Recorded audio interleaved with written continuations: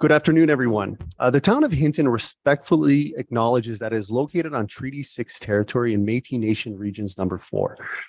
These are the traditional territories and ancestral lands of Indigenous peoples, including the Plains Cree First Nations, Assiniboine, Winnewac, Rocky Mountain First Nations, Stoney, Tsuut'ina, Nakota, Denisoulin, Saulteaux, Mountain Métis, Michif, and many other communities that continue to enrich the land on which the town of Hinton was established. And today is a little bit more special as it is the National Indigenous Peoples Day, and wishing a big turnout at Green Square right now at 4 o'clock for their festivities. And with that, I'll call this meeting to order at 4:02. Council, any additions or deletions to today's agenda? Seeing none, ICO Hanlon.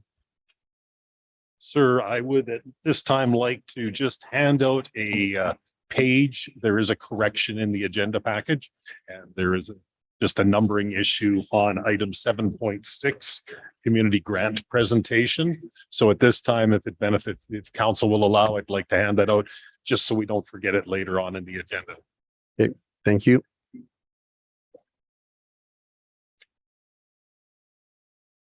There's feedback. Yeah. Thank you.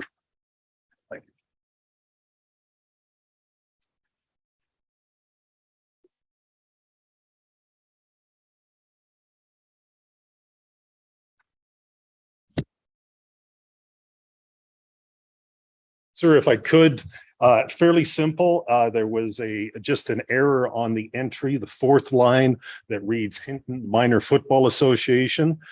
The request was $10,000. The decision of the board in the spring intake grant correctly is $5,000, as I just handed out, and not the number that was originally circulated in your package. I apologize for the confusion. Thank you for that, ICO Hanlon. Council, seeing none, I'll accept the motion to accept the agenda. Councillor Taylor. Thank you, Council. Council, any debate? Seeing none, I'll call to question. All those in favor? That's passed unanimously. That'll bring us to our council's minutes for adoption. Council, any questions? If not, I'll entertain a motion. Councillor Haas.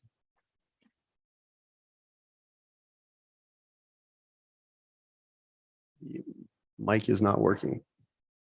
I'd like to move that we accept the regular meeting of council minutes for June 7th, 2022, and the committee of the whole minutes for June 14th, 2022.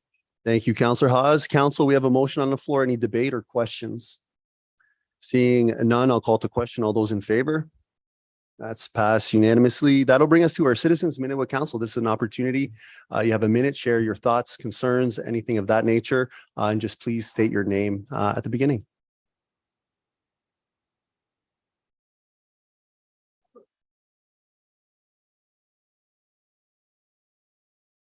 Well, Council, my name is Bill McDonald. I'm here in regards to the mobile truck locations in front of you today. As a previous business owner on the hill that offered food and drink, I would like to share some of my concerns. Okay, the suggested area I see no issue with, as long as they stick to the highlighted areas. One in particular is Green Square. They should be set up against the inner curb. Having someone break the barrier set up outside of business, along with road signs knowing the conditions, is making a mockery of the system and the bylaws. Signage, this needs to be enforced. If not, maybe open season for all businesses, so we don't have to pay the expensive bill of having billboards. The brick and mortar businesses in town take on these locations, sign leases, knowing the competition. An exception to the bylaw could be special events where a waiver form could be used, signed off by the local brick and mortar food establishments, the town, and the event group. I would also like to see that out-of-town food trucks pay an additional fee to be in these locations, and that the current owners with Hinton addresses pay the same license fee as every other business. An increased fee is not the solution. Fair business is. I've spoken with many businesses owners that agree with this. If you would like their personal information, please feel free to reach back to me. Thank you. Thank you, Mr. McDonald. And for those who are here for the public hearing segment, there'll be an opportunity to speak to the mobile vendors portion of this through the public hearing process. But thank you, Bill. Okay, perfect. Thank you. Anyone else for a minute with council? Seeing none, that'll bring us to our two delegations. Advisory Council Annual Update. If you can please come forward.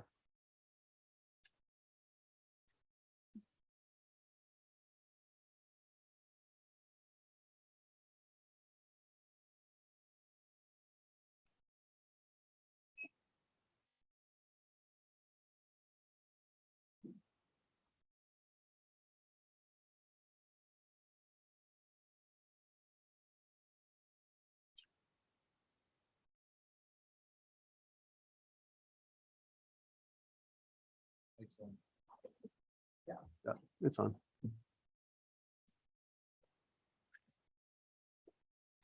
Administration, they're looking for the mouse to move through the slideshow.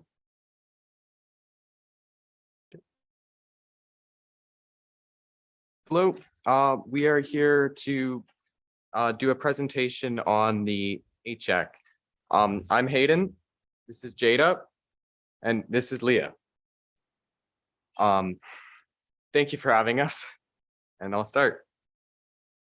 The Hinton Youth Advisory Council, HEC, operates through a partnership between the town of Hinton and the Northern Rockies Museum of Culture and Heritage, with the purpose of engaging youth by providing them with mentorship opportunities and a platform to provide input into municipal decision-making.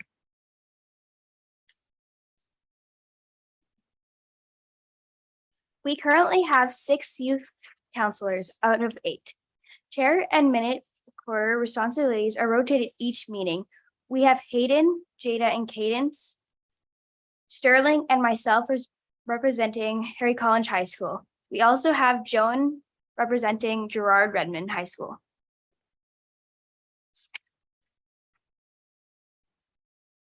For those interested in joining next year, each HIAC term runs October to September of the following year. Recruitments begin in October, and members are appointed at Town Council annual organizational meeting.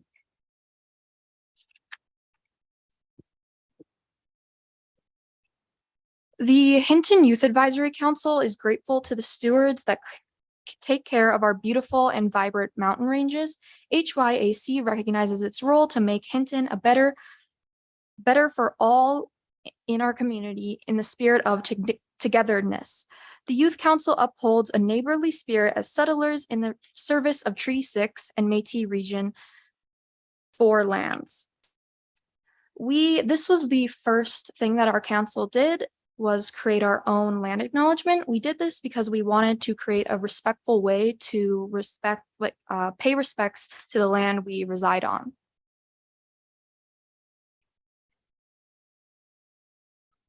Here's a timeline for what we have done this term. In October, 6 of us were appointed, or 6 applications were received, and all were appointed. In November to April, we went over parliamentary procedure and Robert's Rules of Order, bylaw revisions, and we created the land acknowledgement. We also had the Youth Council Summit. At the current moment, we have a museum summer garden project going on. And of course, we're presenting to you right now, and we are working on our community volunteerism.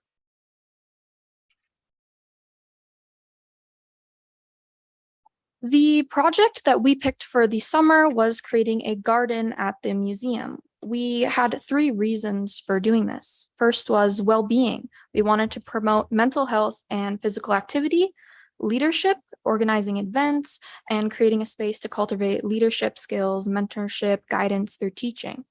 And our third was volunteerism. We wanted to promote volunteerism at the garden. Youth counselors put a lot of time into this project.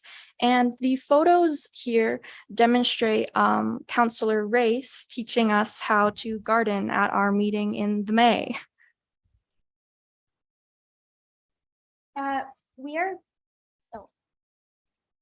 We planted the garden to support mental health and take people outdoors away from technology. We want to educate and mentor humanites in gardening. So we actually had a bunch of people come out.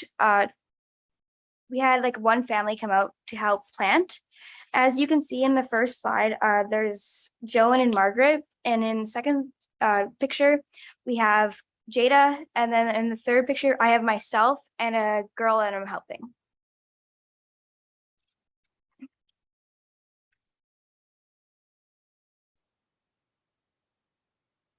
And for our HVAC administration, we have Councillor Joanne Race as a town council representative, Councillor Trevor Haas as a council representative, and Amanda Jaworski as a GYPSD teacher, James Everett James Everett represents the youth center, Margaret Schultz represents the museum, Tori Michelle represents FCSS, Heather Mark is a town of Hinton intern. And our online channels, we have a Facebook for some parents, Instagram for teens, and a web page for general info. Thank you for your time. Well, first and foremost, thanks so much for doing what you do. I know there's a lot of things you can be doing in school, and to choose governance is, I think, refreshing for many of us because we could always use better politicians on every level. So we appreciate your commitment. So what I'll do first is I'm going to open up the floor for any questions from council, if that's okay. I have someone in Councillor Race. Thank you, Mr. Mayor. First off, I have to say what an absolute pleasure it has been to serve with this youth council. My dad used to say, if you want to stay young, you hang out with young people, not the old ones. And what made me feel young, made me, all of us, very included in what you're doing. One thing I do want to applaud you on is your devotion to mental health, wellness. You're concerned for students, for adults, for everybody in this town. You know, just coming out of COVID, mental health, wellness is a very big concern. So I just applaud you guys, seeing your growth from when you started, how you handle meetings, how you put your hand up and wait to speak, wait to be acknowledged. You need to be applauded. So thank you very much. Thank you, Councillor Race. Councillor Magoon. Thank you, Mr. Mayor. I don't have any questions. Just good job. You guys should be proud of yourselves. You're doing great work. So thanks. Thank you, Councillor Magoon. Councillor Hawes. Thank you, Mr. Mayor. Yeah, to add to Councillor Race, it's been a great pleasure to witness the growth that this group has done over the past year. We only meet once a month, and so we've got a short period of time to get some work done. But we balanced it between doing some governance and talked a lot about the bylaws and made some revisions to those because they weren't very clear, and they had great conversation over that. And then the conversation we had to pick what project, they had 3 projects to pick from that were presented by administration, and the back and forth to where they landed, which was the garden, was great. And it continues as well, because the garden needs to be taken care of. So they continue to invest their time. The plan is every Thursday to come out to the garden and make sure it's weeded and watered. And we also invite the citizens to join us, the youth of the community, to join the group and pitch in and help out at the garden. That was the whole purpose. As Leah said, Councillor Leah mentioned, which by the way, we call each other counselors now too. We made that decision the first day that they are counselors. So we refer to them. And I really like the fact too that we were in this room. They got to sit in these chairs and and conduct their business as well. But yeah, so the counselors will be there, but they also invite, to get people off the couches and in front of the TVs and technology and get out and get their hands dirty. So anyone's welcome to come every Thursday to the site at the museum and help out. So but yeah, thanks group, and thank you. Thank you, Councillor Hawes. Council, anything further? Councillor Taylor.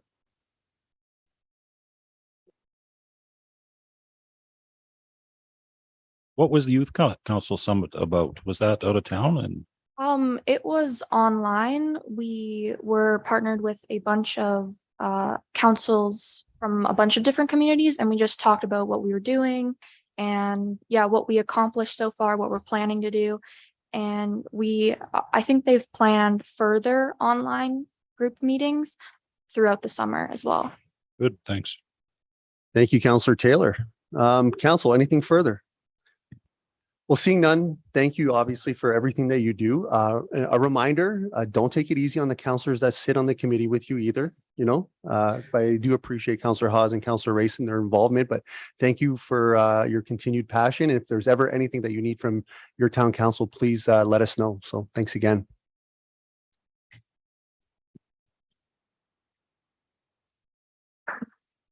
Yeah.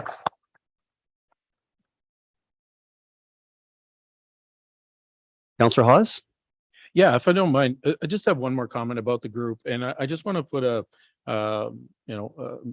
there that the administration, Tori and Margaret, and also to Heather Mark and James, but Heather Mark has been the real backbone behind getting everything set up, getting everything moving for the meetings, getting the agenda prepped all up and everything. So I want to just throw out a thanks to the town staff that are also involved in this, and they're the ones that also brought the projects forward that the council agreed on. So I love the system. It's really set up really well to how we do here, business here. So thanks again to that team. Thank you. Thank you for adding that, Councillor Hawes. Councillor Race? Thank you, Mr. Mayor. I just have to ask, who out of the three of you did take home one of those baskets that we planted? And Jada, how's it doing? Awesome. Okay. We planted two and they're self-watering containers. I did not realize that the bottom came off both containers. So when I filled it with water, we dripped water from the sink all the way to, but that was exciting. But anyway, thank you, Jada, for taking care of your plant. Thank you, sir. Thank you, Councillor Race. Seeing no one further, thanks again. And that'll bring us to our second and last delegation for this afternoon. And that's the Hinton and District Chamber of Commerce DMO presentation by Mr. Curtis Anderson.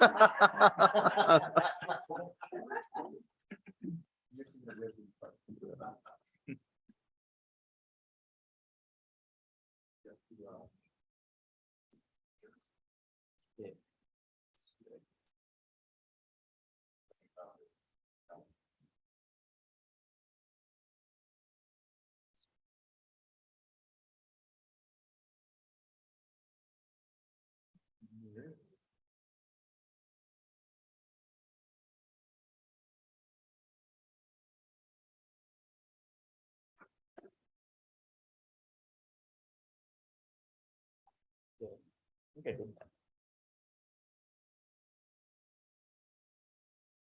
Yeah.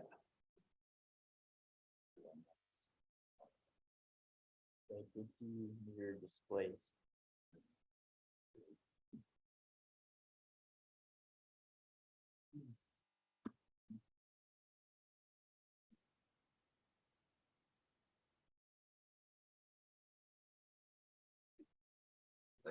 say okay. You see that it did apply or okay and they have no just okay.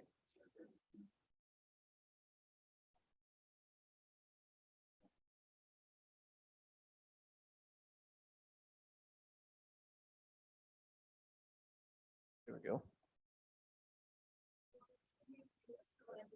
Oh, that's not my computer. Oh, yeah, that sounds good. Okay,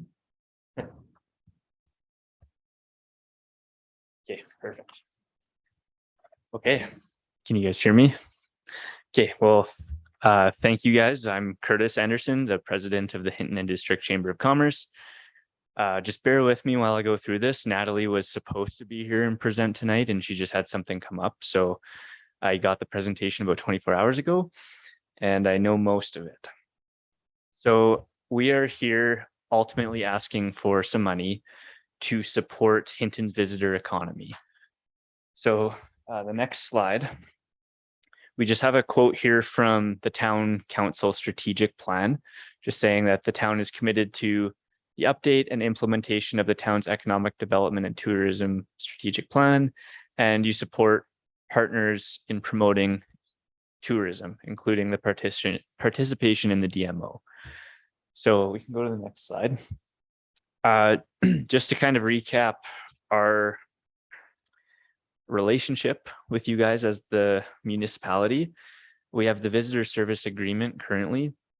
So we offer the visitor guide, we host the parades, collecting the visitor statistics all year round, and then opening the visitor information center year round as well. So that's kind of our current agreement with you guys. We're really well positioned to be a partner to advance tourism and the visitor economy under your strategic plan. Go to the next slide. We are well positioned because we are involved in groups like ENER, Explore Alberta Northern Rockies, and HREDC, Hinton Regional Economic Development Coalition. We currently run the Explore Hinton marketing, the website, the Instagram, all the social media is behind that. We started the Hinton First Public Market, and we have kind of begun the process of this DMO exploration. Next slide. So what we're proposing to do is we want to hire someone, an administrator, to kind of carry out these tasks, and we want to hire them right away. So that's kind of why I'm here, as opposed to just pushing this off and waiting for Natalie to get back. Ideally, the sooner the better. Right now, this is kind of just another piece on Natalie's desk, our executive director. She's handling it very well, but if we could hire someone to take on this role, then she can focus more on business advocacy and membership and other aspects of the chamber and what we should be doing. So through hiring this position, we can enhance the existing level of service and support for tourism, just because that person can solely focus on tourism and they would essentially take over our Explore Hinton platform. They would provide administrative support to the Tourism Relief Fund strategy and marketing plan. So that's kind of a separate part of this, as we did apply for that Tourism Relief Fund grant. And that money, from my understanding, is to develop a strategic marketing plan. And then this is kind of that person, boots on the ground, implementing that plan. So again, advancing a DMO and destination marketing fund. Next slide. So we are asking for $40,000. 25,000 of that would be for the administrator, the contract worker that we would be hiring. The other 15,000 would be a marketing budget, essentially. So that 15,000 would be used to carry out that fund, that plan, sorry. So the big question would be your return on your investment. This ultimately would be funding that pillar of your strategic plan as a council. We think as a chamber that we could offer this service much at a much lower cost than if you were to hire someone internally, just because it would probably be a unionized position. You'd need benefits and kind of all the rest of it. We would just be hiring someone more as a contractor, saying, here's the expectation, here's the deliverables, and here's what we'll pay. So again, the next return on investment would be advancing the DMO and DMF. We're pretty confident that we could get a lot of hoteliers on board once we prove the concept. It's just getting that, that start. And I know this has been in the talks for years and years in Hinton, and it's always been kind of a pipe dream, but we're so close now. And I think this would be a really great first step to making it happen. Again, we'd be supporting ENER, and we can provide service levels directly and economically. And this would be mutually beneficial in supporting the community as well as our chamber businesses. So it's not on here, but Natalie does have a statistic that tourism directly impacts 47% of our chamber member businesses. So just thinking about, if we can amplify that tourism and bring people in the off season and things like that, that will really support kind of half those businesses in town, which is just huge. And then we can focus more on the advocacy and membership and other elements of the chamber. Key deliverables. The number one we want to focus on is bringing people in the shoulder seasons, kind of when town is a little bit slower. So that means getting us conference ready with specific targets and measurables. Natalie was saying that we want to try to not necessarily have hosted, but have planned 2 conferences in the next kind of 8 to 10 months by next spring. So maybe one has happened in that time and one is up and coming, but we want to kind of come up with a plan to have those conferences in kind of the fall or spring season when things are a bit slower. Another key deliverable would be grant writing and financial planning. So I'm sure you're all well aware that Natalie does a fantastic job of applying for grants and really stretching a dollar where it's needed. And I think having someone focusing solely on that tourism avenue of grants would really help us kind of fund this in the future. Tourism Relief Fund, if we can get that started, supported with a strategy and marketing plan, then we can probably get the hoteliers on board in the coming years and really make this into a whole DMO, DMF sort of situation. And again, support to ENER. And that is all I have for my slides, but I'm willing to try and answer any questions you may have. Thank you, Curtis. First and foremost, thanks for stepping in last minute. Much appreciated for that. And secondly, congratulations on your appointment as president of the board. You have big shoes to fill, so wishing you success in that role. With that, I'll open up the floor for any questions from council. Councilor Race. Thank you, Mr. Mayor. Curtis, thank you. It's got to be hard coming here on short notice, and now you're going to be getting a lot of questions. You said we're so close. Definition of that. So again, speaking maybe on behalf of what I've heard from Natalie in our discussions, we have this plan, and I know it's a few years old for this destination marketing plan. And it's been in the works since I think 2015 was when it was done. So we're kind of going off of that as kind of a baseline that just needs some adjustments and updates. We have hoteliers saying they would happily support this, but they want to see proof of concept. So we kind of already have all these pieces, and it's just waiting for that initial connection, right? Like I see it as super close because this has become probably 30% of Natalie's workload. It's not just this tiny little thing that's getting pushed along. Like Explore Hinton has really exploded in the last year and a half. And I think that's really going to push this DMO. I don't know if that answers your question, but It generates others, but I will step down. Okay. Thank you, Councilor Race. Councilor LaBerge. Thanks. Timing. Again, another timing question is, so with the grant from the Tourism Relief Fund, timing? Do you have any sense of when you might hear back on that grant? I don't. Okay. Natalie might, and that's something I can definitely find out and get back to you on. But yeah, I'm not sure. I'll leave it at that. Thanks. Okay. Thank you, Councillor LeBerge. Councillor Stashik.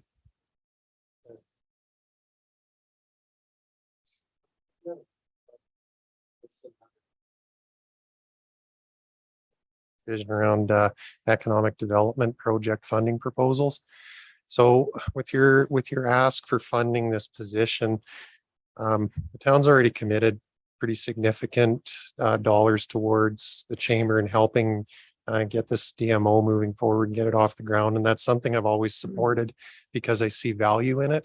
And part of the value I see in it is at some point, once the DMF's established, that this could be self-sustaining.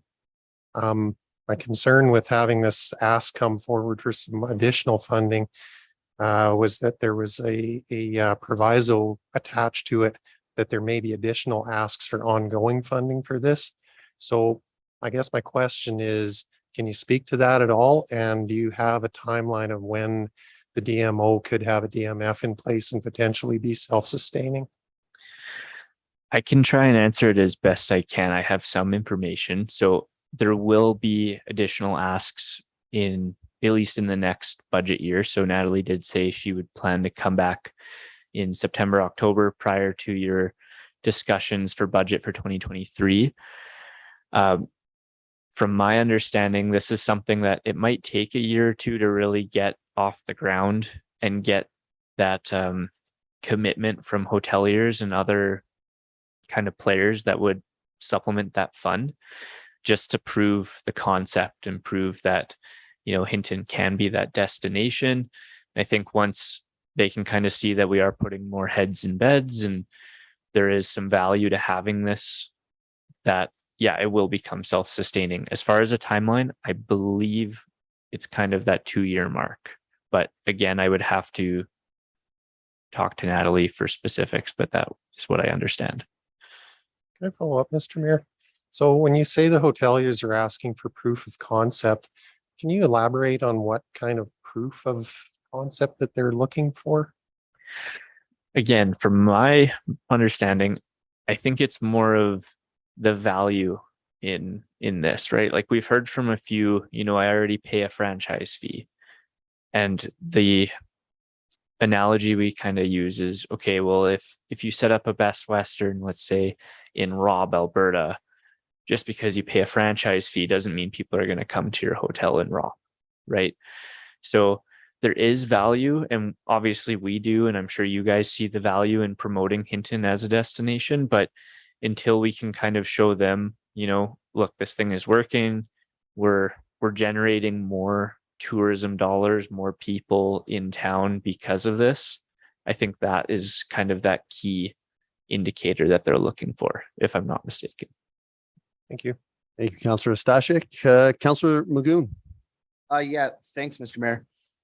If the question is diving into the weeds too much and you guys haven't had the conversation, no problem. I'm just curious, in terms of getting heads in beds, that sort of thing, and the importance of events, primarily signature events, and how they play a role in that. Has there been any discussion on how or the methods that signature events or community events might be able to apply for assistance from the DMF? Because essentially, you know, I think about things like the Wild Mountain, or, you know, back when Edson used to offer things like the large softball tournament. You know, these were big events that drew in a lot of people to, and they had a large economic impact. Has that been discussed at all? Not that I'm aware of. That might be something that comes from the strategic plan, which would come from that fund. And yeah, I might be getting things confused, but I don't think we've gotten there yet. No, and no big deal. I was just wondering if, you know, in the brainstorming side. For sure. Thanks. Yeah. Thank you, Councillor Magoon. Councillor Hawes. Thank you, Mr. Mayor. My question was along the same lines as Councillor Stashik. I guess I'm just curious because the grant that you applied for, which I believe was what, 150, something like that. I think 150,000, something like that. Anyway, so that money you said to the strategic plan, Is that possible for this position to be out of that grant as well? Because I have the same question as to the sustainability, right? And I'm of the mind this is kind of seed money to get us started before the grant maybe comes in, but we don't know for sure if the grant's coming in. So I guess that's where I'm at a little bit is to what is that those dollars earmarked for if they do come in? And maybe that is a question maybe that for Natalie more than yourself, Curtis. I appreciate that. But I guess that's where I'm at, just trying to understand a little bit more about where that grant money goes. Okay, so this might be a Natalie question, but I will answer it as best I can. I believe the amount for the Tourism Relief Fund grant was 28,000, if I'm not mistaken. Now, I believe that, from my understanding, that money from you guys is accounted for when we apply for this grant. And it's kind of showing that we have the municipality as a supporting partner on behalf of that grant. But that is kind of a separate thing from this. So essentially that, again, from my understanding, that money goes towards creating a strategic plan, which then needs to be implemented. And what we're kind of saying is, instead of piling this all on Natalie and then taking away from maybe business advocacy for our members, having someone solely dedicated to tourism and having them kind of be that figure, that's what we're looking for. And then part of the 40,000 that we're asking for today would be to carry out that plan, if that makes sense. All right, thank you. Thank you, Councillor Haas. Councillor Taylor. Is there any concrete sort of evidence of the hotels, people supporting this? Like, are there any hotel people in the crowd? No. Do we have any letters of support?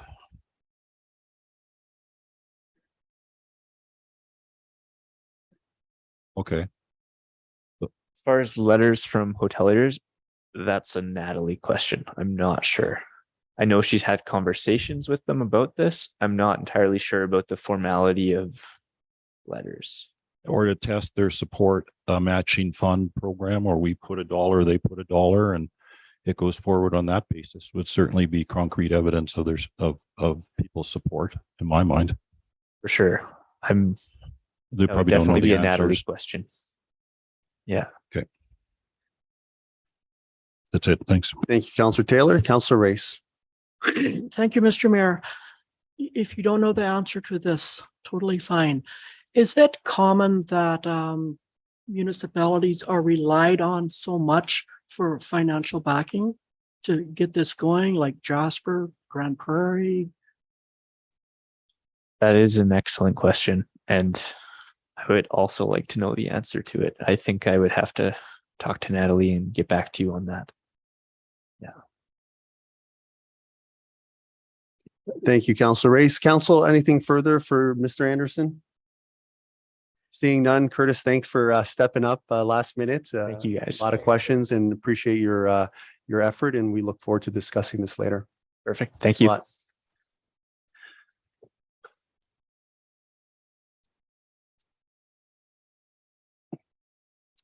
All right, that'll bring us to our public hearing component, item 6.1 for this evening. The following public hearing is held pursuant to proposed mobile vendors bylaw 1170. The following rules of conduct will be followed during this public hearing. Presentations should be brief and to the point. The order of the presentation shall be entry of written submissions, those supporting the bylaw, those opposing the bylaw, and any other person deemed to be affected by the bylaw. Council may ask questions of the speakers after each presentation for clarification purposes. There will be no debating the bylaw. However, questions to the councillors and or other parties will be accepted through the chair. And with that, I hereby declare the public hearing relating to the bylaw open, and I will hand it off to administration. The purpose of the proposed bylaw number 1170 is to create municipal regulations pertaining to mobile vendors and their operations. The bylaw is attached as attachment 1. First reading was given to bylaw number 1170 on May 17th of 2022. Notice of this public hearing was advertised consecutively in the Hinton Voice newspaper on June 9th and 16th, 2022, as well as advertised on the Town of Hinton website, Civic Send, and Facebook. 35 written submissions have been received and are attached as attachment 2. Are there any late written submissions relating to bylaw 1170? Yes, thank you. There are 5, and I will read them into the record. So first received June 17th, 2022 at 2:34 p.m. I'm not sure what laws you're trying to pass, but this town needs these food trucks. Please don't make it hard on them to operate or close them down. Tourists love, as we do, these unique features to our town. Yours truly, Sherry Colt. The second received June 19th, 2022 at 11:37 a.m. As a family who has food restrictions and food allergies, we really appreciate the opportunity to have food in Hinton. We can eat that is safe and in a central location where we can easily find it. I ask there not be changes made to the bylaw that will affect this. While there are restaurants in town that serve gluten-free, dairy-free food and vegan food, they cannot safely say there was no cross-contamination and that the food is actually safe. When we get our food from Big Bird Barbecue, he uses a separate fryer and is aware of food allergies and restrictions and how to deal with them. Please leave the bylaw the way it is, if it's working for these mobile vendors, because we appreciate the opportunity to get yummy, safe food, and it works perfectly for residents in Hinton. Thanks, Lisa A. The third received June 20th, 2022 at 8:27 a.m. includes a visual element that I will put on the screen. Hi, Marcel. Could you please forward the following to the committee looking for a solution regarding food trucks? I am the owner of Mountain Donair. Last summer, my sales was down by close to 37% from the previous year. The reason was 2 food trucks parked outside my restaurant, one not even 20 meters from my place. If you look at the picture, it blocks the front of my window. They pay $500 yearly fee. I pay 4 times this amount each month, which help the building owner to pay property taxes. I have no issue on the weekends or special events. Thank you. And this is from Tony Allone. The fourth received June 20th, 2022 at 4:34 p.m. Wanted to give a huge thanks to Mindy, Marcel Michaels, and every member of council for taking time to make us food vendors an official part of Hinton with this bylaw. Not only for us, but for future food truckers. We love to be a part of Hinton and we love what we do. Muchas gracias, amigos. This is Miguel Lopez from Las Tres Marias food truck. And lastly, the fifth received June 20th, 2022 at 3:47 p.m. Dear Mayor and Council, I am submitting this letter in reference to the mobile vendors bylaw, which is coming to council this week. While our business community has always welcomed and embraced all of the vendors who sell their wares in the vicinity, this past year we have seen a large amount of mobile vendor traffic. This has had a positive impact on our business community for the most part. However, not all has been a great experience. Mobile vendors are a great addition to our business districts. As we work as a business community to enhance our visibility, welcoming new and unique businesses helps all of us to thrive. While the majority of the vendors follow the rules and regulations as set out to them and are very respectful of the space which they are in, some do not. It is a relief to know that this issue is being addressed with the creation of a mobile vendors bylaw. We are an established business in Green Square. We pay an incredible amount of money to be here, not just in rent, but in taxes and utilities, and also spend thousands of dollars a month in advertising to draw traffic into our businesses. We have worked extremely hard over the years to draw public visitors into our business vicinity and have collectively spent an excessive amount of money to do so. The visibility of our business has a strong correlation to income generation and is vital to our continued success. We are not Starbucks. We are not Tim's. We do not have the clout those names do. When we began our business, we were not surrounded by chain coffee shops and mobile food vendors, and this was a positive point in our SWOT analysis. A strong part of our business plan indicates that our location is part of our success. Now we are facing sharing revenues with potentially another 6+2 restaurants. Our location and visibility is just as critical to our success as any mobile vendor. The reason that Green Square is a great spot for them, it is because of the traffic we have drawn to our area and the vibe our business community has created. Our reward for the work we have done is to share it with potentially 8 businesses who might not be here tomorrow, who don't pay for garbage or utilities or property taxes like we do, and who were only here when times are good. It's interesting, as I write this letter, there are no mobile vendors in Green Square today, nor will there be all week. Their spot in Green Square suddenly doesn't matter as they are all at Hinton Pulp for shutdown. How is their need for visibility an issue today? Our need for visibility remains the same day to day. We can't just pack up tomorrow and move along to the next glory hole. While I am a big believer in community over competition, I am concerned about creating too much competition in a small area. I have the following comments regarding the draft bylaw. First, page 92, the Green Square. The proposed space allowing mobile vendors around the square should be narrowed to not include the parking stalls, which are across the street from the Green Square. These stalls should be reserved for patrons of all businesses and not be used by any vendors. In addition, this area should be narrowed as these stalls are not alongside a sidewalk or green space as required by page 80, article 13.2.e.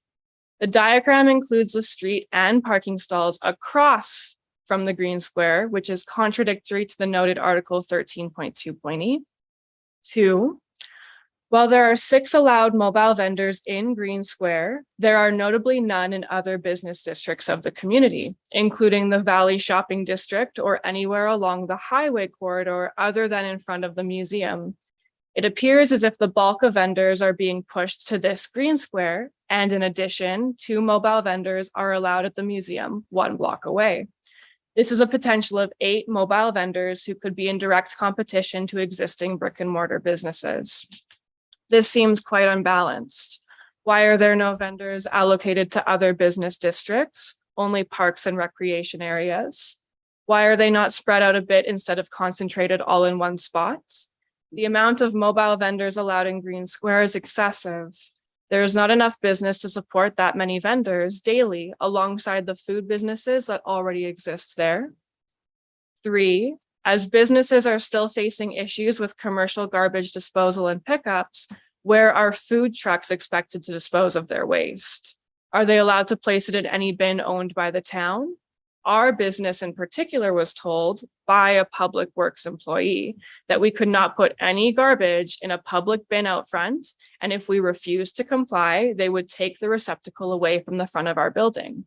The only garbage we dispose of there is from when we sweep or clean the sidewalks, even though we are cleaning town property. 4th, signage. When asked if we could put a sign out on the highway 3 years ago for a special fundraising event, we were told no by the town. This rule should apply to all businesses, mobile or brick and mortar. Finally, we appreciate the work being done to ensure all businesses are represented fairly.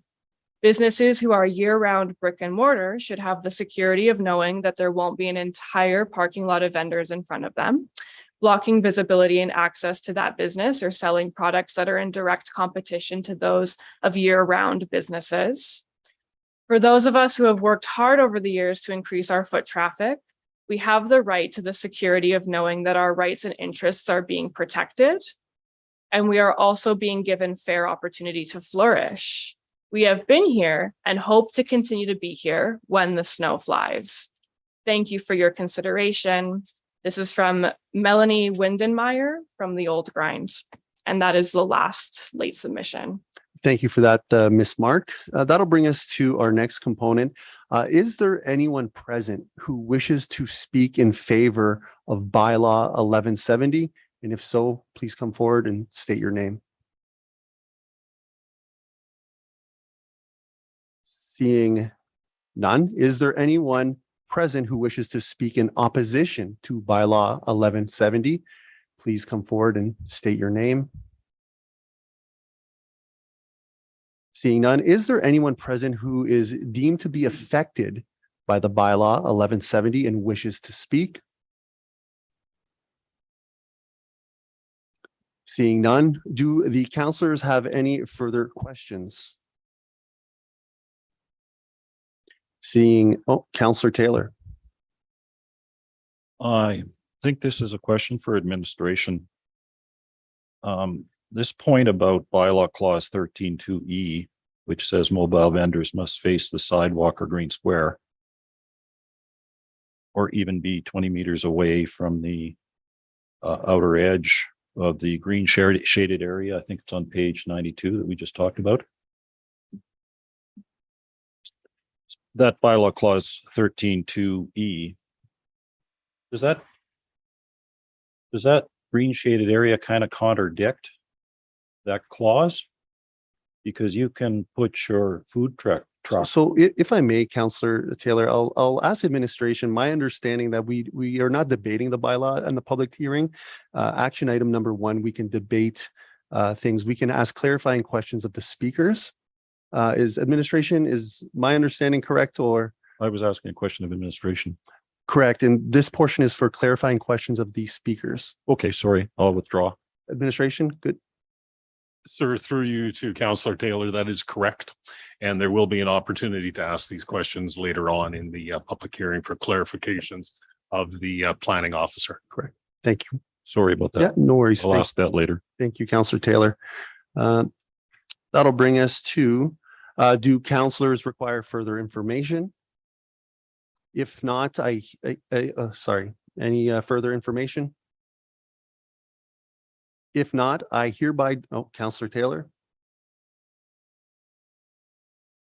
I had a clarifying question for, I don't know if, does the person have had to speak? Administration, could you clarify that? People who gave us information, or can I ask? I'm gonna defer to administration. Sir, it is spoken. I believe this may be in regards to a submission, but unless that individual has spoken to council, it isn't fair to the others that are not present to possibly speak to their submissions. Does that answer the question? I'm speculating a bit. Councillor Taylor. My question is to Bill McDonald. Is he a submitter? Does that count? Administration. Sir, if I could, I believe that since there was an opportunity at the minute with council earlier on, that was a submission. And I would suggest that if Mr. McDonald wished to take a question on this at this time, he could. So we'll allow that if Mr. McDonald wishes to accept the question. Okay, please come forward. Maybe it's not a good question. Okay. Councillor Taylor. As was mentioned, there's no food trucks planned in the Lower Valley Shopping District. Do you have a comment on that as to whether a food truck should or should not be allowed in the Lower Valley Shopping District? Well, I have letters from the businesses down there. I have Rojo. I have a letter from Fortune House that weren't in agreement with having them. The Valley Shopping Center, with exception to special events that would be agreed with by all 3 parties, by the town, the event coordinator, and the restaurants that bring in extra people. So I don't know if you want to clarify your question more to that. No, that's fine. Thank you, Councillor Taylor. Mr. McDonald, administration. Sir, at this point, we're exercising a bit of discretion with Mr. McDonald. I was wondering if Mr. McDonald would be prepared to share those letters that he's indicated. That way they could form part of the record. Thank you. Thank you, IC O'Hanlon. Council, any further information? Seeing none, I hereby declare that the public hearing relating to bylaw 1170 is closed and will accept a motion to adjourn. Councillor Hawes.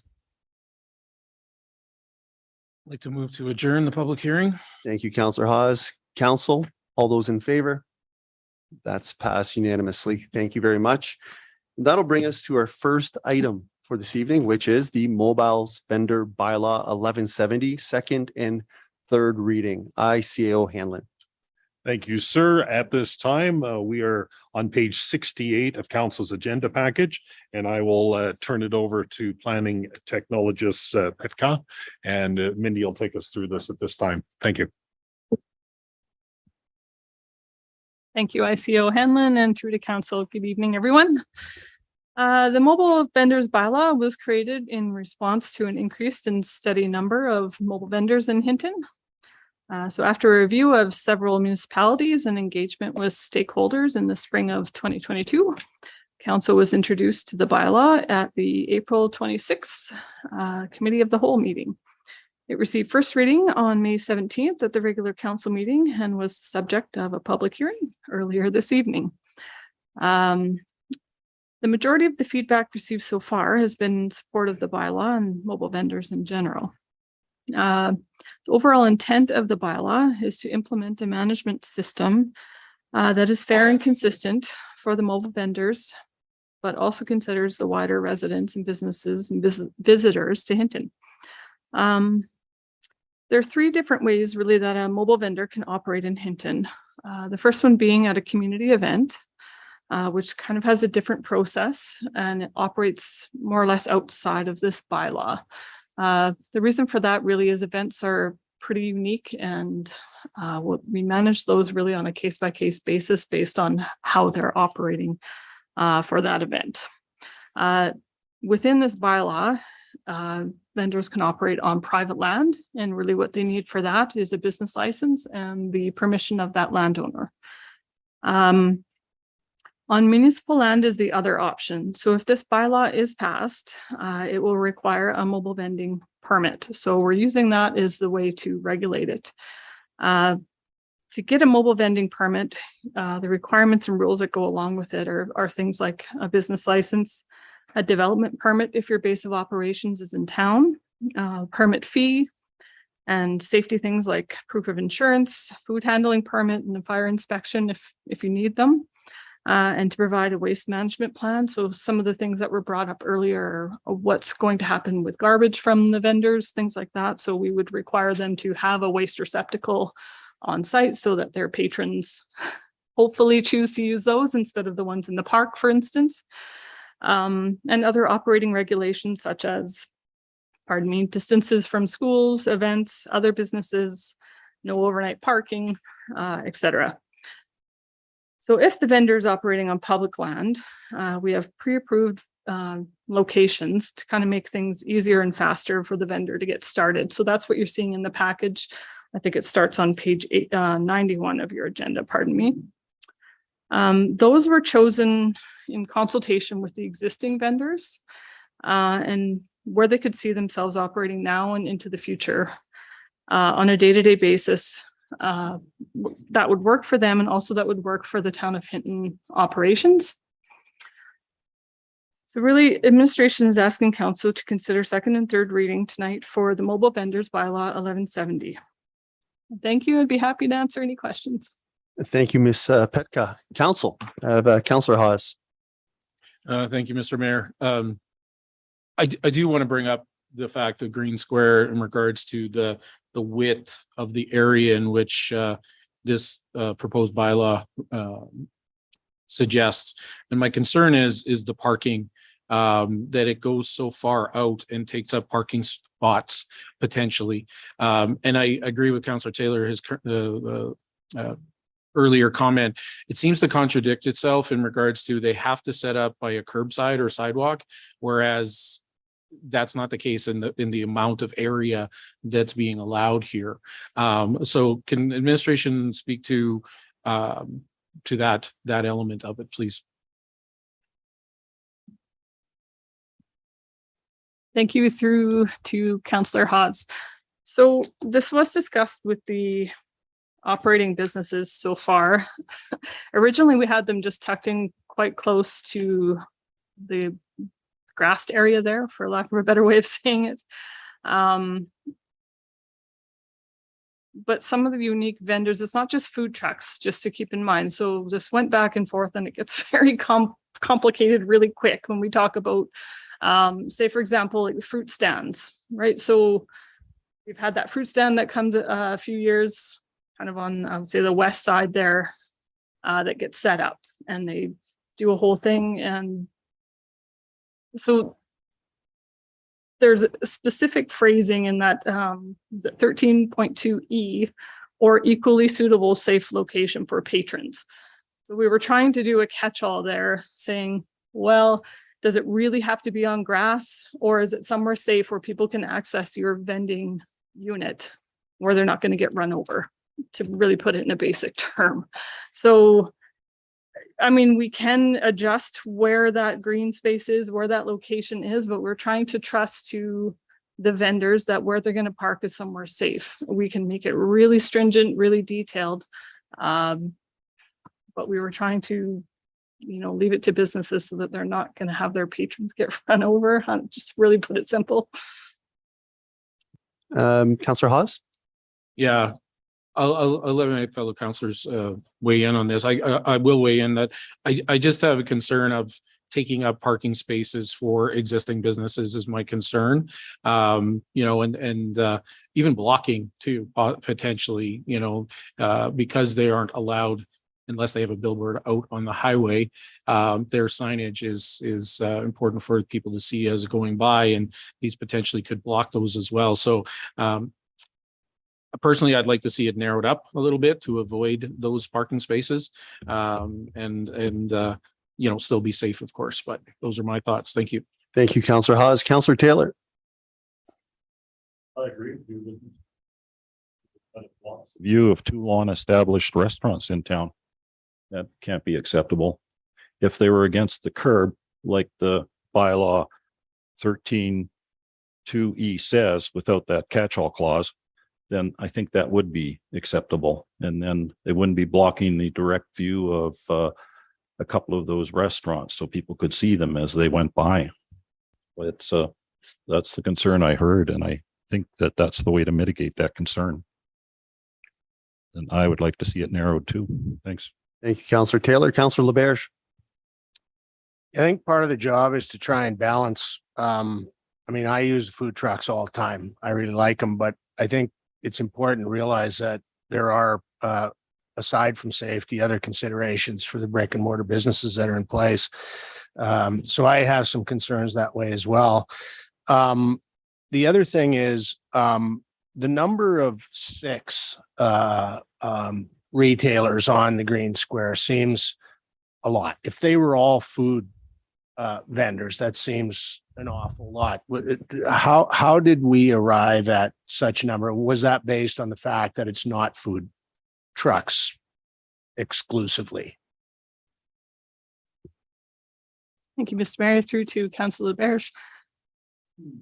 Yeah, so, the number can be changed. Really, the number 6 came through, okay, there's maybe 2 food trucks. There's maybe a artisan on there selling t-shirts and maybe 2 fruit stands. And then there's 1 space left over for somebody else. Or it could be 6 food trucks. It's really hard to come up with a number doing this bylaw that the first time. So, we can change that number for sure, or we can try it with 6 and see if it's too many. It's really a hard thing to do right out of the gate. But that's helpful. When I first saw the number, I thought, okay, well, we're going to allow 6 food vendors on there. So maybe what we need to do is sort of categorize that number a little bit. So thank you. Thank you, Councillor LaBerge. Councillor Taylor? What about a system where we have a smaller number, and then if we get more trucks, we have a rotating system where you get your turn at Green Square, something like that? Do other towns do that? thank you. Through to Councillor Taylor. They do. It just takes a lot of administrative time. I'll just be very honest. And very honestly, I'm not sure how much time we do have to dedicate to that. For example, Sylvan Lake spends a lot of time administering their vendors. They have, I mean, they're more of a tourist town, of course, but knowing somebody who's been there, they do spend a lot of time doing this. They do a lottery system and they have a very specific number of how many vendors can be where. I'll maybe just leave it at that. Thank you, Councillor Taylor. I actually have a follow-up on that. Hypothetically, if there were 7 who wanted to go there next week, what would happen? Thank you. So really speaking with the vendors, it's on our system right now. We have one bylaw officer. So, you know, really what would happen is they would phone bylaw and bylaw would come down there and the last person there would have to leave. Okay, perfect. Thank you. Councillor Stashik? Thank you, Mr. Mayor. I appreciate council putting their thoughts forward, but to move the conversation forward and to move the bylaw forward, I'd like to propose an amendment, please.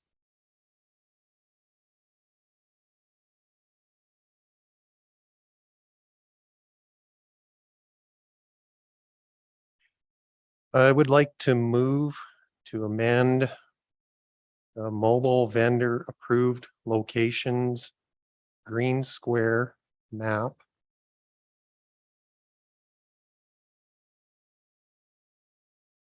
to include only the area adjacent to the green square inner curb. If I could speak to it, Mr. Mayor. So yeah, in agreement with the concerns that have been raised by some of the other councillors, there are concerns about having mobile vendors parked in designated parking spots in terms of customers' interactions with traffic. But I also do have a concern that those parking spots are there as designated parking to service the businesses that are on Park Street, Pembina Avenue, and Jasper Street. By taking up space, especially if there happen to be 6 vendors there, that's an awful lot of parking spots taken up that would normally be available for people that are visiting the businesses that are around Green Square. I think this is it's a viable compromise. It still allows the mobile vendors to be able to be situated at Green Square, but it alleviates a lot of the concerns that we heard from the businesses that are on Park Street, Pembina Avenue, and Jasper Street. Thank you, Mr. Mayor. Thank you, Councillor Stashik. Council, we have an amendment on the floor. I have Councillor Taylor. Just have a point of order. That green shaded boundary is actually in a guideline. And that guideline can be changed anytime. Is that, if we make this change and we change that guideline, how does that, you know what I'm saying? It's not actually in the bylaw, it's in the guidelines. So Administration? how's that going to work? Thanks, Mr. Mayor. Through to Councillor Taylor. You're correct. It is in the guidelines. Sorry. So no, it isn't in the bylaw. That would be at the approval of really the Director of Development and Infrastructure Services, but we can narrow it if that is what is desired. I just wanted to make one comment. It was very, very, very important to one of the food truck vendors that they remain where they were because of visibility. And this was mentioned to me a multitude of times. That if it was changed to only the inner circle, likely not remain. Just wanted to point that out. Councillor Taylor? Oh, that's fine. Thanks. Thank you, Councillor Taylor. Councillor Haas? Thank you, Mr. Mayor. So I'll be in support of this, appreciating the fact that, yes, there was, a person that would like to stay where they're at. However, I've always, from the get-go, been concerned a little bit about taking up space in there. But I do want to clarify, though, this difference between the guideline and the bylaw, because everything that's in the bylaw is in the guideline. So I guess that's where I'm a little somewhat confused, because my understanding was the guideline was the bylaw, but it was a nice version of easy read for a vendor to come into our community and say, okay, now it's pretty clear on what I need to do. So I guess that's where I'm a little confused as to, to me, whatever is in that guideline is transferred from the bylaw. So if we're going to narrow it, that means that that becomes part of the guideline. That's my thought anyway. But again, I'll be in support of this. Thanks. Thank you, Councillor Haas. I'll ask the clarifying question, I guess, to administration. If there was the will of council to tie this, that it's not a discretionary change that can go back and forth depending on, we change directors, we change staff all the time. If we wanted to make this concise and consistent, that it would take a motion of council to change this, what would be administration's recommendation to the verbiage needed in the bylaw for that to be the mechanism of change?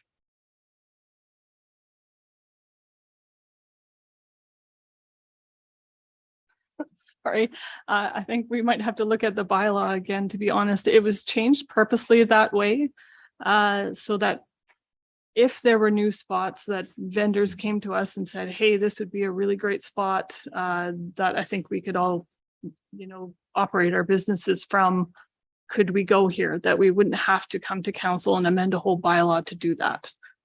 I followed Calgary's regulations on that, and that was really why we did that. So really we'd have to kind of look again on how the bylaw is written. And sorry, off the top of my head, I can't think how to do that easily. ICO Hanlon. Sir, and I do appreciate Mindy's comments on this. Certainly, I would prefer if we can come to an understanding with council to keep this as a guideline so that we aren't reopening the bylaw each and every time. Hopefully my confidence to council would be that no CAO in the future, no director in the future should arbitrarily be changing these pre-approved locations if they've been considered and in effect approved through this bylaw.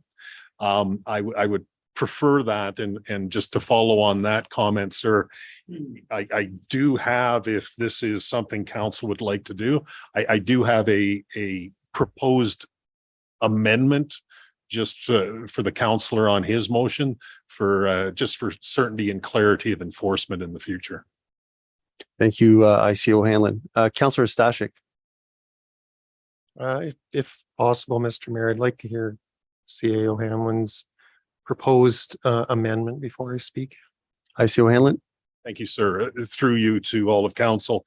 I believe the current wording is along the lines of the area adjacent. And for our bylaw enforcers in the future, I would prefer something as specific as designated parking stalls directly adjacent to, which then requires they be parked in those painted identified parking stalls directly adjacent to the center square, and it's not open to interpretation or somebody otherwise saying, well, I'm close enough. There are identified, I was just looking on my phone and zoomed in, there are identified parking stalls painted there, and we're simply saying you have to be in one of those parking stalls directly around the park. And then the corresponding guideline, the shading, could be changed to correspond with that direction of council. Thank you, ICO Hanlon. Councillor Stashik. If I may, I'm fine with that, but it also comes with the understanding that this verbiage isn't actually part of the bylaw. It's just a direction to administration to change the shading on the reference map in the guidelines. And additionally, what I had originally put myself in the speaker's queue for is I fully understand that these guidelines aren't technically part of the bylaw, but the bylaw itself doesn't actually speak to where permissible parking areas for mobile vendors are anywhere in it. So the only mechanism we have to control where it is by affecting the maps in the guidelines. So it's up to administration if they're fine with that.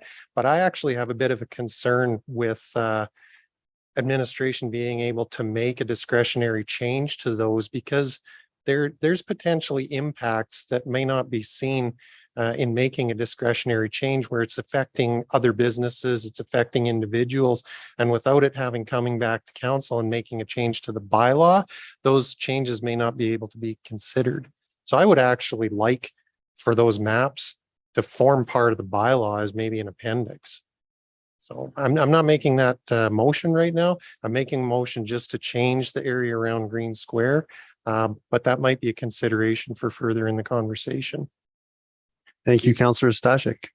Council, anything further before we call to this amendment to question? Seeing none, if we can go to our voting queue.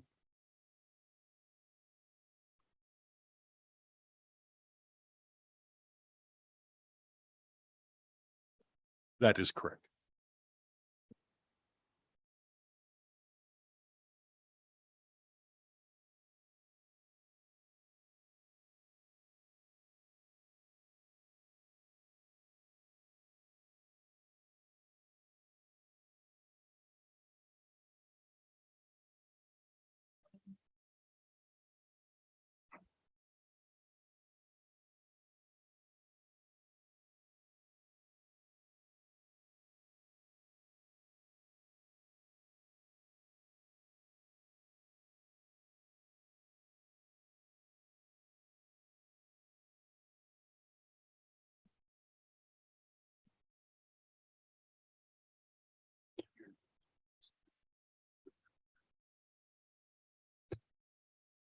No, I'm there. Yeah, we're still waiting for I believe we're still waiting for 3 councillors to vote.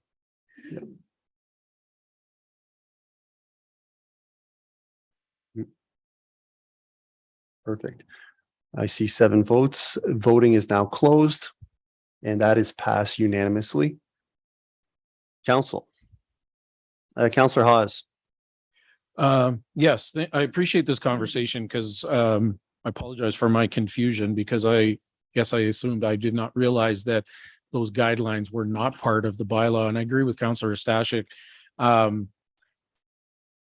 Guidelines and bylaws are totally 2 different things. And I think we're going down where we could be in contradiction. You know, somebody moves in and say, well, that's just a guideline. There's no law saying that I can be and not in this spot. And this is my concern. So I would like to also amend and move that the maps that are included in the guidelines be an attachment to the bylaw so that it's clear to our current vendors and future vendors where they can set up shop. And it's not just a guideline. So I'd like to move to make that amendment, please.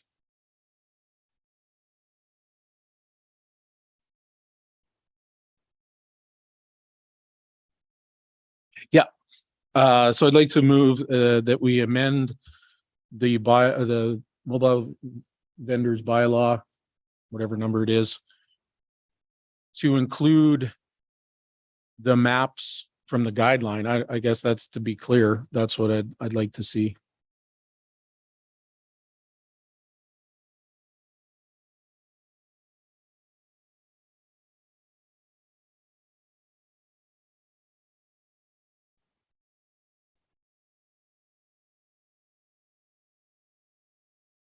Is that sufficient for administration?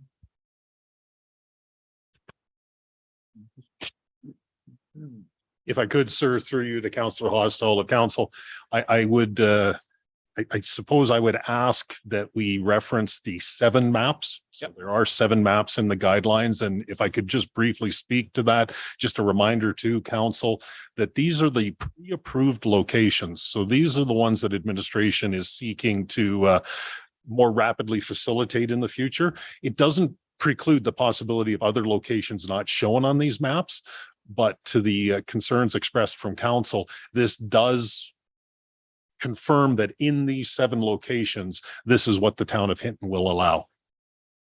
And for myself, administratively, I have no concerns with them forming an attachment to the bylaw.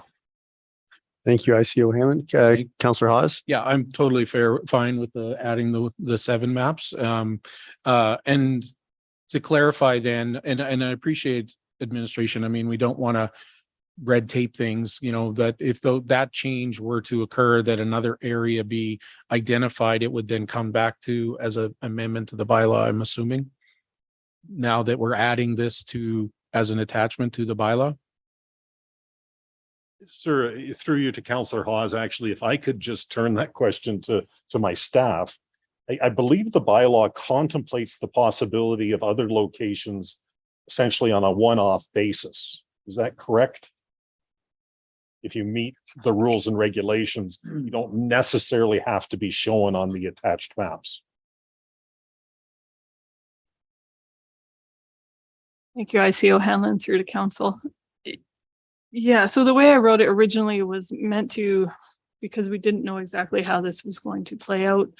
The idea behind it was, okay, well, let's have a look at it, see how it works. And if people come forward saying, hey, this would be a great location, okay, well, let's put it through the process through administration, the different directors, and get approval maybe for additional ones without having to come to council.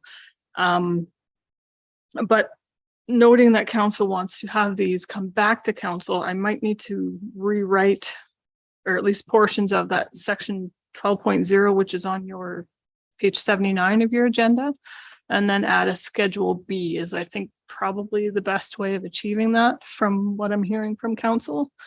And then if a new location or amending those locations would come back to council, we would amend that schedule B, which would be the maps, really.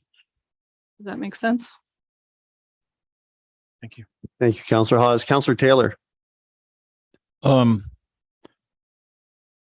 mean, originally I was most concerned about Green Square. Now what I'm thinking is, what if somebody wants to put, say, a food truck someplace else that's not in the green shaded area, and they've gone to all the businesses in the area, you know, they're putting on a big event, and even the food restaurants in the area don't mind an extra food truck down there, and everybody's in support of it. Is that something that we really want coming back to council for, 3 passes of a bylaw and public, whatever? So that'll still be allowed with this, those sort of exceptions? That's not what I'm understanding, but. Administration.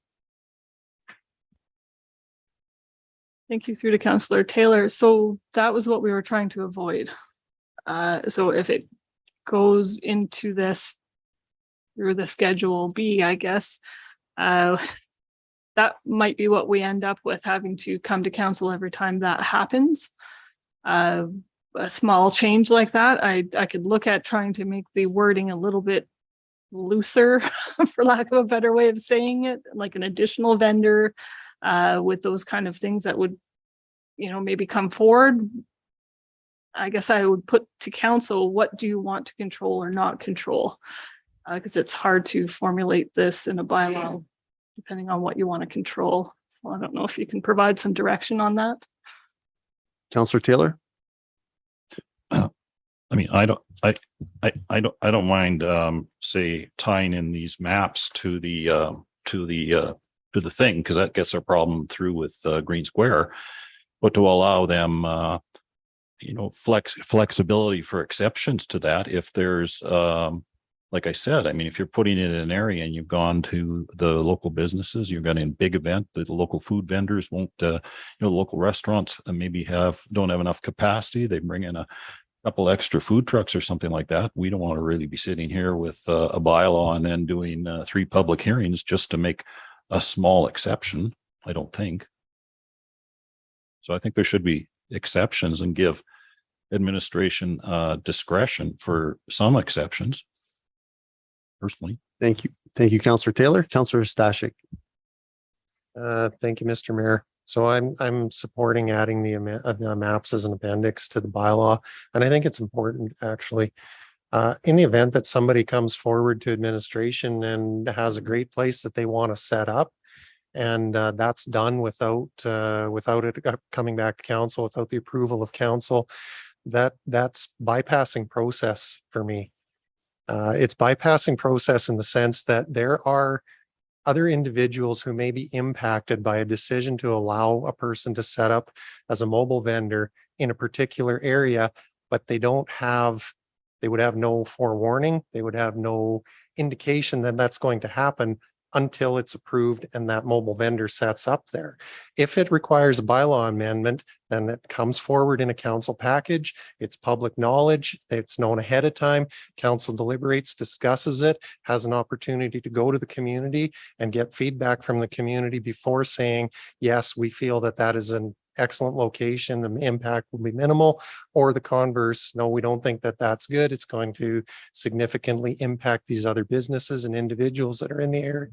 That's why I want to see this part of the bylaw, and I do want to see it come back to council if that there's going to be changes to the areas that are approved for mobile vendors. Thank you. Thank you, Councillor Stashik. Councillor Magoon. Thanks. I have a question for administration. And I apologize if it seems a little out of left field.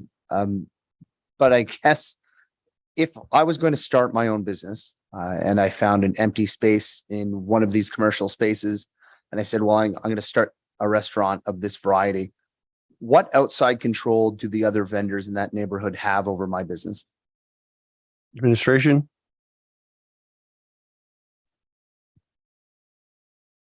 Thank you. Through to Councillor Magoon. The short answer is none. Okay. You would just have to adhere to the land use bylaw.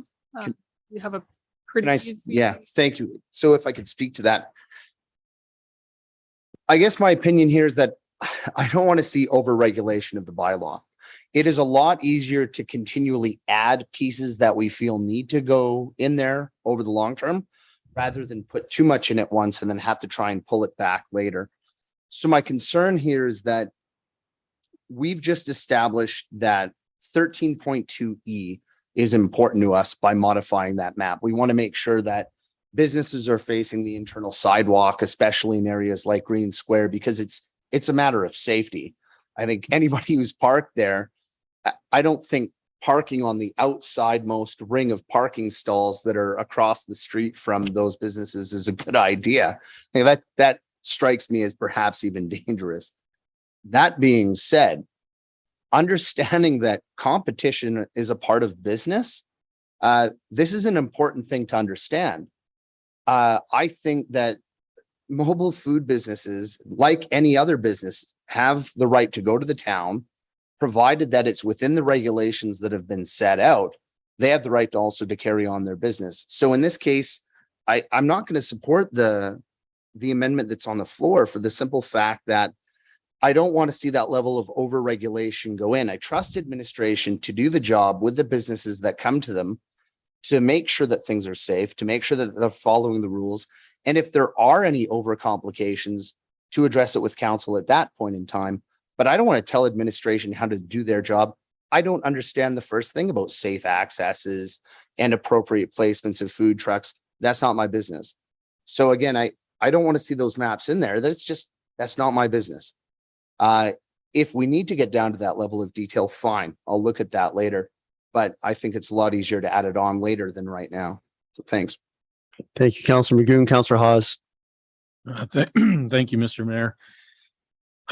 Councillor Magoon makes some good points. I guess it just, for me, I'd like to see the maps included, but I also want to see an avenue where, when I'm looking at this, it speaks to events, and where they express written permission. It's part of the bylaw that I guess because I don't want to muddy the waters either, and I don't want to go through 3 readings and do all that too. To do that, I want to, because I'm thinking of, for example, festivals that we've had in the past with vendors, which would preclude then, that if there's more than 6 in that area or something like that. So I also want the, events to be able to set up shop where that event is occurring, it's in agreement with, and it's still following. So I'm struggling with a little bit of how we can't somehow create that in the bylaw as well, to allow for that without it having come back to council, that it's a one-off thing.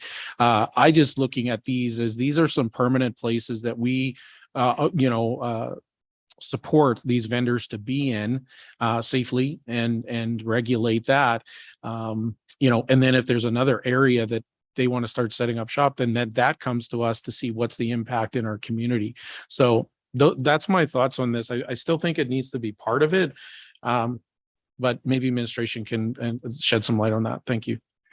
Thank you, Councillor Hawes. I have myself, I think I support this amendment, but I will also support a future motion that excludes the 7 areas of contention. These are the 7 areas that the mobile vendors have provided feedback, and I'd like to bring structure to those 7. Those are the 7 hottest ones, whatever you want to call it. These are, and they've spoke in agreement with those 7 areas.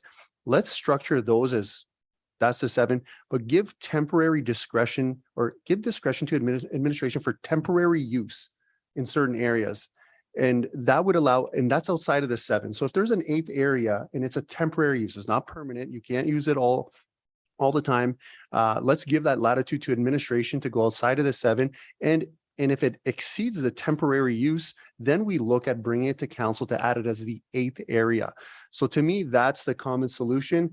Or we spend more time dissecting the 7 approved areas to, like we are with Green Square, that it seems that we have consent from, or approval from these vendors for those 7 areas. So to me, I think I'd rather spend a little bit more time, keep strict structure to the 7 units, and add a clause to allow administration to go outside of it on a temporary basis for 8, 9, 10, if that so does come up for a peculiar circumstance. So those are my thoughts, but the way it's worded right now, and I'll listen to obviously the rest of council, I do support this amendment.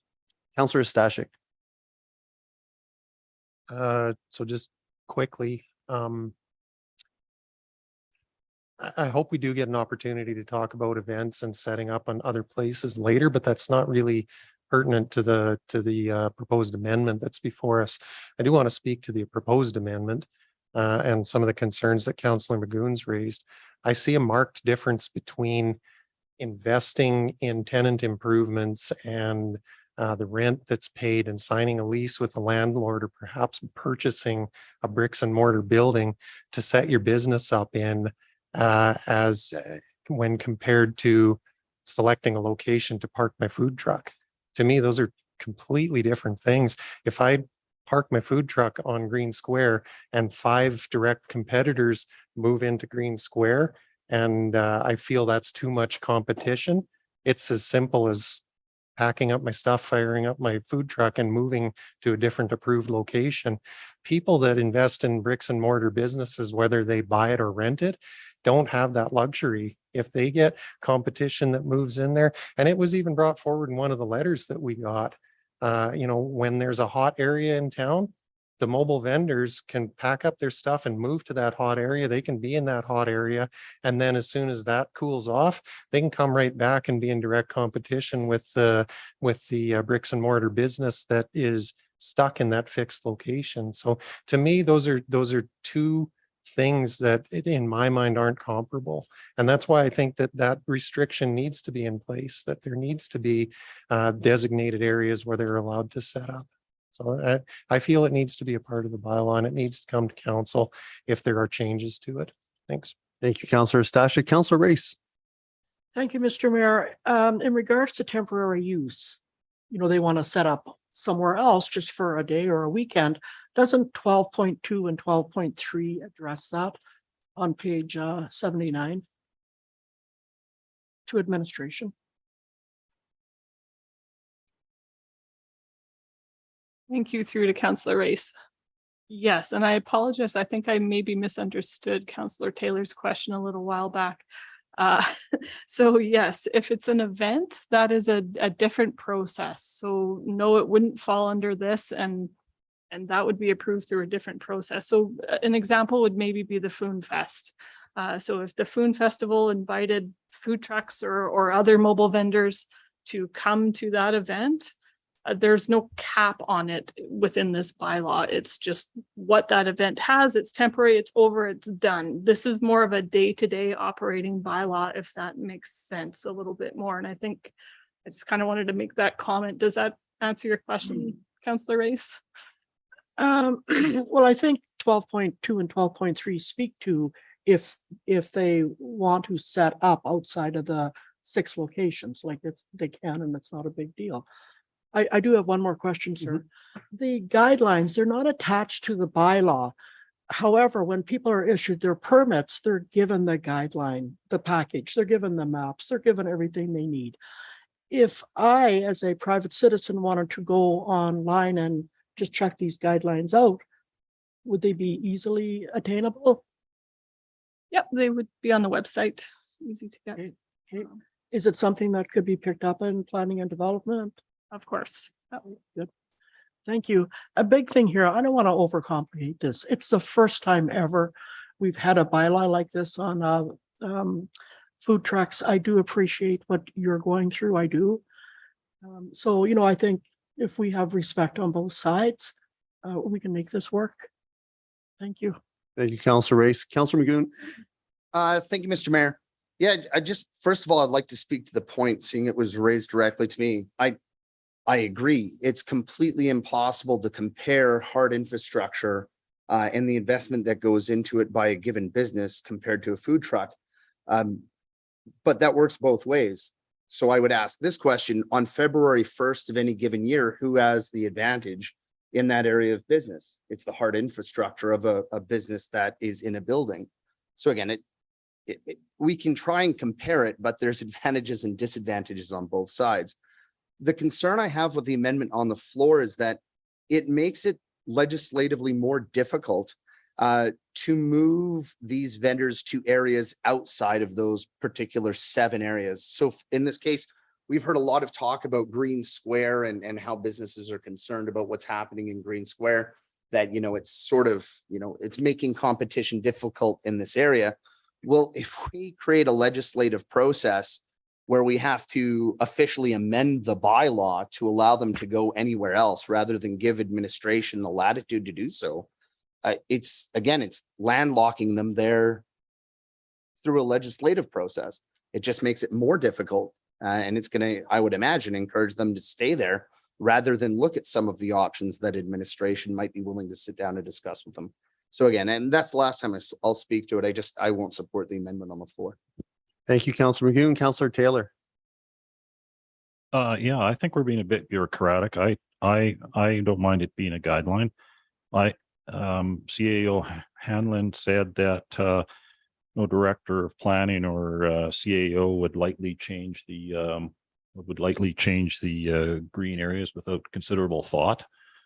And I think that if they think that they can change some of this and make it better, make other areas where somebody could fit in, that's okay without coming back to council. Because if they get it wrong, I know that's going to come pretty quickly to us, and we'll be able to. I'm not worried about that at all. I think the guideline is just fine. Don't want this to be overly bureaucratic and have to go through reading 1, reading 2, reading 3 just for one food truck on a public space. And that's what I meant. I meant public spaces. I wasn't talking about private spaces as defined in 12, 1, B and C. I was talking public spaces. So you correctly interpreted what I said. Thank you, Councillor Taylor. Councillor Haas. Yeah, I'm going to speak to it just one more time. I guess my major concern is there's a totally different language between guidelines and bylaws, and it muddies the water for future. Bylaws are set in stone, they are a law. And if we say guideline, then it's not, it leads to more interpretation and setting up in other places and stuff. So I think that, you know, these are 7 places that have been identified by both administration and by the current vendors. We've adjusted a little bit one of them. I think we stick to those. We've already got the fact they could do temporarily. There's a process through that. And yeah, if there's another place that they want to set up shop, you know, that should go through council and see. And we've got a lot of people that came and expressed their opinions on these 7 spots. And we need to offer them that other opportunity to do so in the future as well. If we're going to do it with these 7, why wouldn't we do it with others as well? So I'm a firm believer of if it's the bylaw, then it's set in stone. That's the rule. Guidelines, that's not a rule. That's a suggestion. And I think we need to be clearer on that. So thank you. Thank you, Councillor Haas. Councillor Taylor. I like a clarification from administration. Councillor Hawes' comments. To me, section 12(1)(a) does in fact make the at least location map that administration sets the rule, and you can't arbitrarily set up if you're not following that area because of clause 12(1)(a). That's different than what Councillor Hawes says. Please, can you advise on that? Administration. Thank you through to Councillor Taylor. Yes, you're correct. That is the purpose of the pre-approved areas. Thank you. Thank you, Councillor Taylor. Council? Anything further before we call this to question? Seeing none, we will open the voting.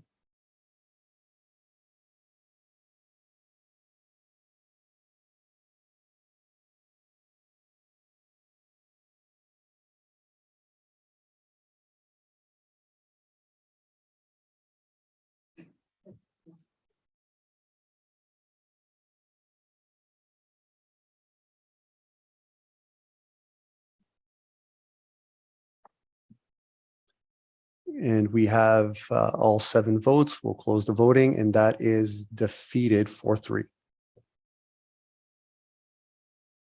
Council. Councillor Race. Oh, Council, anything further?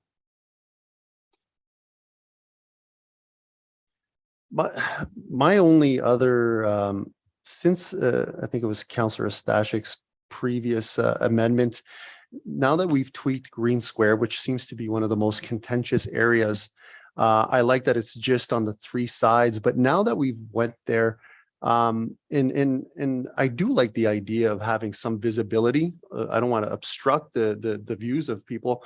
Do we open up one spot on the northeast side where one truck would be allowed to park there, that spot? So now you're doing a U shape with a little bit of an entry. So if you look at our attachment, it would be where the motorhome would be sort of placed, and it parks there sometimes.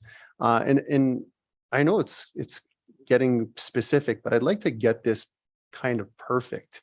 In a sense, if we're going to narrow down the scope, do we look at adding a little spot so they can be visible off the highway? They're not obstructing, they're not in front of the stores, they're still quite a distance away, and we're not taking all the parking from in front of the chamber. So those are just my thoughts since we've made that tweak. Is there appetite of council to do that? Councillor Magoon. Oh, sorry, Mr. Mayor, you had a question. I just have a general question for absolutely. admin. Yeah. You're okay with Yeah, that? absolutely. Okay, thank you. I guess for administration, to whomever wants to answer, one of the things that I've heard through this process very clearly revolves around the issue of signage that's placed out, especially in medians. Now, my understanding is that very clearly our bylaws state that that just can't happen, especially if you think about Highway 16 in between the east and westbound lanes. Like I understand that to be sort of a no-go zone. Can anybody clarify for us so that we can sort of reassure anybody in the public of what the standard is? Administration. Thank you through to Councillor Magoon. You're correct. That is not allowed. No signage, temporary signage on Highway 16 is allowed for sure. Okay. So, okay. Sounds dumb, not meant to be patronizing, just for those people who are concerned. So would our recommendation be if somebody sees somebody in contravention of that to report it to bylaw so that we can address the issue? Perfect. Thanks. Thank you, Councillor Magoon. Councillor Taylor. Could you please show me on the map the area that you mean? You do mind? So if administration can bring up on page 92.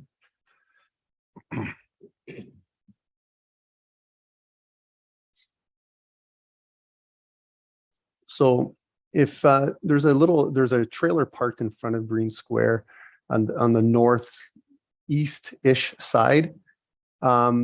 So the idea is you don't want to fill the front with 6 vendors, but they do like facing I guess east to west. So the side of their mobile truck is facing the north side, so they get better visibility. So now that we've narrowed down the 3 sides around, which I like, you're parking in the stalls, why not add 2 other stalls where one can be placed there, have the visibility off the highway to bring people into the green square, and we've eliminated 85% of the green space for safety and other reasons for obstruction, etc. So to me, that's the perfect compromise. You allow one, you have visibility, you're all around Green Square with just one single lane where the parking stalls have been marked. That would be my appetite to do that. Councillor Taylor? Sorry to go to press here. Administration, why didn't you allow mobile vendors along Green Avenue, Greg Avenue in front of the chamber, or at least part of it, like the mayor says. Administration? I'm tempted to take a shot at it, but I was going to speak to this, sir, and through you to Councillor Taylor. The difficulty with Greg Avenue is you would have to park west to east. So you'd have to park your vehicle west to east, and food trucks are set up in such a way that their service store would then be into the traffic, and administration would be, I'd have a hard time supporting that from a safety perspective. We can't have customers lined out in active traffic.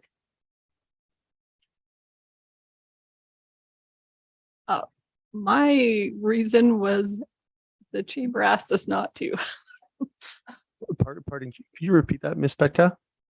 I'm sorry, I apologize. The reason was after consultation with the chambers, they preferred not that area because of tourist traffic, and precisely the reason why that motorhome is parked there is access to the tourist information. And then the mobile vendor who does park, usually you can kind of see the little meridian there on the map. It's really small, but it's white there. Well, I'll just say it's the Mexican food truck where they usually park.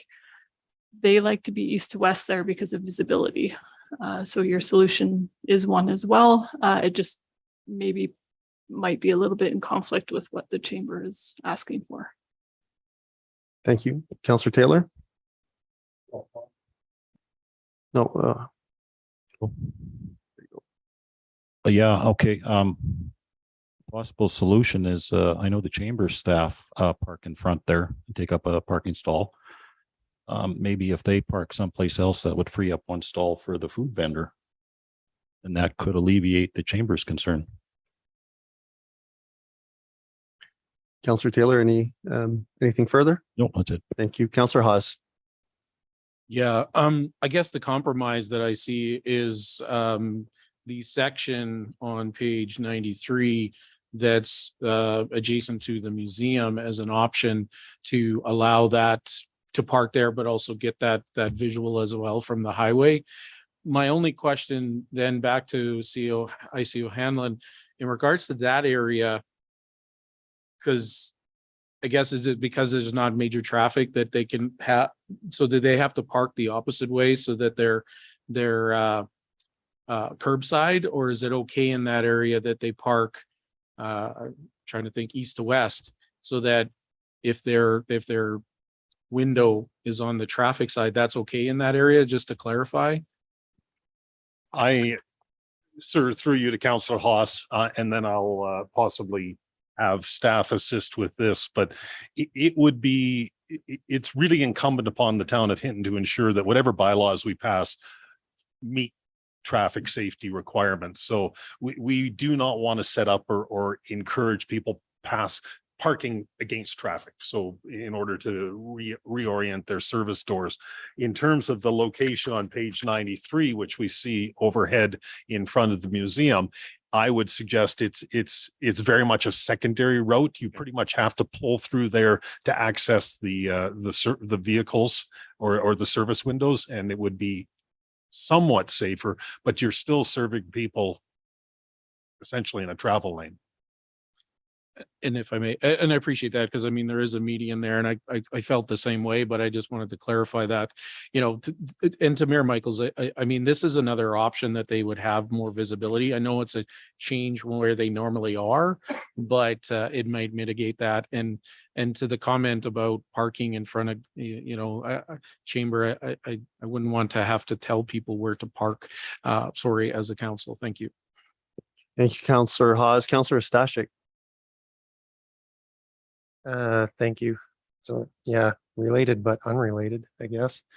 In terms of parking, yeah, the service window is on the passenger side of those vehicles, correct?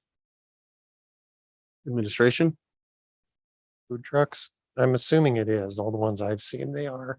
So on Green Square, I mean, as long as they're facing, if they were on the north side, as long as they were facing east, they would be on the right side. But then that brings into question, yeah, what about timber? I don't know what that is. It Greg Avenue near Timber Street by the museum? there, they would be on the wrong side.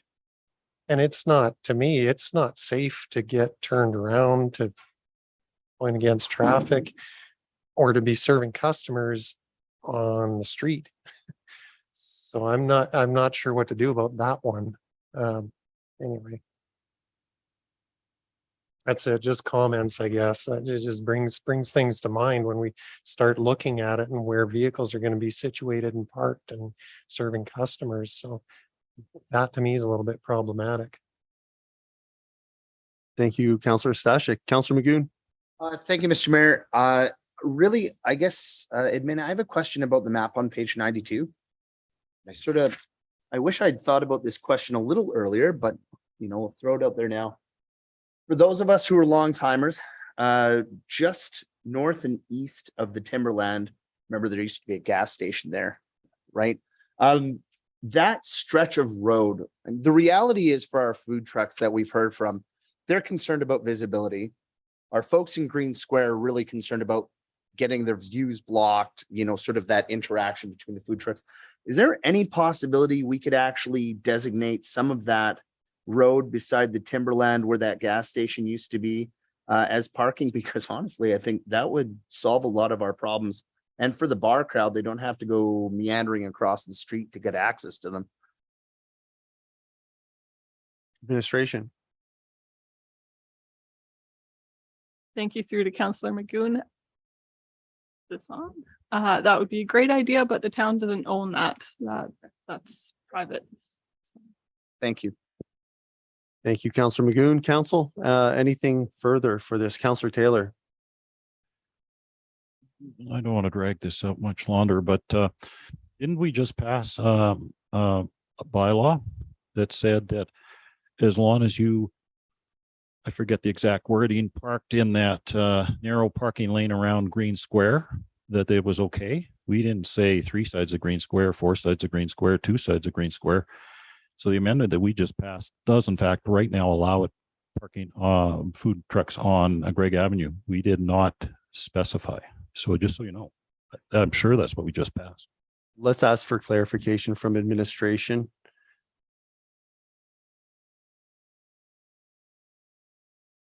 Sir, if I could, through you to Councillor Taylor, I believe administration had viewed the reduction of parking on this map as being just the 3 sides. If you wish, we can clarify that, but we had not considered Greg Avenue and to Ms. Petka's comments, the concerns of the chamber and other parking movements there. So currently, our interpretation of the motion of council would be just the 3 sides of the square.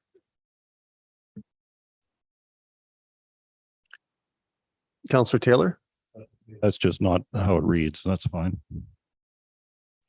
So I have myself in, it has been a long conversation, but aren't all the mobile trucks will be parking against traffic anyways?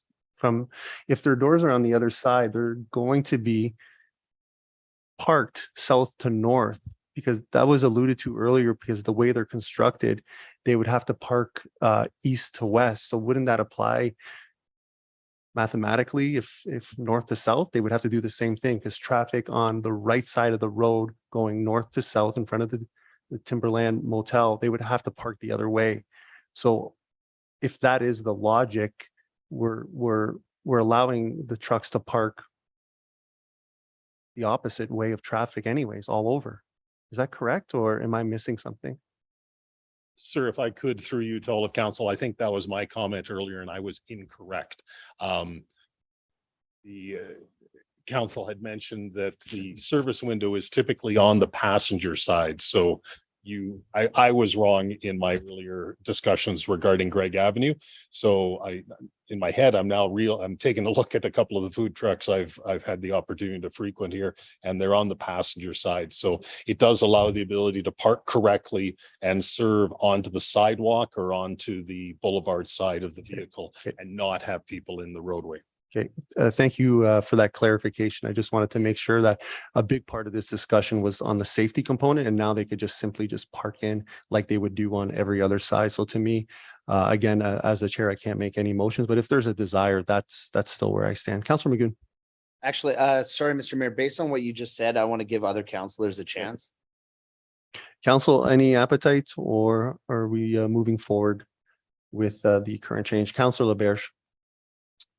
So this is a question then for administration. So if that additional spot were to be provided,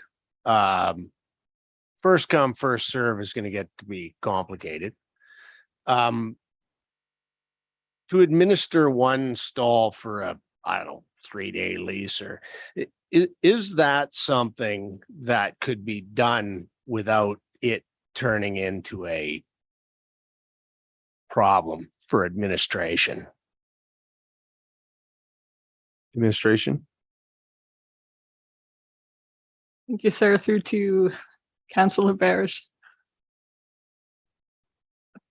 The short answer is I think that would take a lot of time to do it if it was on a rotating 3-day basis, for example. A first come, first serve is how we've written the bylaw now, and really based on the honor system. Whoever gets there first gets one of 2 spots, one of 3 spots, one of 6 spots, or however the location is set up. I would say if we were going to have a prime spot, for example, that maybe there would be more competition for, it would be whoever gets there first. And if you're the first one there, then you're the first one there. And the others would have to go around the bottom part of the U, so to speak. Thank you. Okay, that said, then I'd like to make a motion, please.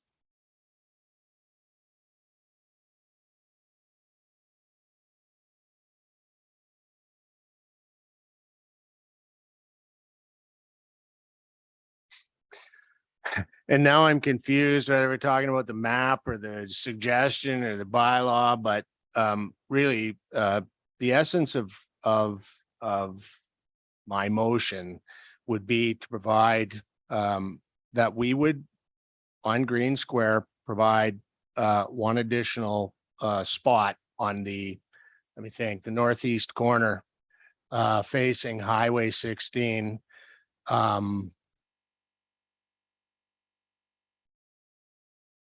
Yeah, I'll leave it. I'll leave it at that. The bylaw is going to have to be dealt with. And if I could just speak to that, please. I said earlier that I think really we need to be cautious in doing this, and it really does come down to balance. And that spot isn't in front of anybody's business. That spot shouldn't detract from other businesses, and it would expand the use of that very public area. That's the thing about Green Square. And I think that's why it's such a hot spot, is that is a really public area. And I think this is a reasonable compromise then to expand the use of that area. So that's why I make the motion I did. Thank you, Councillor LaBerge. Council, we have a motion on the floor. I have Councillor Stashik. Thank you, Mayor Michaels. So I appreciate and support the motion in principle, but I'm not really understanding why it's only one spot.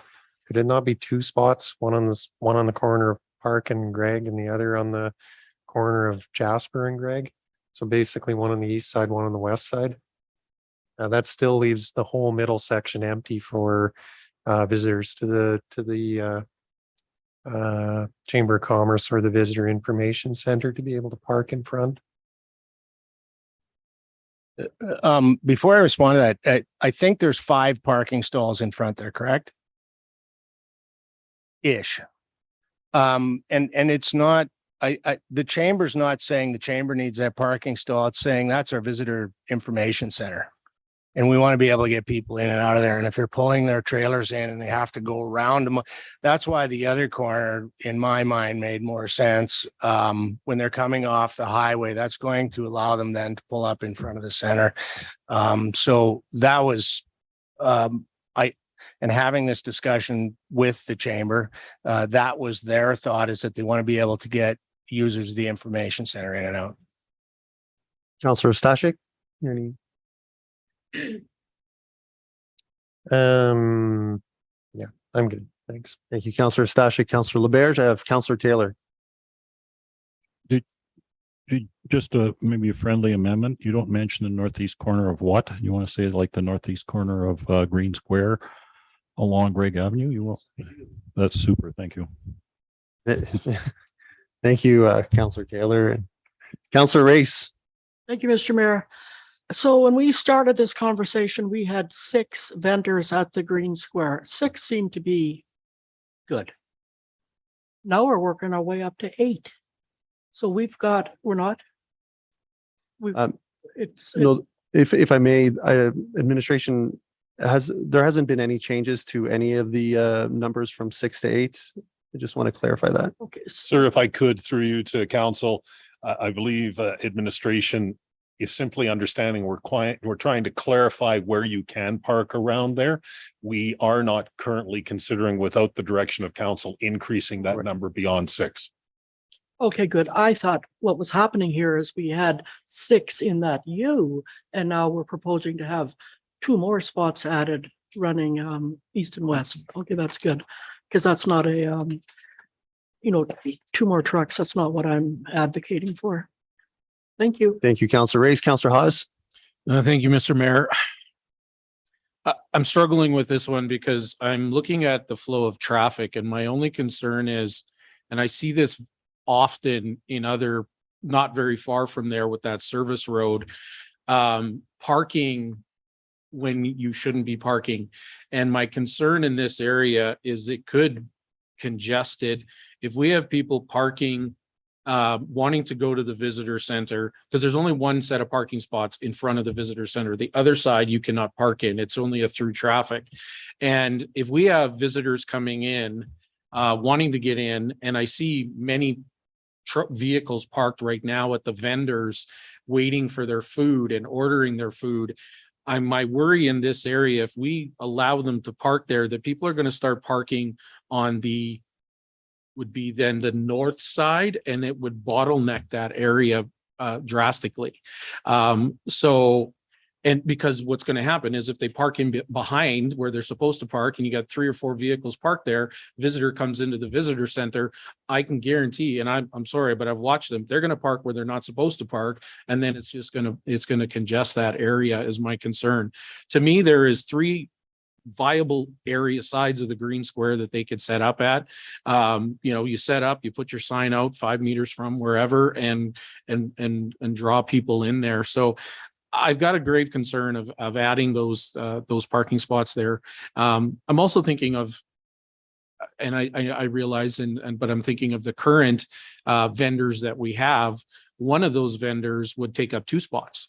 They have a trailer and a truck, whereas one of them has just a truck. And I guess it then really kind of isolates it to that person as it is right now, because if they were to come into that spot, they couldn't use it. So I guess I'm looking at fairness here, and I don't think I can support it just for the safety purposes and the traffic purposes of that area. I've always struggled with those service roads, and I don't want to congest them any further. So thank you. Thank you, Councillor Haas. I have myself, I'm going to support this. I thought about the traffic flow intuitively. If it's tourists, Highway 16, they make a southbound turn. They're not going to go all the way down Jasper, turn left on Pembina and come back up. They're going to intuitively hang a left on Greg anyways. And whether the mobile food truck is on the corner on the north side or exactly on the corner on the east side, which is essentially like no distance apart, it's just a little bit closer, they're going to park on Greg Street anyway. So if we care about parking on Greg Street, we should maybe move the mobile vendors somewhere else then, because if they're going to be on the corner north south, people are going to park on Greg anyways. And that's why I wanted just one spot, and not 2 vendors there, because I do want to keep some space open for the Chamber of Commerce and their concern and having people park there. But to me, unless there's an event there, there's an ample amount of parking at Green Square. It's rare that it's overflown unless it's an event. And with that, we have those problems regardless.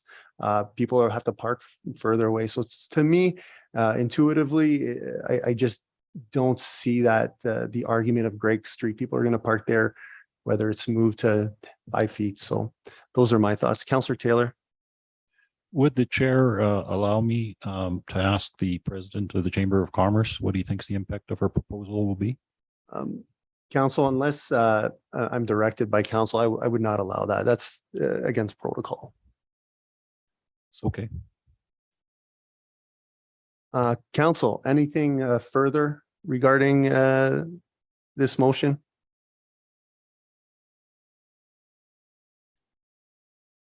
Seeing none, we will go to voting.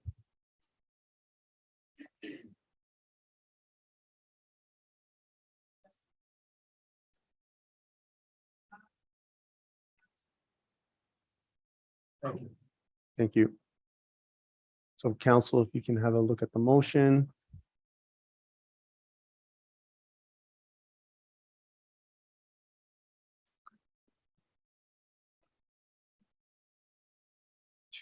Four, five.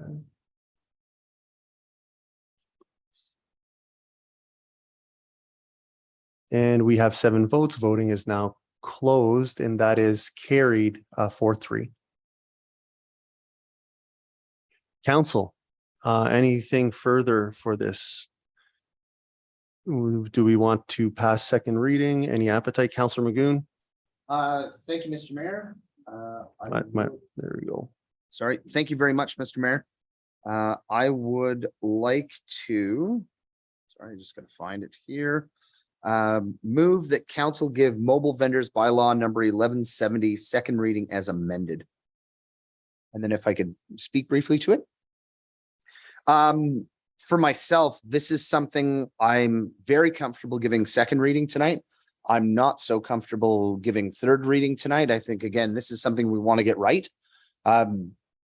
This is something, you know, we've made some changes tonight. I'd still like to go to the community, get their feedback, find out if the changes we've made are moving in the right direction. And if, you know, if there's anything else we can do to make, like Councillor Labarge said, find that difficult balance. I think that's the trick with this one. So I'd like to respect everybody in this and just make sure that we're doing as much as we can. Thank you. Thank you, Councillor Magoon. Council, we have a motion on the floor. Councillor Hawes. Thank you, Mr. Mayor. I'll support the second reading. I believe the same thing too. This is a new bylaw. We're not, you know, I don't want to rush it. And I think we've had some great feedback. I do want to speak to, appreciate all the submissions that we got. Unfortunately, a lot of the submissions were based on rumor. And I just want to point that out, that we never wanted nobody at Green Square. I think probably of the 32, there was about 30 or more that was saying, don't take them out of Green Square. That was never part of this bylaw. It was always in the bylaw that it was at Green Square. I would like to speak to one submission though, that I found very concerning, and it spoke to race. And I really take exception to that submission to suggest that this council is taking into consideration race during a bylaw. This is, I mean, communities across everywhere, vendors are popping up everywhere, mobile vendors. This is a growing phenomenon. Go to the city and there's, you know, ample amount. So this is just like anything else that, you know, we're looking at our growing community, new businesses, and there needs to be some bylaws around it. And I think that nobody suggested that, you know, in contradictory, we're trying to make it fair for everyone, and we're not trying to scare away businesses or anything like that. So I just wanted to speak to that. I want to thank administration. I think this is a really good bylaw. I think we've got it pretty close. I think it just needs a little bit more to see what the community says from our conversation tonight. But I just wanted to speak to that. So thank you. Thank you, Councillor Hawes. Council. Seeing no one in queue, I'll be supporting second reading. I do want to revisit other points too, and I share Councillor Magoon's concern of maybe not supporting a third reading, but I do want to look at perhaps the number of vendors that are allowed there. 6 might be a little high. There's special events licenses that allow you to have 10, 20, 30. Going through that process to have a lot is, I think, reasonable. And there's time where it's great to have many, but maybe 6 is a little bit too much to just allow to have all the time. So that's something I know we've had an exhaustive conversation tonight. Maybe it's not something for tonight, but before third reading, that would be something I would like to deal. But overall, the changes that we made, I feel are a very good compromise for visibility to try to respect the bricks and mortar that are in place there. And I look forward to further debate to get this as perfect as we can. Councillor Taylor. Yeah, I'd like to move this on too, and I share your concern. I can be more specific. I'm concerned about the 6 food vendors in Green Square. I don't mind 6 vendors, but like I want to think about the number of food vendors and talk to people more about that number. I think it should be lower, maybe. IC O'Hanlon. Thank you, sir. If I could, just through you to all of council, administration would agree that we have heard considerable feedback both from the input and from the council this evening, and we are supportive of second reading. Appreciate that council is not currently appearing to be seeking third reading at this time. We would like to bring this to a future meeting of council. I do just want to clarify, because I've heard a couple of references to going back out and seeking input from the community, and I would not want to discourage council or community members from understanding their ability to do that. But I do want to stress that we have closed the public hearing on this item. It is not currently administration's plans to reopen that public hearing. Again, it does not preclude people reaching out to their councillors, to Mindy and to the planning and development staff with their comments on this. We certainly can come back at third reading and consider further amendments to this at the direction of council, but I just thank you. I appreciate that chance to clarify that. Thank you for that clarification, IC O'Hanlon. Council, anything further before we call for second reading? Seeing none, we will open voting.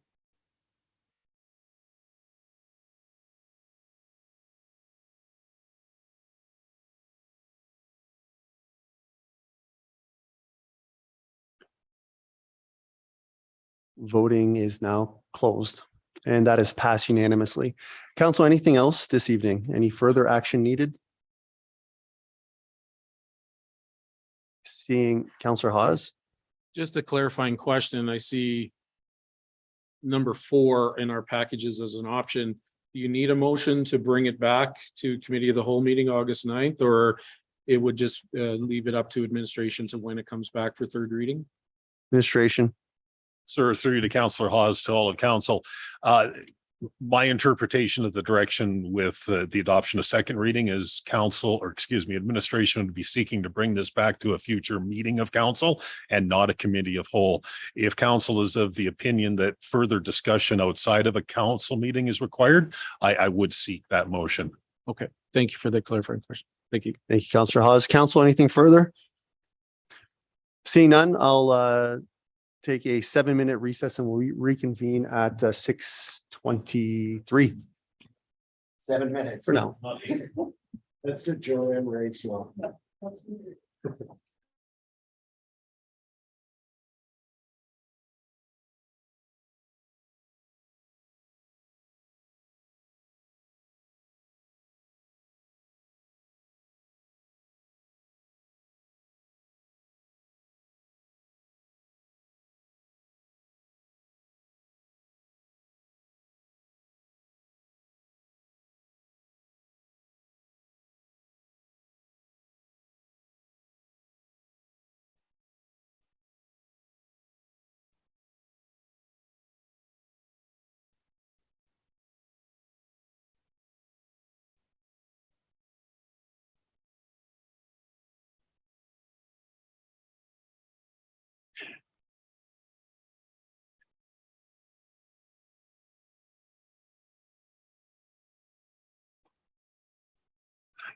Hello, everyone. I'd like to reconvene this meeting at 6:27. I have Councillor Racing Queue.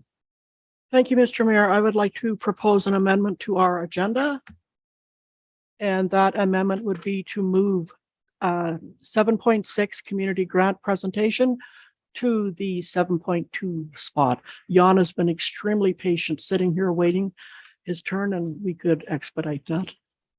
Thank you, Councillor Race. Council, we have a motion on the floor to change the order of the agenda. And we will vote traditionally for this. Any debate or comments? Seeing none, all those in favor of the amendment? That's passed unanimously.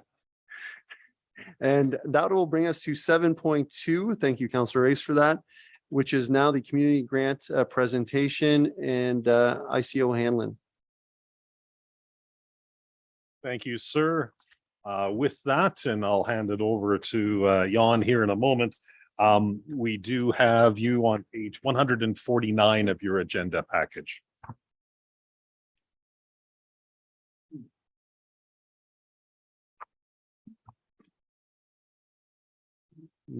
No.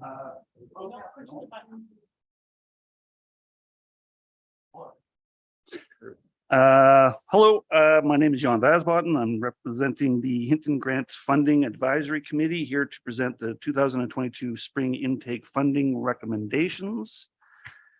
Just some background info. The Hinton Grant Funding Advisory Committee is made up this year of Jessica Hearsey, Sue Armstrong, Benita Smith, myself, and Margaret Schultz. What is the Community Grant Program? The Community Grant Program funds one-time projects, operating expenses during developmental stages, and events that are primarily designated for the general public, that attracts visitors, contributes to the local economy, and promotes volunteerism. The committee's responsibilities is to review, rank, and provide recommendations to council on eligible applications under the CGP using council-approved eligibility requirements, ranking criteria, and weighting measures. It makes recommendations that reflect the best interests of the community and align with town council's priorities and vision. And one or more, that's obviously one of us has to come and present, and that's me. The evaluation criteria that we use, each of these is given points that we use to weight them. So needs assessment, analysis, and planned evaluation with measurable targets and outcomes has 20 points. Cost benefit value has 20 points. Degree of financial need and how much self-help is 20 points. Demonstration of thorough project plan is 15 points. Number of people impacted and how is 10 points. Financial stability and demonstration of raised matching funds, resources, and revenue is 10 points. And credible previous management of projects, activities, and organizations is given 5 points. So with that is our recommendations. So we are recommending that Break a Leg Theatre Art Society and their costume and prop storage building enhancement project be approved for $5,000. We recommend that Hinton Community Garden Society Growing Gardeners project is approved for $3,525. We recommend that the Hinton Adult Learning Society and its Freddy's Day Space operations be approved for $10,000. And that the Hinton Minor Football Association, its uniforms and equipment project be approved for $5,000 for a total of $24,025. So any questions? Thank you, Mr. Vasbotten, for that. And with that, I'll open up the floor to council. Councillor Hawes. Great. Just a quick clarification, Jan, and thank you for coming. The Break a Leg, just to be clear, is $5,500, not 5,000. Thought I heard 5,000. Oh, 5,500. Sorry, perfect. misread. No, I just wanted to clarify that. Yeah. Excellent. My only question, and again, thanks to the group for doing this. I know it's not easy. Was these the only 4 that submitted, or were there others that just didn't? There was a 5th that didn't quite make it because of its plan, and we're actually recommending to that group that it's the Edson Daycare, and they don't have a location that they're trying to get money for. So we're just suggesting to them that they get a location and then come back. And once they have that location, they apply for a grant. Thank you. Thank you, Councillor Hawes. Councillor Race. Thank you, Mr. Mayor. So the people or the organizations that did not get their maximum funding, is that because they did not meet the criteria, or did we run out of money? So the reason the groups that did not get their full amount of money is because through their application and presentation, they didn't show that they really needed it or made the cut. Yeah, I can do it. So do you go back to these organizations and say to them, this is what you can do for the next application? Yes. The best application. Yeah, for sure. Thank you, Councillor Race. ICO Hanlon. Thank you, sir. Just if I could follow to Councillor Race's question to through her to all of council, just to clarify, the spring intake had $30,000 in grant dollars available. And so with what is recommended here, you will see a recommendation for $24,025. The remainder is then held over to the fall intake of grant applications. So we did not run out this time around. We simply expended what we could based on the criteria. Thank you for that, ICO Hanlon. Councillor Magoon. Thanks, your worship. No question, just thanks. Thanks for your time. Thanks to the other committee members. Like Councillor Haas said, we know that there's a lot that involves sitting down and going through the application process and weighing them out through the point system. So just thank you for helping us out with that and the community. Yeah, if I may, I just want to say the group is a really good group and got along really well and it was actually pretty interesting. And a big thank you to Alexa Wade, who led us through all of the work. She did a great job. For that, thank you, Councillor Magoon. Councillor Stashik. Thank you, Mayor Michaels. I guess this question would be for administration. Not having the terms of reference for the Grant Funding Advisory Committee in front of me, I do have some questions about the annual allotment and how it gets split. It was my understanding that it's an annual budget that's allotted to the grant fund, and then it's up to the committee how it splits. I didn't think the terms of reference dictated that it was split equally between the two intakes. That it was up to the committee for how they wanted to split it. And my understanding was anything that wasn't used just automatically carries over to the next intake.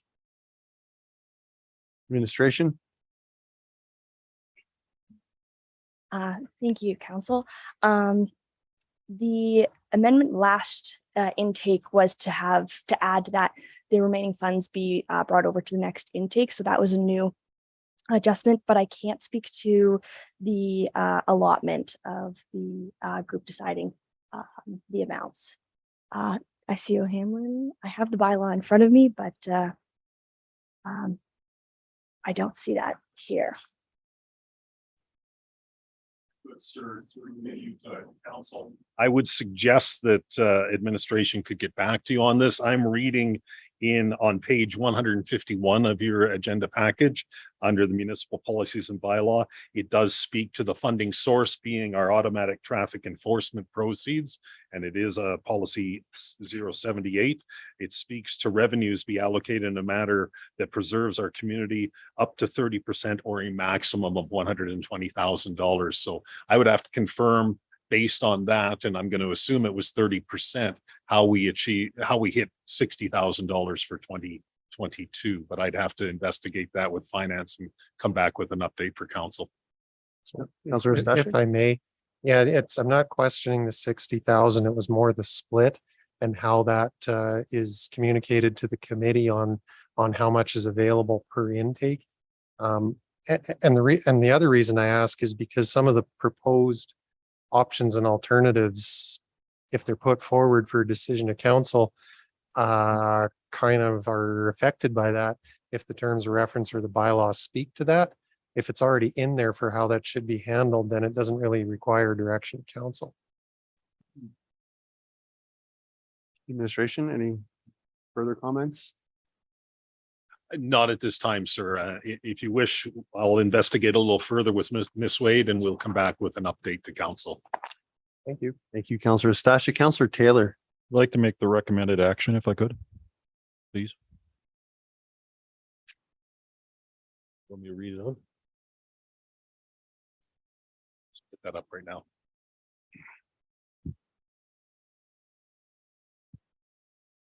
It's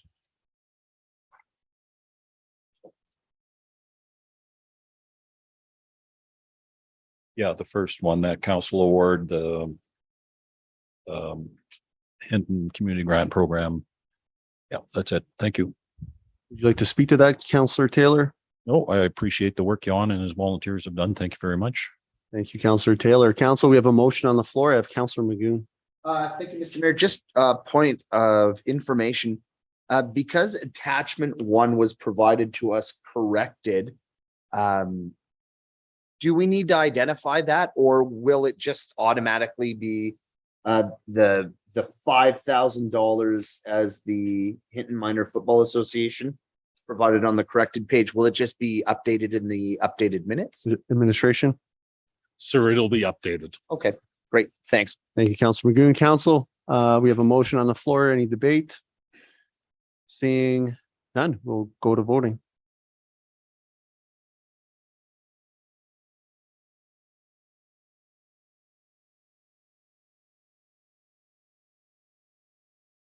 And voting is now closed, and that is passed unanimously. Council, anything further for this item? Councillor Taylor. Yeah, Jan, I just got a question. To me, it didn't seem like we got a lot of people applying for this grant, like in comparison to what we've had in the past. Do you have a comment on that? Is there a reason for that, or maybe? No comment. I always wanted to say that. Perfect. It's been 10 years since I've been on this committee before, and I just got on a week ago, like right before we started. So I can't really, but from the conversation around the table, it was a low number. Any reason? I don't know of any reason. Okay, thanks. Thank you, Councillor Taylor. Councillor Magoon. Thanks, Mr. Mayor. Actually, I'd just like to express my appreciation to Councillor Race for catching, and now I'll apologize, I think, just for myself, but we should have caught the order of you being 7.6. So It's always interesting watching you guys. Our bad. It would have been nice to have you earlier. So thanks, Councillor Race. Thanks. Thank you, Councillor Magoon. Council, anything further for this item? Councillor Race.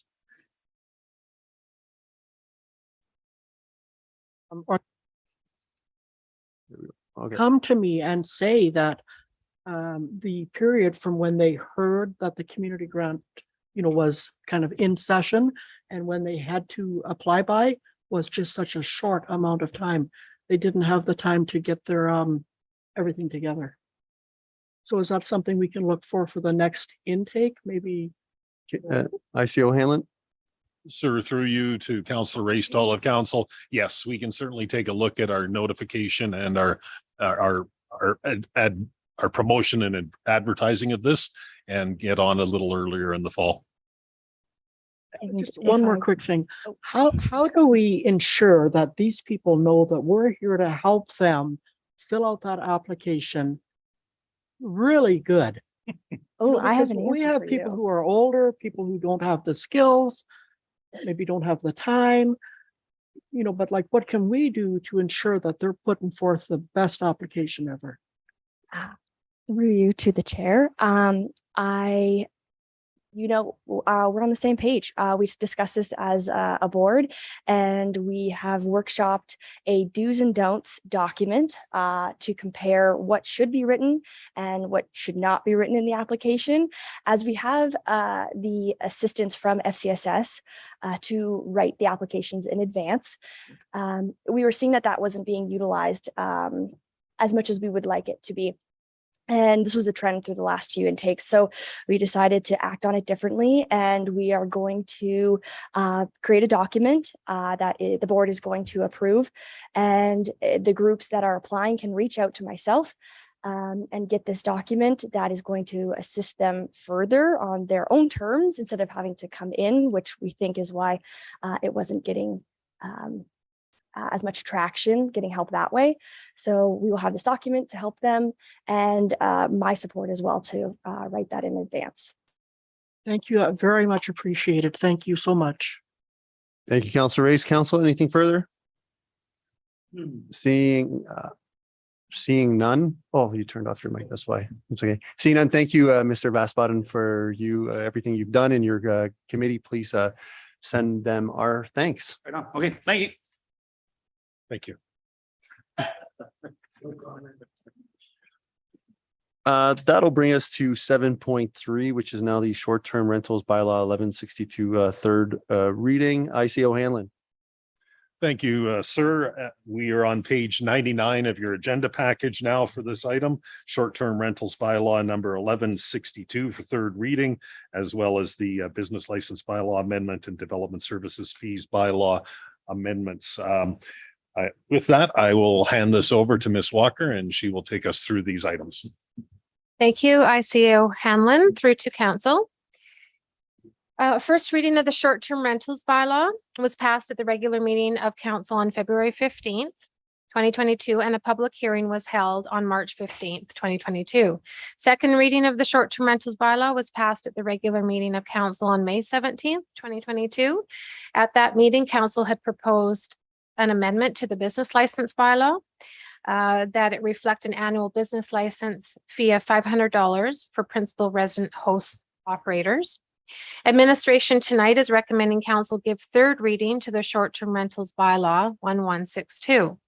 In conjunction with this, the short-term rentals bylaw prompts updates to both the business license bylaw fee schedule to add fees for both the non-principal residents as well as the principal residents under Schedule A in your package, page 118. As well for the development services fee bylaw to add short-term rentals as a home-based business. Therefore, administration is recommending council give all three readings of these two bylaws this evening to be in alignment with the short-term rentals bylaw, thereby setting in place regulations and fee structures to cover administrative functions and management related to the short-term rentals program within our community. Thank you. Thank you, Ms. Walker. Council. Any questions, directions? What would we like to do with this? Councillor Taylor. Yeah, I'm actually now going to vote for the third reading. And what I thought is that I do support actually having a bylaw. It's the fees that I had the problem with. So I'm glad that we went to third reading so I could think about that. Thank you for whoever did that. But I have I hate to make this sound like a typo, but I actually think it makes a difference. If I could refer you to section 51M. 105.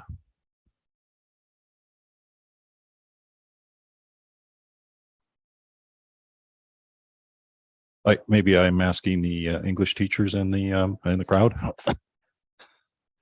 But if there was a comma after the word installed there, then that would be correct.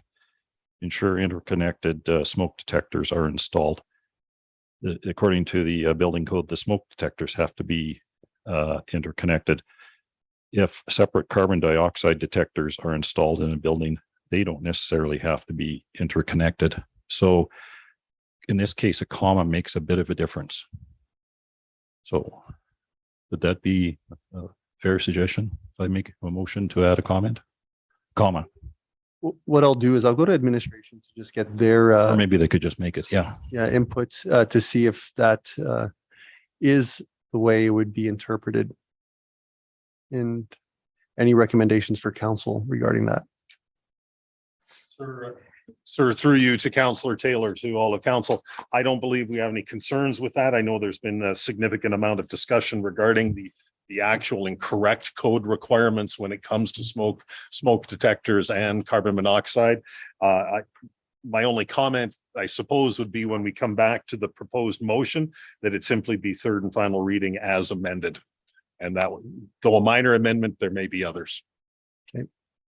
So just for clarification, do you want a formal amendment from council for that, or administration is agreeing to amend it themselves and we'll just pass a direction to pass as amended? Sir, I'm willing that administration can accommodate this and make that change with the direction of council.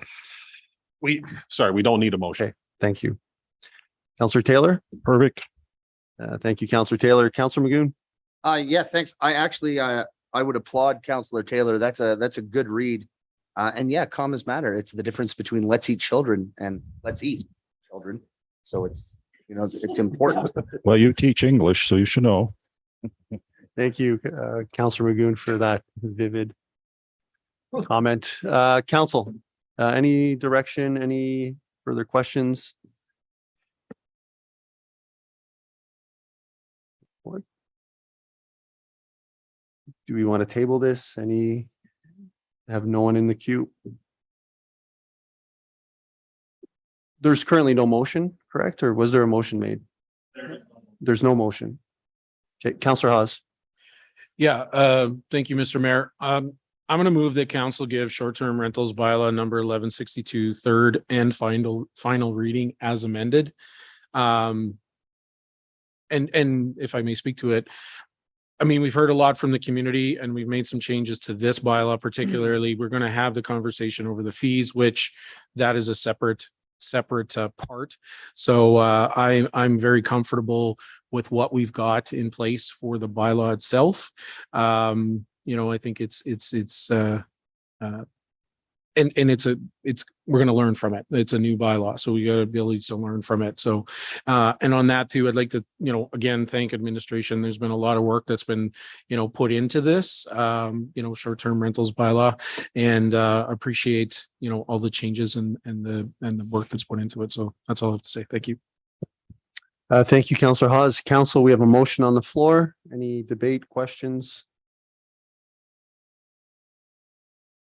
Seeing none, we will go to voting.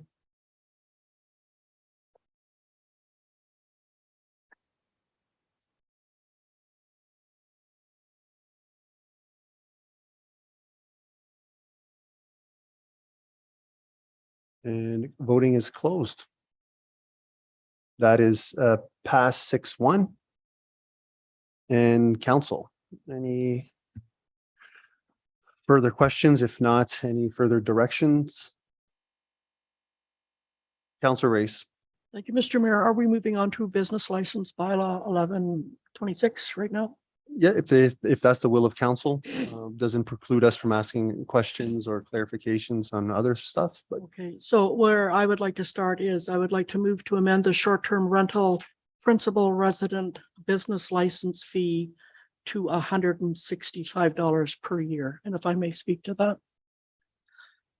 I picked $165 because I don't know how long ago it was, Councillor Taylor had proposed a motion for $160 and that was defeated. Councillor McGowan proposed a motion for $300 and that was defeated.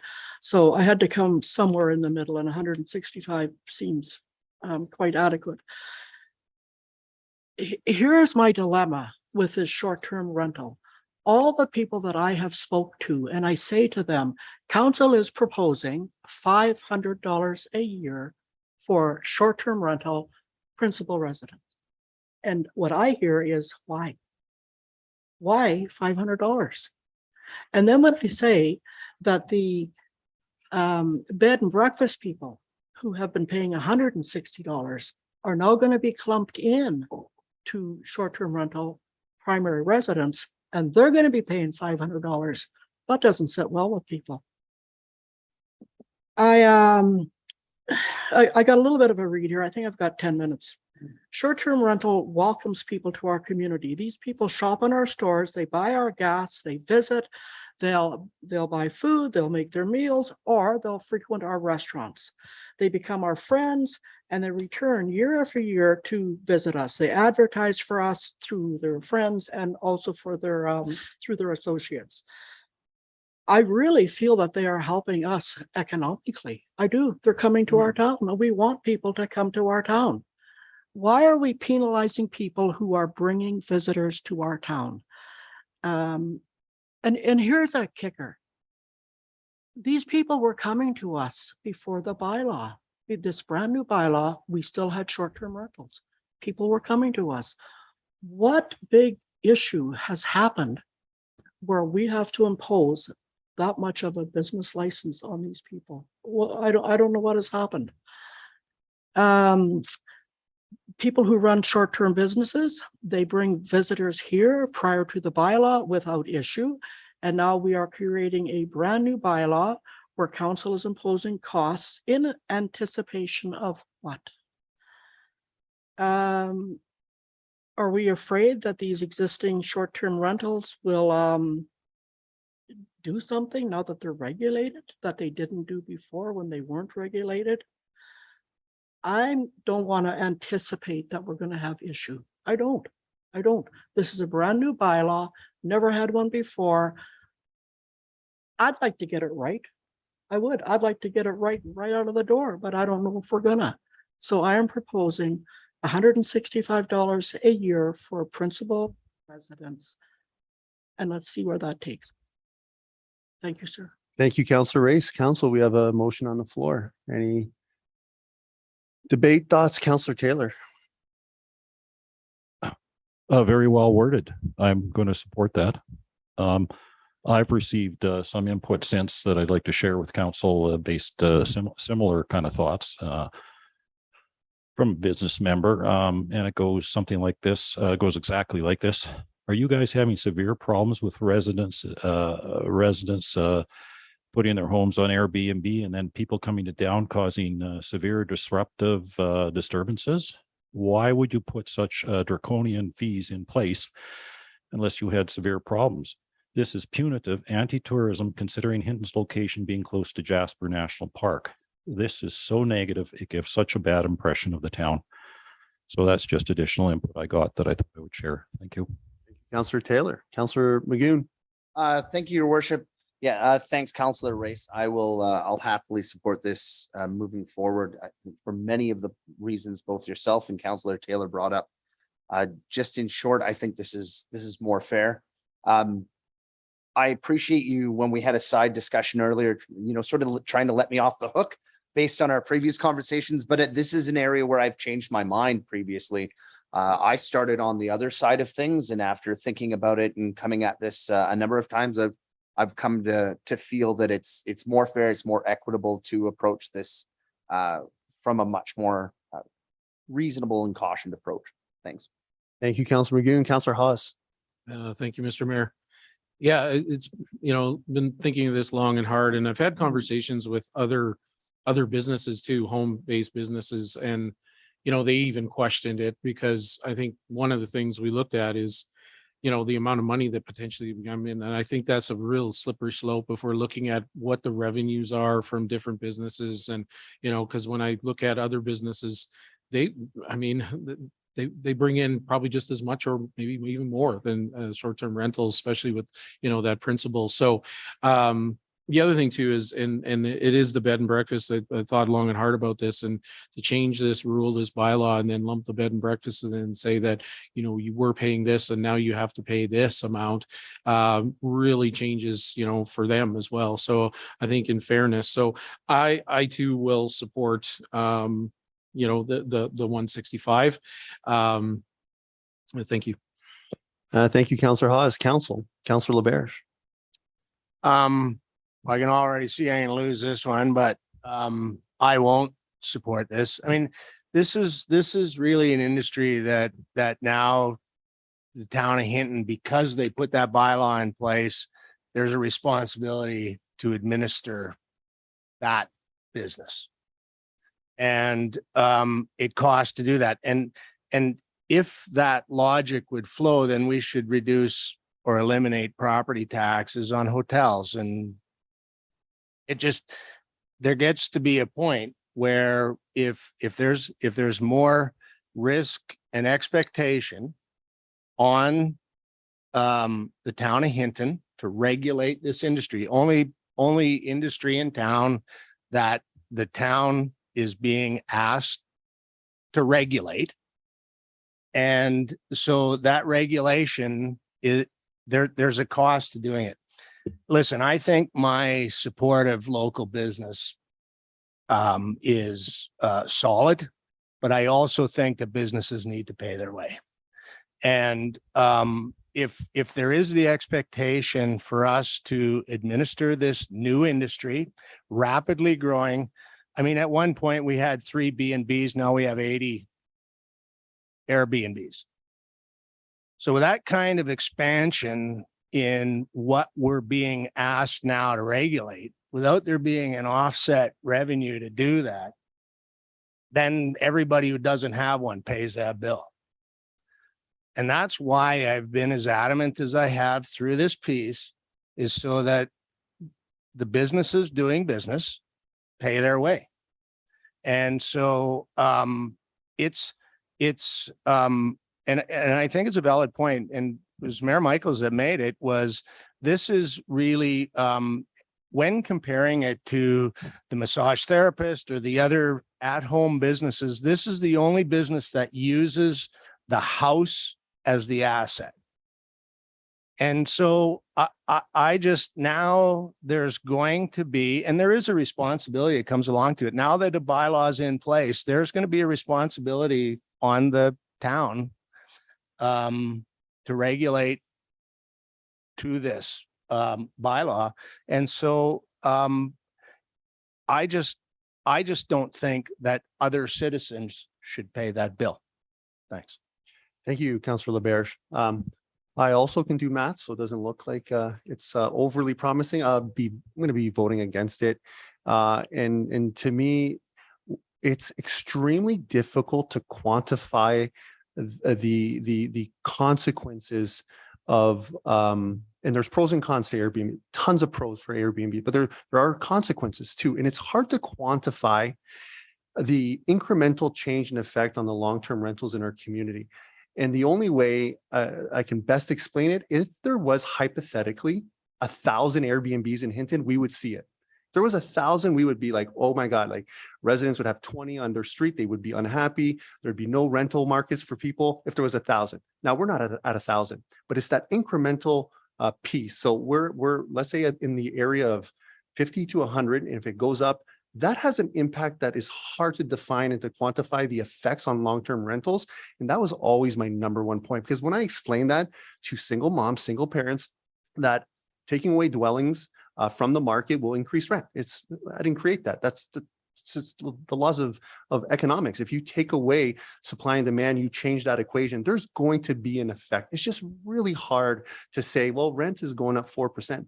People are already struggling, and it's not homeowners, it's people who are in the rental game who are making $15, $18 an hour, rent's $1,200, $1,300. They have children. Costs are phenomenally hard, and people are drowning out there. And even though homeowners are drowning, the most vulnerable are drowning more. And that to me is the premise. So to me, it's not absurd. It's not draconian. It's anything like that. But I'll support the will of council, and I get that there's pros to it, but let's not make it seem like it's absolutely ridiculous to try to impact the long-term rentals for those who are actually in a position of not being able to own a home. That is worse than that's a harder position to be in. So again, I can do quick math, but I stand by the principle of it. We don't have to agree, but to me, there are points on both sides, but this is not as one-sided as some people may allude to it. And I don't mean for council, but for all the comments we had, this is happening all over the world. And I'm happy we had this conversation. Hopefully we're fairly close to something that's reasonable. Thank you. Councillor Haas. Thank you, Mr. Mayor, and I appreciate those words. I think it's a good argument for the next conversation we may have on the non-principles. And I'm not sure where I lay at that as well, but I mean, I guess when I look at the comparison to a lot of other home-based businesses and this being a home-based, I think that it's more in line with what's out there already. But the next conversation of non-principal, I think there's valid points that are definitely made there for that one. So thank you. Thank you, Councillor Haas. Councillor Ostashik. Thank you, Mayor Michaels. I also won't be supporting the proposed amendment. I've spoken to this many times, every time it's come up. My reasoning for even wanting to get a short-term rental bylaw in place was twofold. One was to make sure that everybody that's offering short-term rentals has to adhere to a similar standard as everybody else, not the standard of the platform that they choose to list on, a standard that applies to everybody.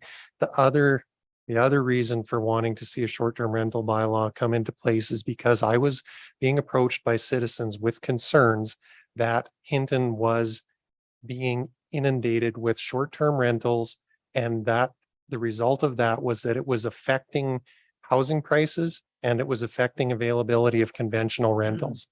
Now, through this conversation in the months past, I've several times heard people say, yeah, but this is Hinton. It's not Jasper. It's not Canmore. It's not Banff. To that, I say that's not true. We are on our way to being another Canmore. We currently, just on Airbnb, have 97 listings in Hinton, in the Hinton region. Edson has 10, Whitecourt has 6, and Drayton Valley has 4.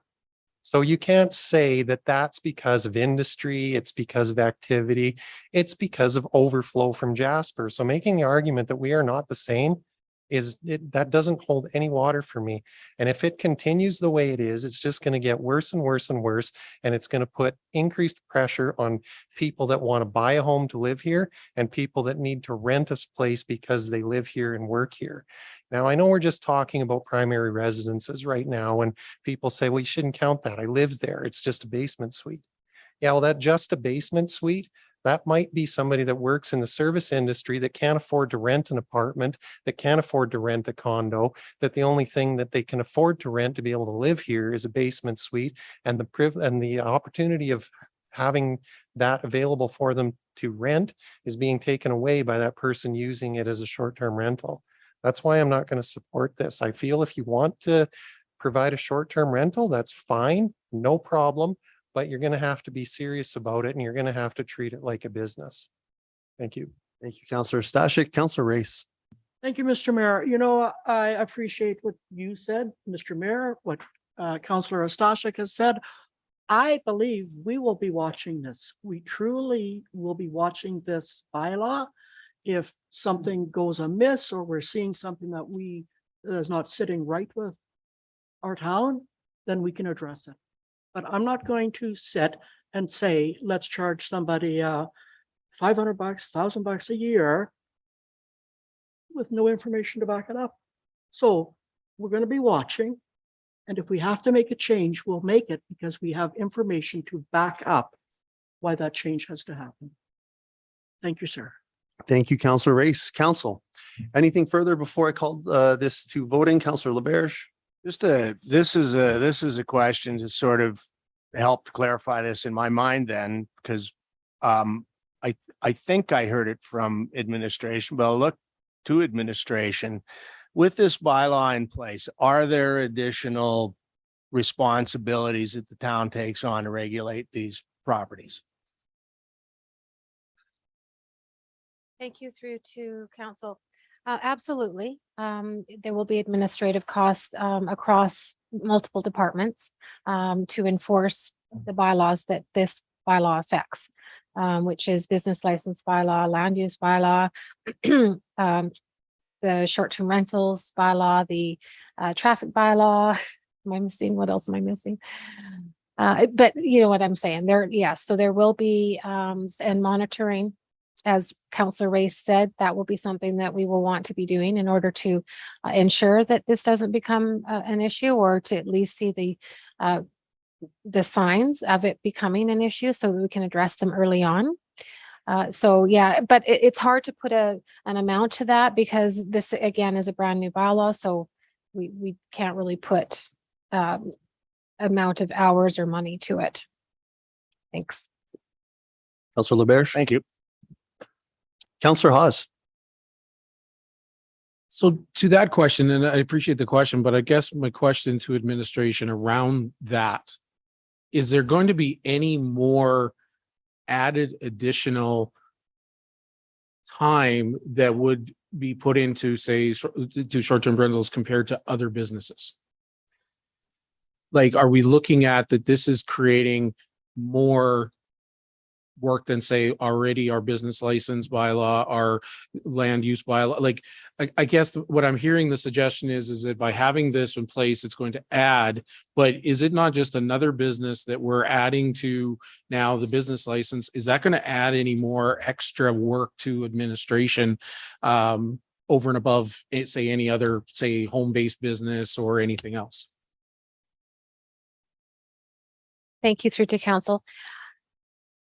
It will definitely add on to the plate for the daily, applications and processing. Right. So that will add the time there and staff hours.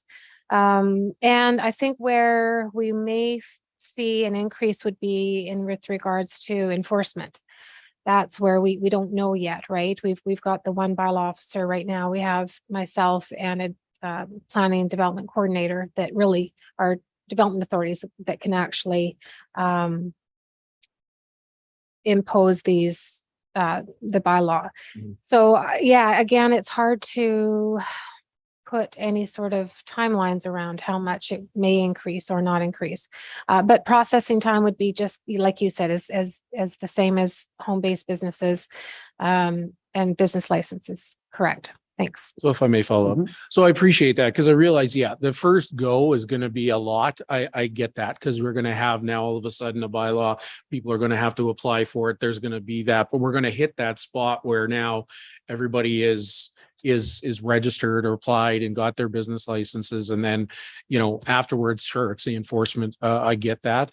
I guess that is just the question that I'm trying to compare. I'm not, and again, there's a separate conversation for non-principal. I'm just trying to compare that I don't see any added additional, in my opinion, at this time. Now, I appreciate that, you know, if that changes, that administration brings that to us in the future so that we can have that conversation.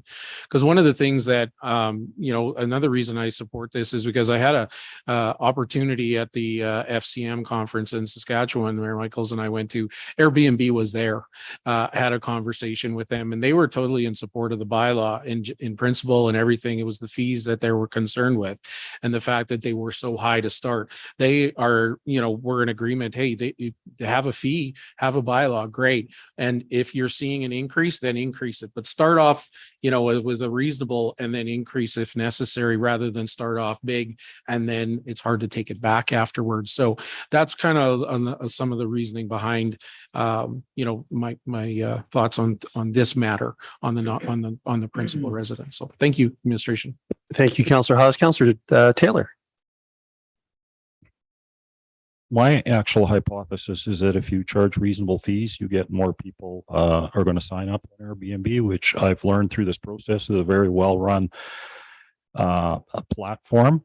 And that's our best bet to get 97% of this managed. We're still, like any other business, going to have 1 or 2% that we have to do our enforcement on.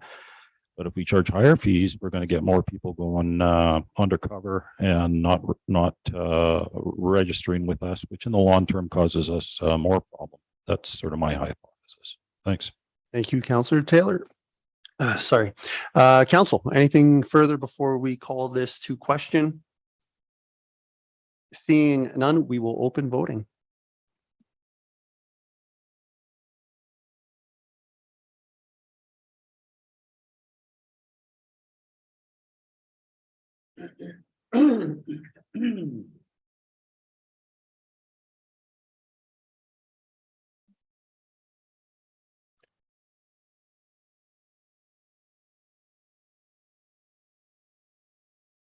And voting is closed. And that was passed 4-3. Council. Councillor Magoon. Thank you, Mr. Mayor. I would like to propose an amendment to the business bylaw that's in front of us. And I will direct council's attention to page 10 of 13 or 116 of 160 to section 24.36. And then administration, I'll go slow. But it's everything that's listed in 24.36, and then I will add an addition at the end. And then just let me know when you're ready. 24.36, non-principal residence, and I'll be tacking something onto the end.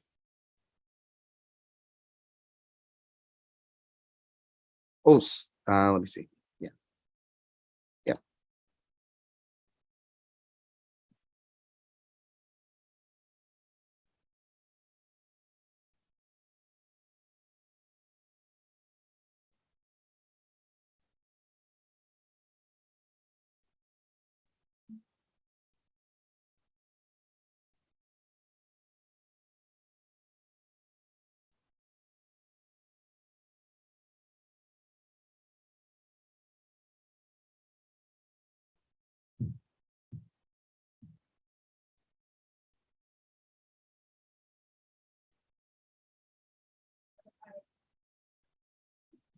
Want to make a motion to amend the definition of non-principal residence? That's correct. Thank you.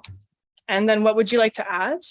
So at the end, obviously removing the period and adding the following, which is owned by a non-resident as defined by 24.37. Thank you, Counselor. And then, Mr. Mayor, if I could speak to that briefly. My assumption is that we're going to get into the conversation of our non-resident fees. And for myself, this actually has a big role to play in whether or not I support keeping those fees high or whether I advocate for lowering them. We have a lot of people in town who own, maybe an extra residence in town. I certainly would support, again, charging perhaps a higher rate, but not the rate that's listed for the non-principal residence fees in the current appendix.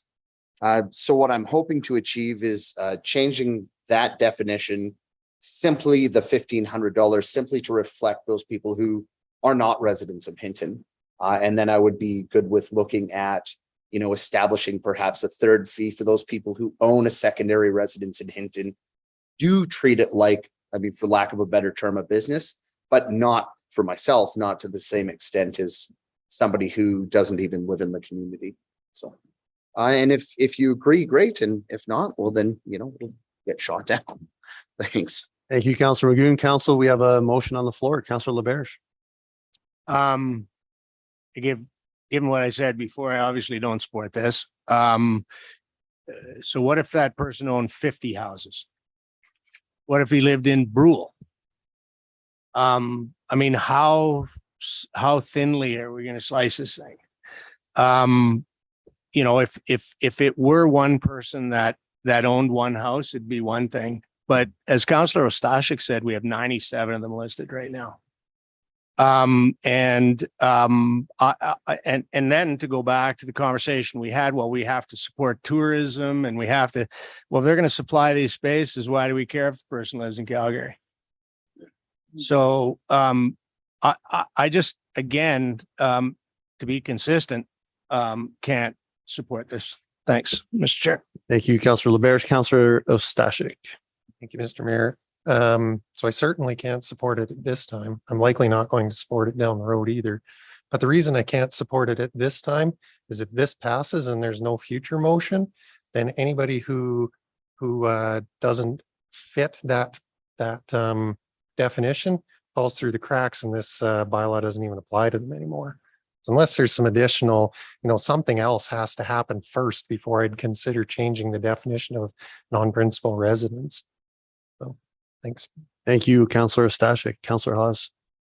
Yeah, I won't be able to support this either, the change in the definition of it as well, but because I also look at too, as we're talking about, as Councillor LaBerge said, it is a business. Is if you're buying another home to invest and to create revenue from, it's one thing being a principal, having a basement and choosing whether it's a short-term rental or a long-term rental. That's a choice of but this is the intent of a business. I'm investing in buying another home, investing and then bringing in revenue from it. Sure, yes, you have expenses, yes, but I still argue that those situations, if you're not making money at it, then why are you doing it? You're making money at it, and I can't say tying up a whole house or whatever for short-term rental, even if you live here. I can't support that at this time. Yeah, thank you. Thank you, Councillor Hawes. I'm going to be speaking against this, although I really like the creativity of it, because it is something maybe one day we may have to look at hypothetically. Again, if there was an influx, 100 people from Edmonton and Calgary bought homes. It's sort of like the international different laws in Vancouver for buying property if you're not Canadian, right? You're trying to kind of navigate and control that. So I don't think that's an issue today as much, but I think it's something we could visit at one point. So I like the creativity in order to give sort of a break from our residents here, but at the same time, my premise is still having some fair share paying towards you using your business as the actual service, which is the home. And to me, it's either through taxation or fees. So I still like the $1,500 fee for everyone, but very creative. Thank you. Council, anything further before I call this to question? Seeing none, we will open voting. Oh, sure. Laws. So the amendments being that it's the non-present principal residence definition in the short-term rental 1126, which is section 2.3. And it's the same definition in the business license fee bylaw 1126-2, which is section 24.32. In which case what you've tagged on when we add, which is owned by a non-resident as defined by section 24.37, refers to the business license fee bylaw. Thank you.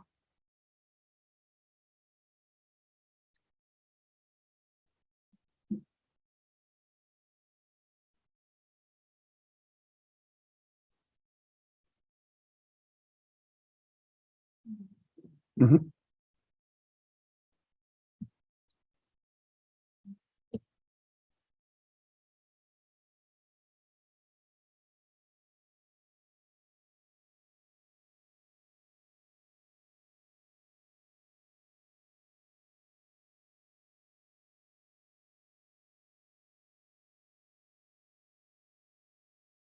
And voting is now closed, and that is defeated 5-2. Councilor Race. Thank you, sir. So my question for administration was, a non-resident is a person who is not a resident of the Hinton service area. So if you live in rural, you are a resident of the service area. Because rural is part of that. Okay, is that true? Administration.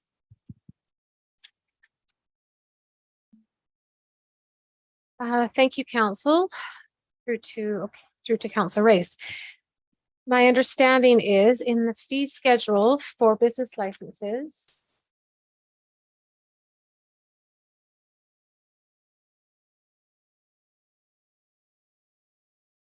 Oh, yes, rural is in their service area. So thanks, Minnie, for grabbing that real quick.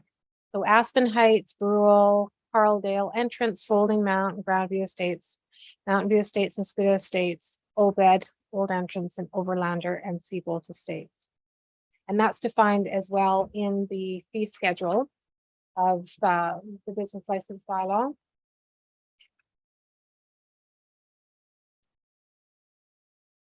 So if we had a whole bunch of people coming from Edson to buy homes in Hinton, that would be an issue. If we had a lot of people from out of province coming to Hinton and buying homes, that would be an issue. And they would be non-residents, but people who, live in the 24.28 that you've listed, they are considered residents of Hinton. Correct. Thank you. Thank you, Councilor Race. Council, any further direction, questions? What else would we like to do tonight?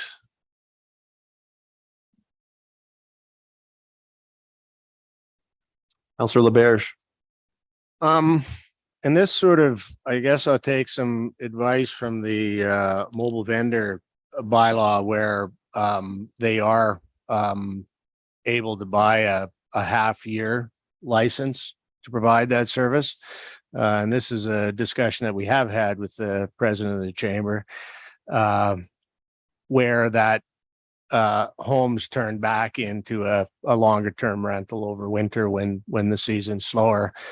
So maybe administration can help me out with this a little bit because I'm not quite sure what the exact wording is, but what I'm proposing conceptually then is that non-principal resident would have the opportunity to buy a half-year license to be able to rent that property. So obviously at half the fee to rent that property for a 6-month period.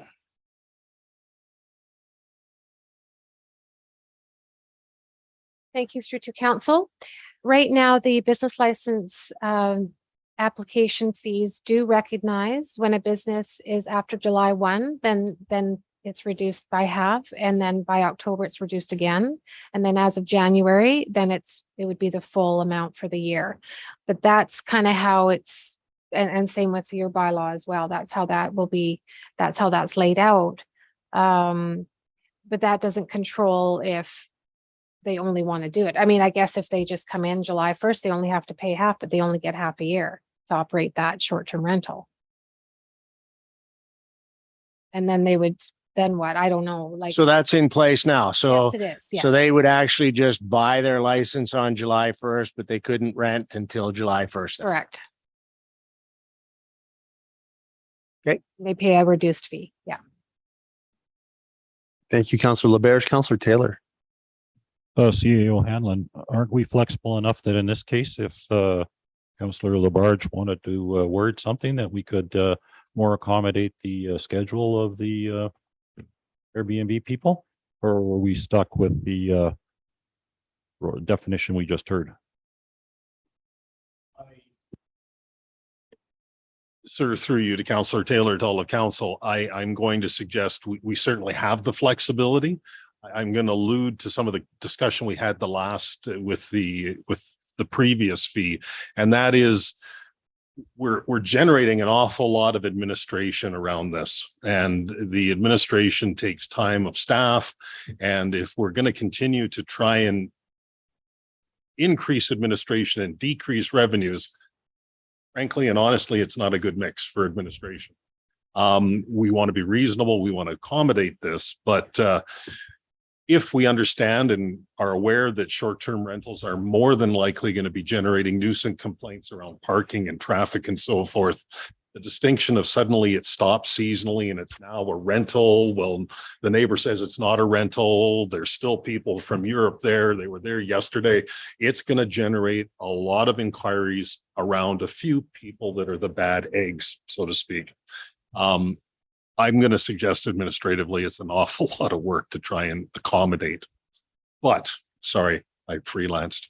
But can we do it? Can we do a date other than July 1st? I believe we could.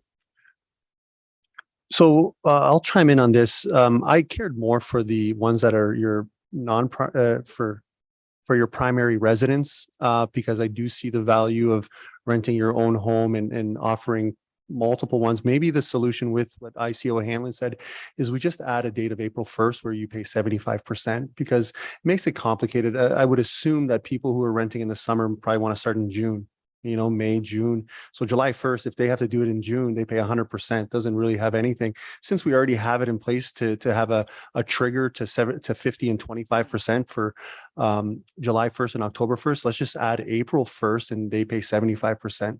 That to me is probably the most simplistic way. It gives a little bit of a break if somebody wants to, rent out their house long-term or to a long-term person.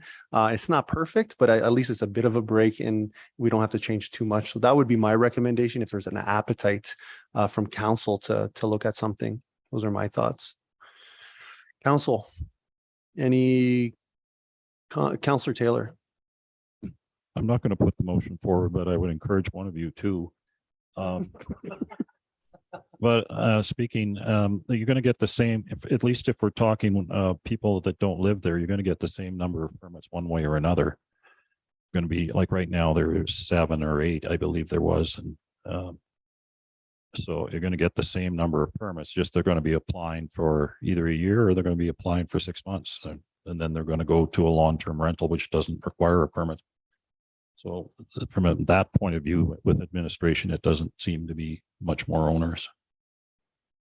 If they don't do what they say, perhaps it will, but.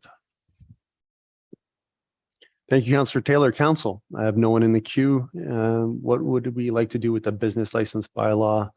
We still have a few motions potentially. Councillor Race. Thank you, Mr. Mayor. Here's my dilemma.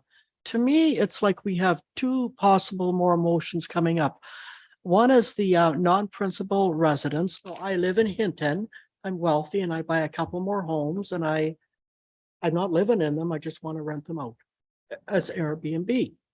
Then there's the non-residents, this person who lives in Whiteminster, and they're buying homes here. So that's where I can see two more motions coming up and two more figures. So it's a dilemma right now for me. I got to think this one out. Thank you, Councillor Race. Councillor Taylor. I misspoke. Sorry. Let me get my foot out of my mouth. I'd like to move that we amend business license schedule bylaw A to have a 6-month rental option for people that don't live there. Is that the non-principal residents? If we could keep the consistent, it would be non-principal resident. Yeah, I move that we amend the business license schedule A to allow a 6-month business license fee of $750 starting on May 1st.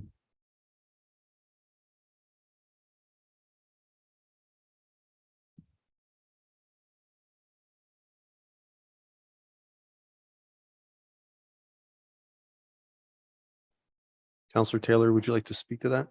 Just that it seems like a reasonable way to get a more reasonable fee for at least some people. That's all. Thank you, Councillor Taylor. I'll speak to this. I like where this is going. I don't like the date. If we're going to do just a flat 6 months, I would eliminate the date and give that flexibility, right? It could be April. And I would charge $50 more for that fee just to encourage them not coming twice a year, January 1st and July 1st, in order to use administrative time. So there's a small incentive to either get a 6 or a 12 months. So it's really close to what I like, but I would remove the date and I would make the fee $800 in order to encourage it. And then I think it's a pretty happy medium. Councillor Taylor. I'm good with that.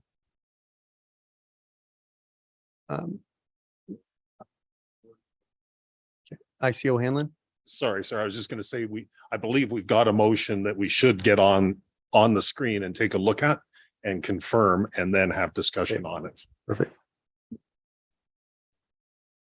I believe that's what came up with Marcel's change. Thank you. Thank you, Councillor Taylor. You're good with that wording? Yep, thank you. Council, we have a motion on the floor. Any debate, thoughts? Councillor Stashik. Mayor Michaels, I have a question for administration.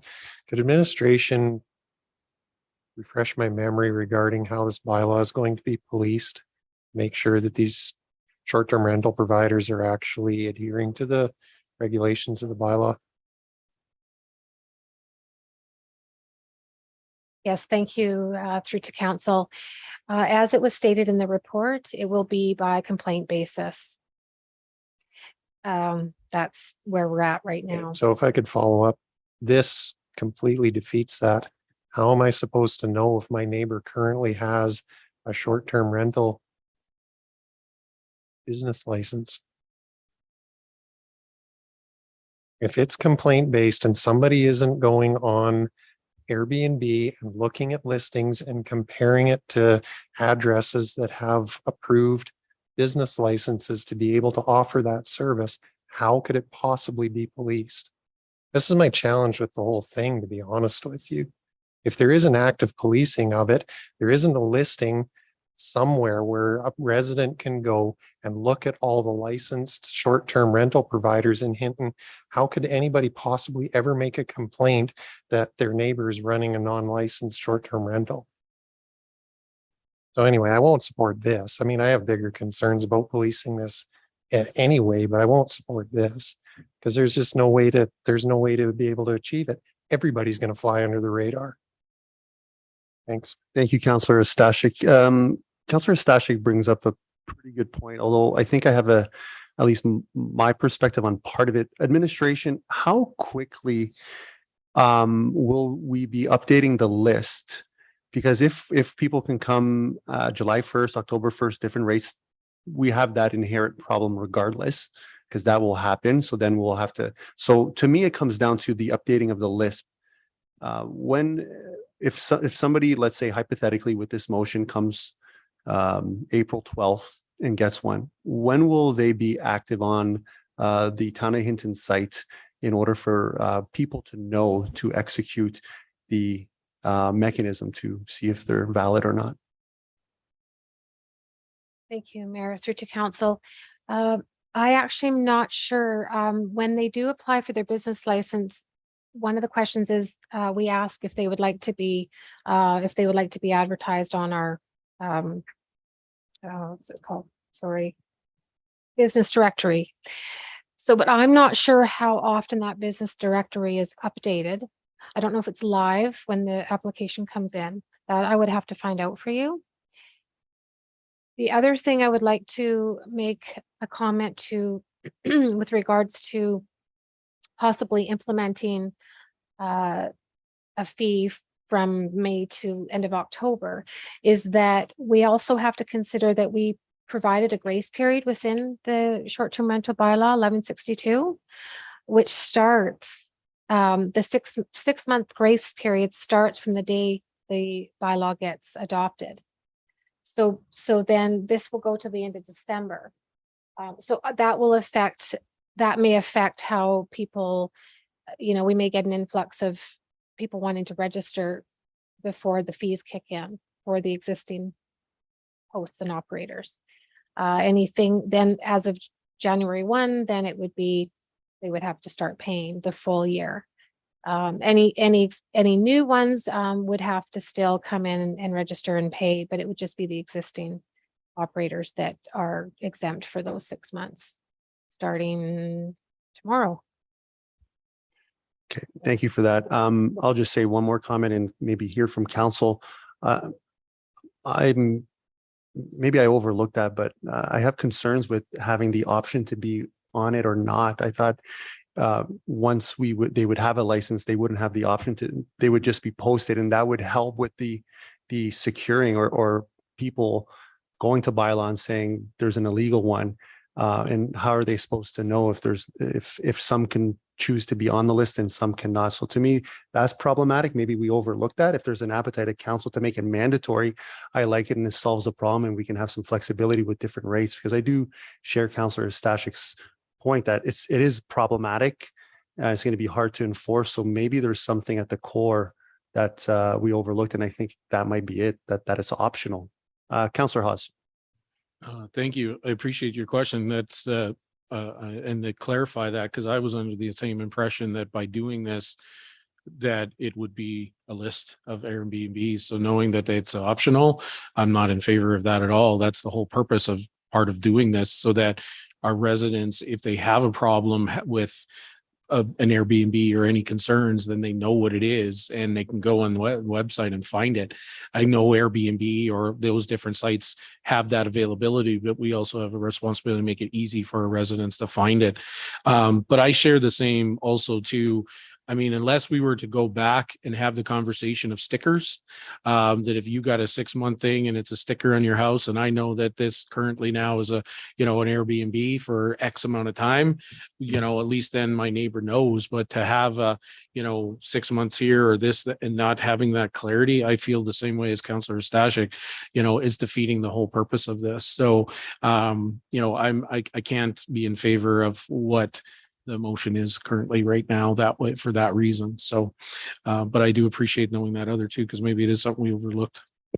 Thank you, Councillor Hawes. Councillor Stashik. Yeah, thank you, Mayor Michaels. So maybe that it's something that I overlooked in not mentioning it, but I mean, I've been clear the whole time that there is no listing on the Town of Hinton anywhere that lists the current business licenses for anybody. So I was just, going with the assumption that the short-term rental providers weren't going to be any different. They weren't going to be listed anywhere either.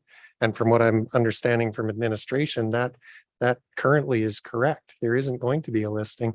It's a bigger conversation, but I actually think there should be a listing of all current business licenses. We get out-of-town service providers who come to town all the time providing service, and they're supposed to have a business license. Most of them don't. but you have no way of knowing other than phoning the town and tying up administrative time while they check to see if Joe's Fruit Vending has a business license to be selling fruit in the town of Hinton. So, I could be persuaded to support this potential motion if there's a listing where a resident could easily go and find out if a property in question actually has a current business license and authorization to operate as a short-term rental, then yeah, okay, no problem. But until then, I have a problem with this, and I actually have a problem with the policing of the whole bylaw, because there is no mechanism to be able to hold anybody accountable right now, other than, the fact that it's complaint based. I have no basis to make a complaint. Thanks. Thank you, Councillor Stashik. Councillor Race. Thank you, Mr. Mayor. If my question is not in line with the motion that's on the floor right now, I'll certainly withdraw, but I got to get this out of here. We have short-term rental principal residence, and now that is 165 a year. Then we have short-term rental non-principal residents. Those are people who live in our service area, live in town. What are we doing for the people who are non-residents and buying homes here? Should that not fall in here somewhere? ICO Hanlon. Thank you, sir. Through you to Councillor Race, to all of council. Currently, the bylaw is not making a distinction. You are either a principal, and if you go to page 117, 24.4, you'll actually see the definition for principal residence. Means the usual place, regardless of where you may live. It's means the usual place where an individual makes their home for the majority of the calendar year and lives within that residence or the residence a minimum of 240 days per year. And for these purposes, a person cannot normally reside at more than one dwelling or location. So that currently is not making a distinction whether you live in rural or you live in Toronto. If you're not the principal, if it's not your principal residence, frankly, it's a for-profit venture of some sort, and he is currently being considered as such under the proposed bylaw. Okay, thanks. Thank you, Councillor Race. Councillor Taylor. Is it considered proprietary information to have whether or not you have a 6-month or a 1-year business license put on our public website so people could look at it? Is that private information? Yes or no? Sir, if I could, through you to Councillor Taylor, I think administratively, we're going to need a bit of time to take a look at this. The concern is a FOIP 1. So with municipalities, you are going to be given a chance to have your information placed on a business register, and you have to give people a chance to either say yes or no, opt in or opt out. I think there's another way that this could be done, but I would quite honestly need time to do that. And I'll share with you what my thoughts are very preliminarily. Municipalities, regardless of FOIP, regularly post and advertise the approval of development permits. Doesn't have personal information. It just says that at such and such a location, a deck has been approved, a new home has been approved, a new business has been approved. There's no personal information in there. I think we could similarly do something that may accomplish some of the concerns of council that, I'm thinking almost of a GIS layer where you could identify approved short-term rental locations and not run afoul of the FOIP regulations. But I would need a bit of time to investigate that, whether it's a table on the website or possibly as sophisticated as a level on our GIS. Councillor Taylor. Well, then, yeah, I would urge you to support this, and I'll put a motion forward to ask administration right after this to come up with a suitable way of identifying short-term rentals by long-term, short-term without giving away confidential information. Just then you look on the website, you see that it's 6 months up at this time, and then you see a constant stream of people coming around that guy's house or girl's house after November 1st. You know that it's still an Airbnb or something like that, not a winter rental. To me, it's not. If administration can do what Paul says, then I think we've got the problem solved. Thanks. Thank you, Councillor Taylor. Councillor LaBerge. I would rather go in the other direction. Let's make sure we can do that first, effectively, cost effectively. As it goes for this year, we're through it now. With the bylaw being passed, there's 6 months where you don't have to have one anyhow. So I think before I would support it, given the comments that ICO Hanlon gave, if we keep demanding more and more, it was the initial point that I made on the principal residences, that this business needs to cover its costs. And so I would prefer this being a reported industry that we can allow citizens. And again, I go back to it and I say, when I buy a home, I have a reasonable expectation that there's not going to be a business next to me. If I buy a home that's in a business region, it's probably going to be a business next to me. And I think that citizens have the right for that not to be the case. And I think we need a system to be able to deal with this issue before that makes sense, I think. My humble opinion. Thanks. Thank you, Councillor LaBerge. Councillor Haas. Yeah, I agree with Councillor LaBerge. Until that mechanism in place, I couldn't support this.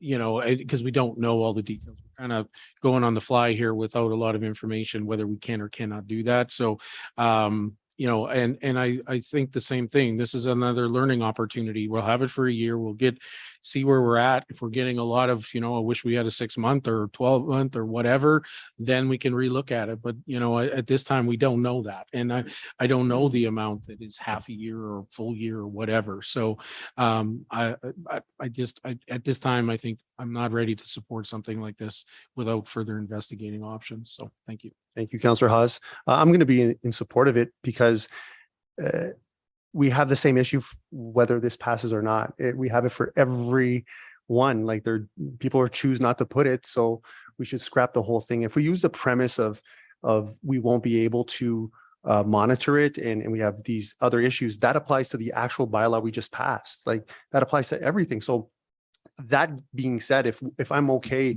moving forward with the bylaw with a lot of holes in it when it comes to making sure people are accountable, we have that already. So if we have that, I'm going to base it just on the principle of giving an incentive for long-term rentals for 6 months of the year, cut their costs. It's $800 and it puts long-term rentals back on the market when we need them in the winter. So it sucks that we are going to have a hard time to monitor this, but we have that regardless whether this passes or not. So to me, I'll support this, and we'll have to work out everything together, hopefully in the next 6 months.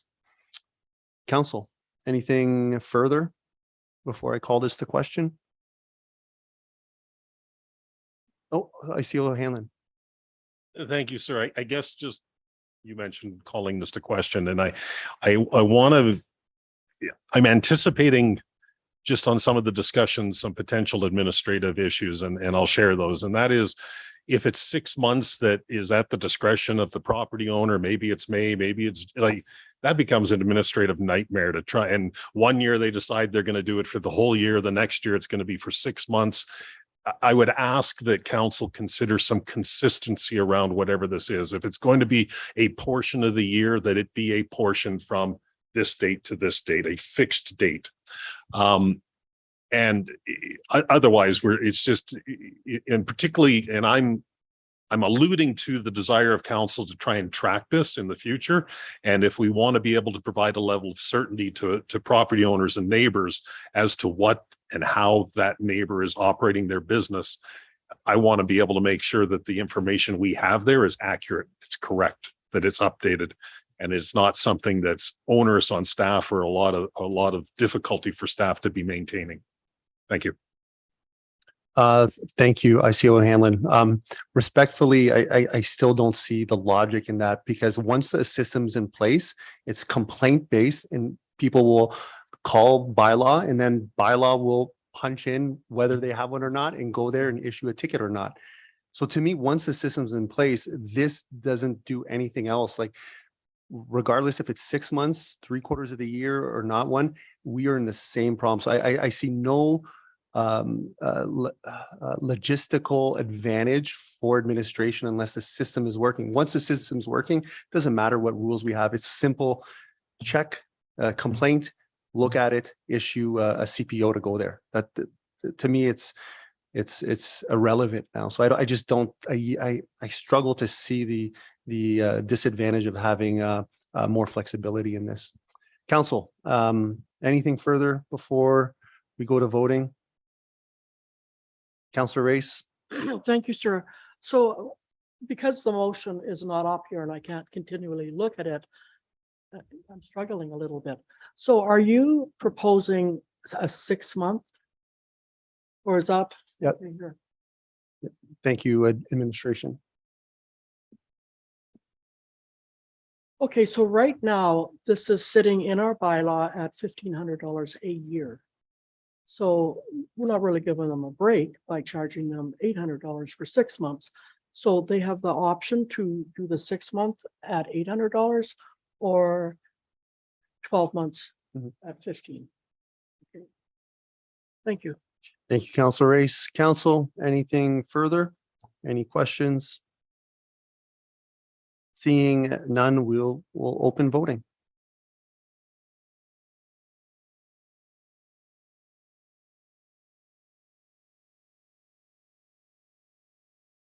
And voting is now closed. And that is defeated 4-3. Council, we have potential options for today. Any? Councillor Taylor. Oh, sorry, I was just trying to. Councillor Magoon. Thank you, Mr. Mayor. I'd like to move that council give business bylaw number 1126-2 first reading as amended. Thank you, Councillor Magoon. Would you like to speak to that? I mean, just briefly, we need a business, we need a business license bylaw. At the end of the day, even though, you know, I don't necessarily agree with the non-principal residence fees. Something has to move forward, and this is, I think, the best I'm going to get right now. So, thank you, Councillor Magoon. Council, we have a motion on the floor. Councillor Race. Oh, I'm sorry. That's okay. Councillor Race. Council, any further debate? Seeing none, we'll open voting.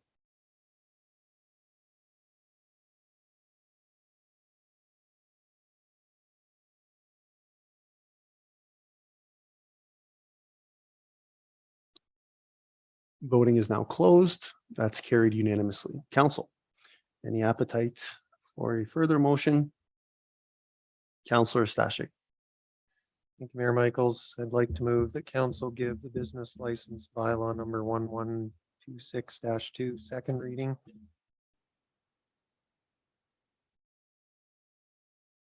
And would you like to speak to that, Councillor Stashik?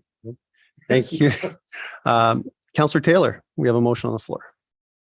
I just have kind of I don't want to make a mistake again. I just want to understand the procedure. I don't mind voting to move it on, but when it comes to the final reading, I'd like to have time to think about whether I'm going to finally approve a bylaw that has $1,500 for a non-principal residence. So if I vote yes, if I vote no, then, and you guys vote yes, then that's it, and it gets delayed, and I have a chance to think about the third reading. Is that correct? Administration? That is correct, sir. If we do not have unanimous consent, then it does not proceed to third here this evening. Okay, thank you. Thank you, Councillor Taylor. Councillor Stashik. Or just to clarify, my understanding is you can pass second reading, but there is a vote for unanimous consent, which has to be unanimous to send it to third today. So if anybody votes against sending it for third reading, then it doesn't go for third reading today. Councillor Taylor? Yes, no. Thank you. Councillor Taylor. Council, we have a motion for second reading.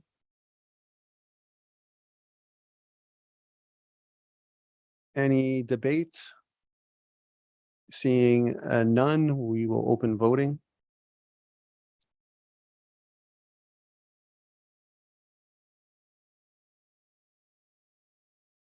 And voting is now closed. That is passed unanimously. Council, any appetite to seek unanimous consent? Councillor Haas?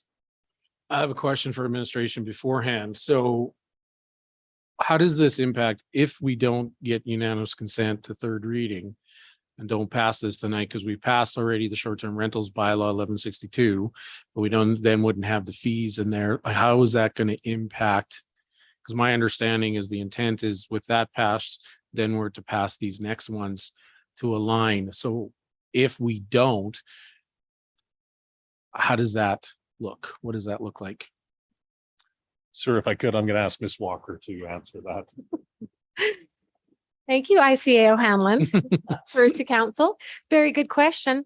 That's the whole reason we brought it forward this way, is so they would align so we could start charging right away. Yes, we do know there's a grace period for those existing people, but the ones that we have had some calls and people are waiting, that we expect people tomorrow to come in and make application. I'm not sure that's administrative or like maybe a legislative question. How do you, yeah, we wouldn't have a fee in place in order to. So then maybe they would get off not having to pay. So if I may, Mayor Michaels, I guess then I have a suggestion. If there are counselors that have a concern with that, this is the opportunity to make those amendments so that we can move forward with it potentially. So it's just something to consider. If there is concerns over other parts of it, that's why we're here this evening and can hash it out. We've hashed out a lot of other things. So because I'd like to see, we do have residents that are waiting, to see how this goes and want to get working on this, knowing that we have a short-term rental bylaw in place. So thank you, Mayor Michaels. Thank you, Councillor Haas. Councillor Magoon? Yeah, thank you, Mr. Mayor. Yeah, for myself, this is, I think, one of those will of council things. It's like, we need the business license bylaw to function day to day. I lost the vote on the non-residents fee, but again, tomorrow morning, the doors are going to be open and we have to be able to do business. Without this, we can't really do business. It would be like setting a budget, but then not passing the tax rate. It's just, you need one for the other. So. Thank you, Councillor Magoon. We currently don't have any direction on the floor. Oh, Councillor Magoon. I'll make the motion. I'd like to move the council seek unanimous consent for third reading of the business license bylaw, number 1126-2.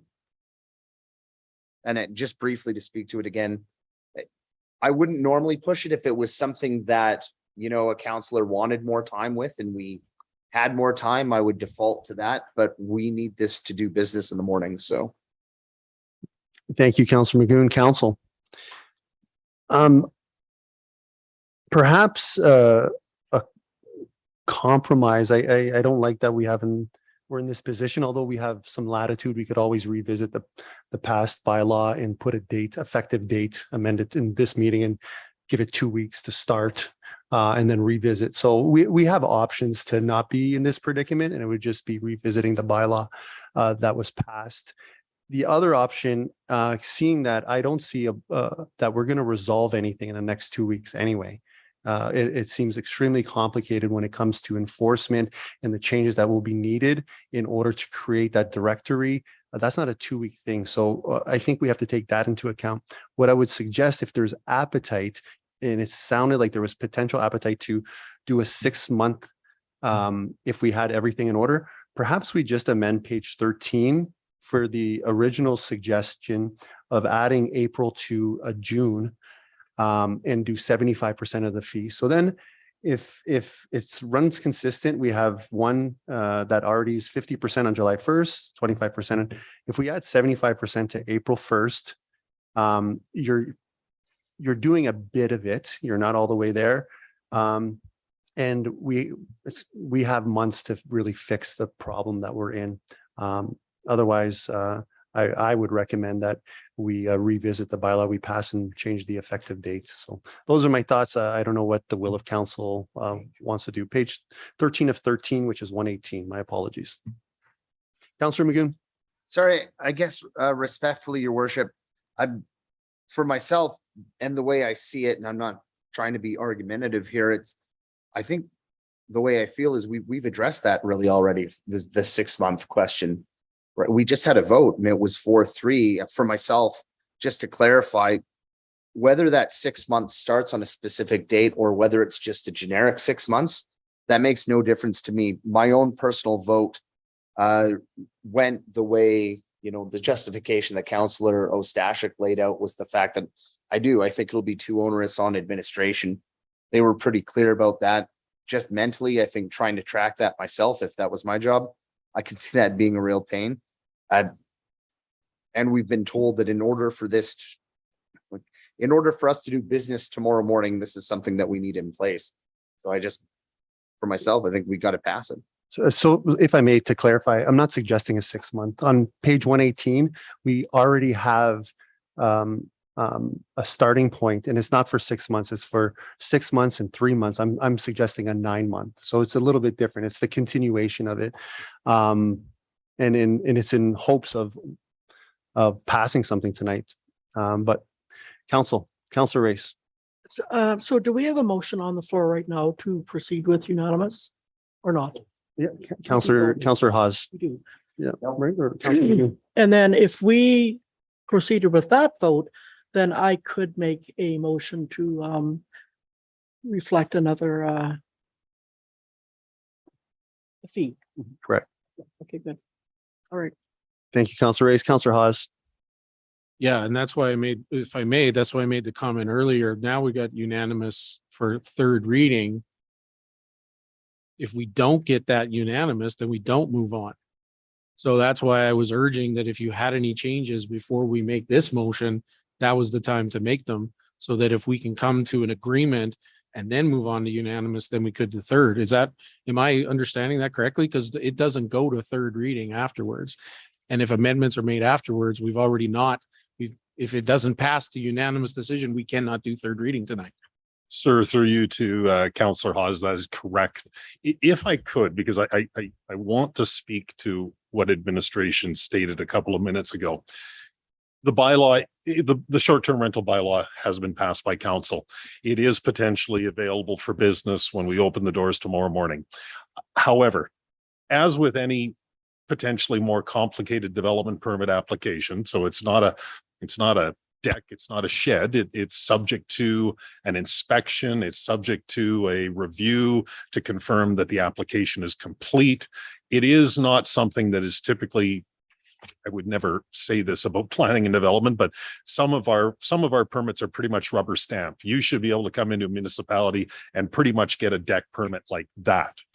This is not one of those permits. One of the conditions that will be in any development permit issued by the town of Hinton will be that you get a business license. So that's one of the conditions you meet after this is approved conditionally by the town of Hinton.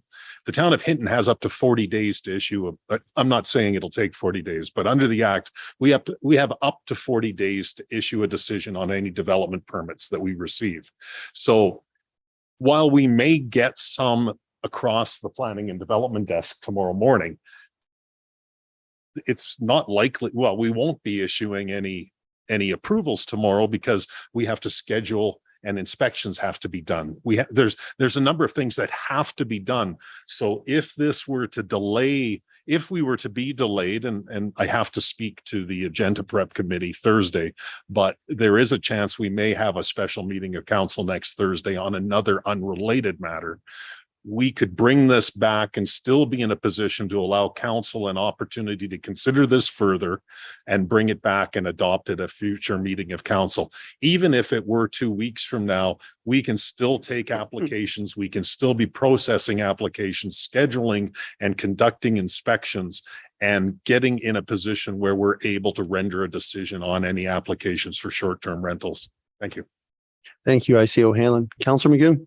Thank you, Mr. Mayor. Then given that information, I'd like to withdraw the unanimous consent because we've had councillors indicate they'd like that extra time. So if it's possible, yes.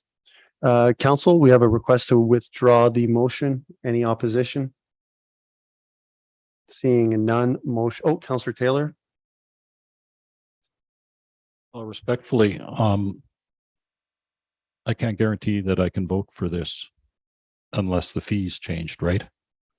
So Counselor Magoon is asking to withdraw his motion, so there would be no motion to go to third reading.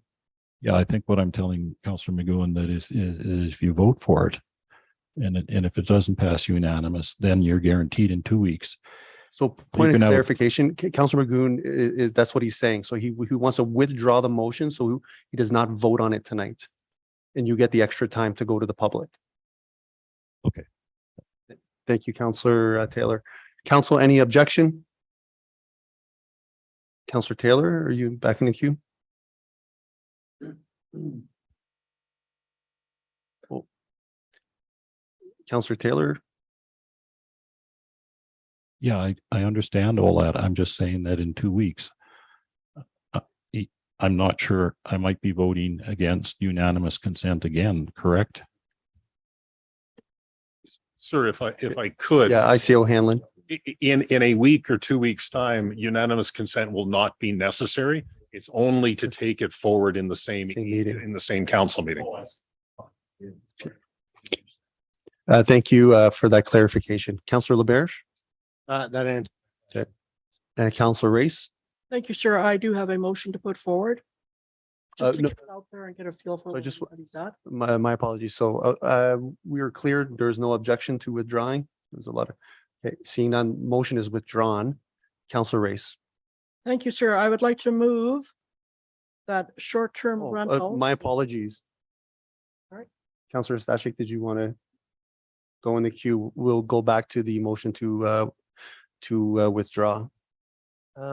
Yeah, I actually would like to get a called question. I think it's important. This has been on the table for months. We've known these rates for, I don't know when the last time we talked about this was, a month, 5 weeks, 6 weeks ago. It's not like this is new. We've known these rates for weeks. I don't know why we need to delay to go back to the public again, unless there's some proposed changes. Nobody's proposed any changes, you know, other than to drop the primary residence one. So I don't really see why we need to delay it to go back to the public again when there hasn't really been any change. So I would like to see it get called to question, please. Okay. Thank you, Counselor Stashik. With that, we will go to a standard vote for, well, it just takes one counselor, it takes one opposition in order to challenge the withdrawal of it. So I have to park your question because it's enough. We already have one. There's no, yeah. There can be no discussion on this. You have to now consider the withdrawal and then there. Correct. Yeah. So now we have a motion on the floor. We are going to vote in order to withdraw. And can we debate this, IC O'Hanlon? Yeah.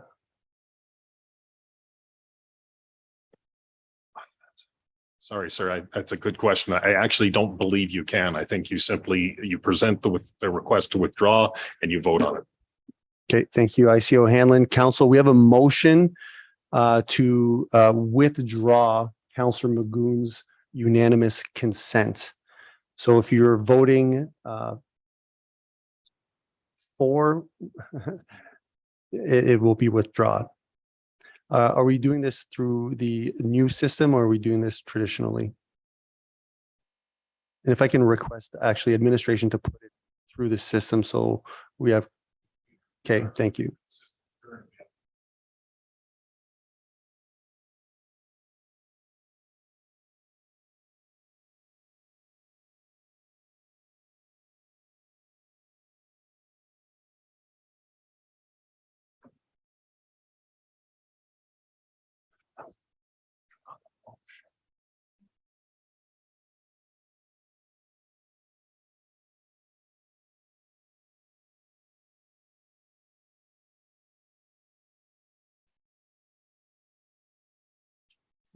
Just Councillor Taylor, your vote. Oh, I'm sorry. Yes, means. And voting is now closed. And that is defeated. So the motion is on the table. Okay.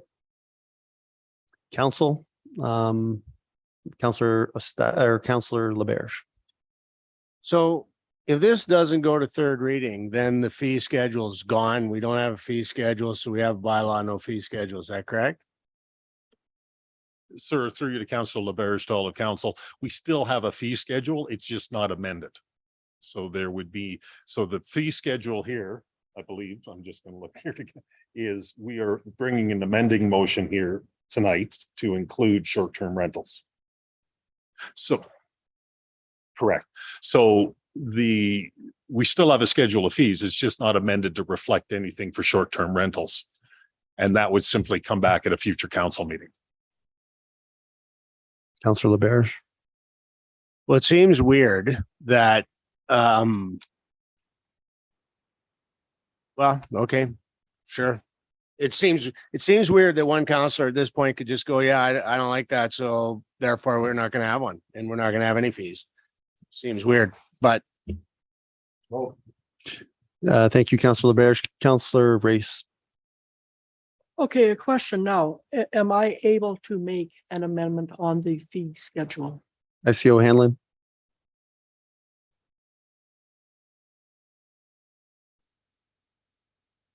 Yeah, we do. As the unanimous, so it's received unanimous consent to go to third reading. And so now really there can't be any further, really there has to be consideration of third reading. I do want to come back to council and just state that this simply means we don't have a business license fee for short-term rentals that are not the principal residence. And that simply means that we need a week or two to bring the bylaw amendment forward. And so we simply can't fully process an application. I will state, as I said earlier, it is unlikely, even if we had somebody here at 8 o'clock tomorrow morning, that we would reasonably be in a position that we would be issuing something within that 2-week window. Counselor Race. But right now it sits at $1,500 for non-principal in that fee schedule. It's proposed, but the amendment has not passed. So the $1,500 is not currently in the schedule of fees. Am I able right now to make a motion? Counselor Race, because we're seeking unanimous consent and there's a motion on the floor, we have to deal with that. The question would be, if that is defeated, is the item still open and we can still make changes to second reading? No, I'm sorry, sir. When this comes back, council can consider whatever amendments they may wish to regarding this matter when it comes back for third reading, but not tonight or later tonight. Thank you, Counselor Race. Counselor Magoon. Yeah, thank you, Mr. Mayor. And if everybody's on the same page, great. I heard some things that I just want to clarify. What we're voting on right now is the ability to vote on this for third reading tonight. If it fails, it's not dead. That language has been used a number of times. It will come back later to vote on third reading for. That's important to get out there.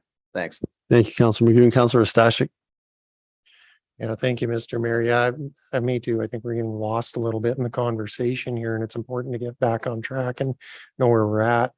In addition to what Councillor Magoon was saying, I don't want to muddy the waters, but my understanding is whether unanimous consent is achieved or not, there can still be amendments proposed and voted on by council that will come back with third reading if they pass.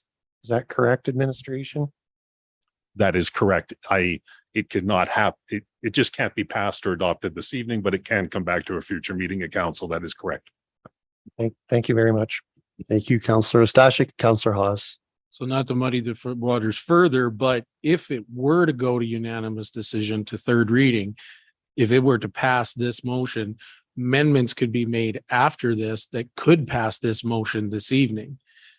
So if I'm correct, because I don't want to delay. My intent is not to delay this any further. I don't know what's going to change from now until then. If people have problems with the fees, then this is the time to have the conversation and get this moving.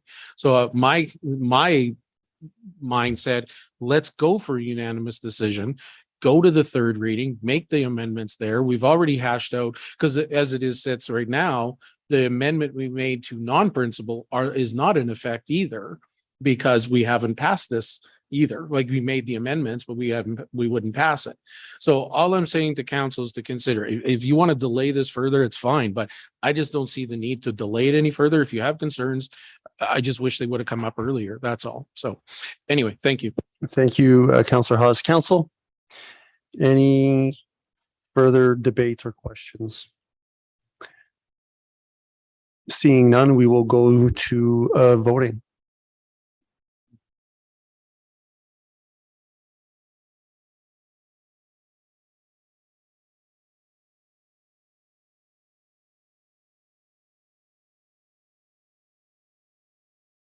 And voting is closed. And that is defeated. And council.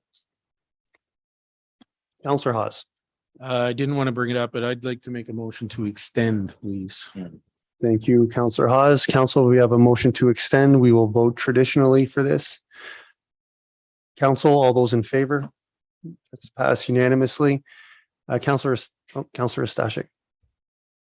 I don't want to put anything on the table. I just want to encourage council that if there are thoughts about additional amendments, changes to this, to the fee schedule, let's talk about them tonight. Let's get those amendments put forward tonight, because then you've actually got something that if the concern is going to the public and talking to the public about something, then at least you've got something you can take to them. If there's no amendments or anything, there's nothing to go back to the public with, because nothing's changed. So thanks. Thank you, Councillor Stashik. Council. Councillor Race. So I would like to make a motion. I would like to move that short-term rental, non-principal residents reflect a fee of $750 a year in the fee schedule.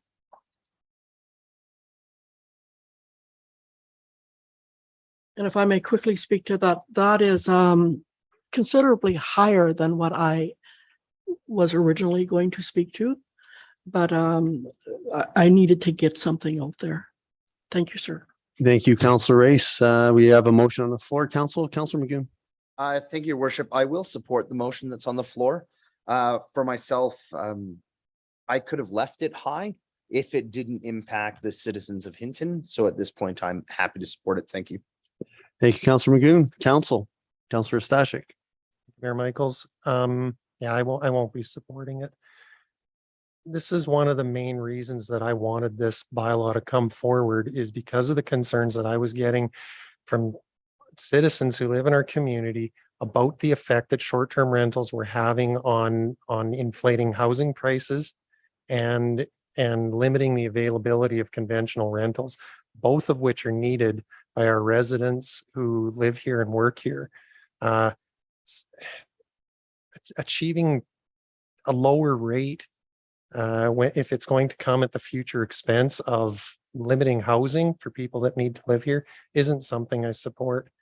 And I have another question too. I don't understand the logic of whether the people live in Hinton or not. I don't understand what difference that makes. If they're tying up housing stock and they're buying 30, 40, 50 houses so that they can have them on the short-term rental market, what difference does it make if they live in Hinton or Botswana? That doesn't make sense to me, other than the flack that a person might get from the community, from those people, because they see them at Walmart. I don't know. That makes no sense to me. Thank you, Councillor Stashik. Councillor McGoon, did you want to? I do. I'd like to start by saying I do take some exception with that, because the undercurrent tone there is that the reason I'm making the decision that I'm putting out there is important is that it's due to political pressure. I don't think that's fair. The reason, and I will answer your question, is that if you look at areas like the lower mainland of BC, this is absolutely an issue where there's property capital investment from areas of the world outside of even BC or these communities, and that has a major impact on property value. So to answer your question again, that's the reason why it's important to me to identify non-residents of Hinton. Thank you. Thank you, Councillor Magoon. Councillor Estache, did you want to reply? I do. I don't want to get a personal debate going, but again, if the concern is an increase in property value, again, what difference does it make if they live in Hinton or mainland China? It doesn't make any difference. If they're buying up houses and putting them on the short-term rental market and it's driving up the cost of housing in our community, I don't understand what difference it makes where they live. Frankly, I think two criteria to address the same concern, one being that they live in Hinton, one that they don't, is protectionist, and I don't think that's right. Thanks. Thank you, Councillor Stashik. Councillor Taylor. While this is higher than I like, I will vote for this because it's a vast improvement over the last number. Just want to get that out there. Thank you, Councillor Taylor. Councillor Race. Thank you, Mr. Mayor. You know what, when we talk about home prices here and people not being able to afford a home, you know what's causing us not to be able to afford a home and what's causing home prices to go down right now is prime going up. Prime's going to go up again in July. People are not going to be able to afford a mortgage. That's what's affecting us right now. So this right now is the least of our concern. What's going to be happening in July and August, that's going to be brutal. Thanks. Thank you, Councillor Race. Council, any further debate before I call this to voting? Seeing none, we will open up the vote.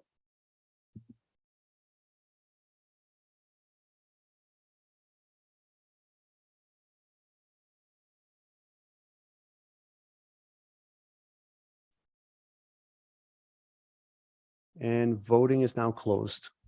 And that was defeated 4-3. Council.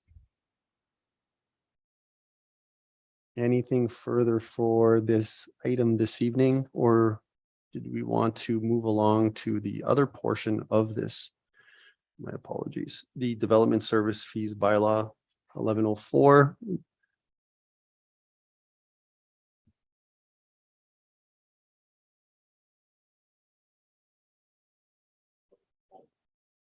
Yeah, let's call a 6-minute recess. Thank you.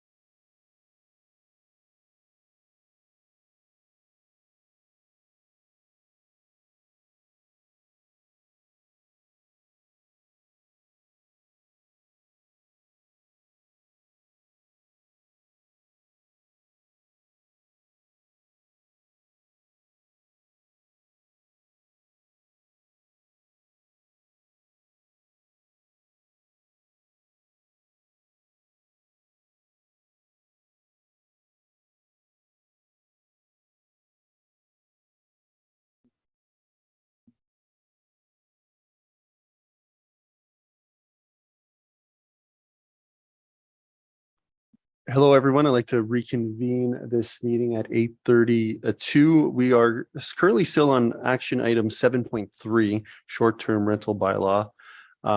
We have a third component that we have not discussed yet, which is development service fees bylaw 1104-4, or we can still finalize the other ones that we have discussed. Councillor Hotz. Yeah, I'd like to move that council give development services fees bylaw number 1104-4 first reading as presented.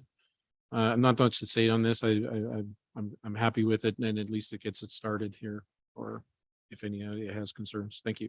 Thank you, Councillor Hawes. Council, we have a motion on the floor. Any debate or questions?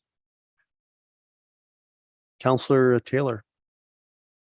I just want to clarify, this just covers the development fee, correct? Administration. Yes, thank you through to council. This just actually puts in the criteria for short-term rentals, the home occupation as a home-based business. So the fee was already set at $75. This actually puts the wording into the fee schedule. That's the only fee it covers. Correct. Thank you. Thank you, Councillor Taylor. Council, any further questions or debate? Seeing none, we will go to voting.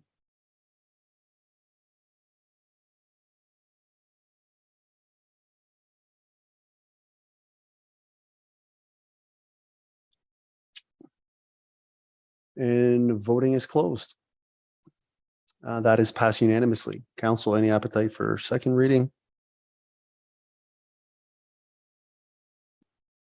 Councillor Stashik. Mayor Michaels, I'd like to move that council give the development services fee bylaw number 1104-4 second reading as presented. Thank you, Councillor Stashik. Council, any debate, questions? Seeing none, a call to question or go to voting.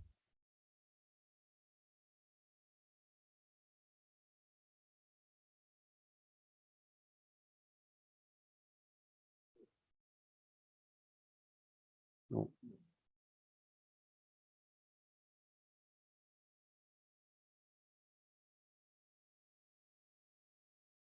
And voting is now closed. That is also passed unanimously. Council, Councillor Hawes. I'd like to move the council seek unanimous consent of the development services fees bylaw number 1104-4. Thank you. Thank you, Councillor Hawes. Council, we have a motion for unanimous consent. Any debate, questions? Seeing none, we will open voting.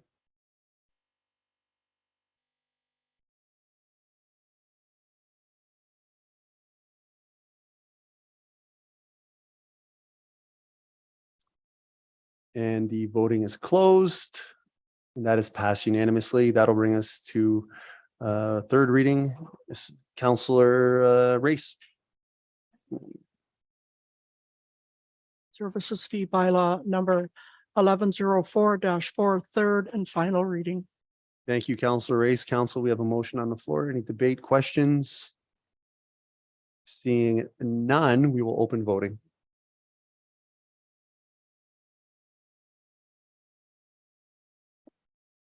And voting is now closed, and that's passed unanimously. Council, anything further for this item this evening? Councillor Stashik. Thank you, Mayor Michaels. Sorry, it's not regarding the development services fee bylaw, but it is related to something that we talked about earlier. I'd like to make a motion.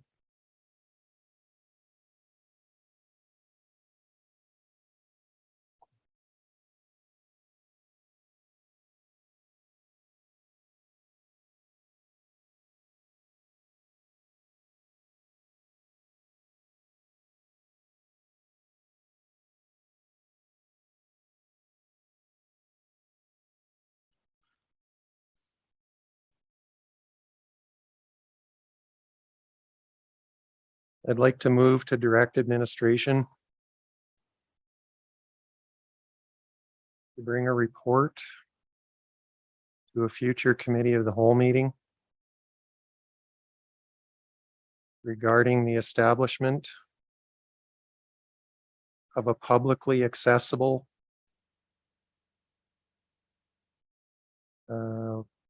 list of business license holders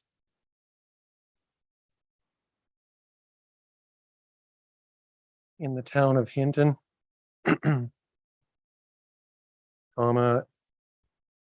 especially pertaining to short-term rental providers.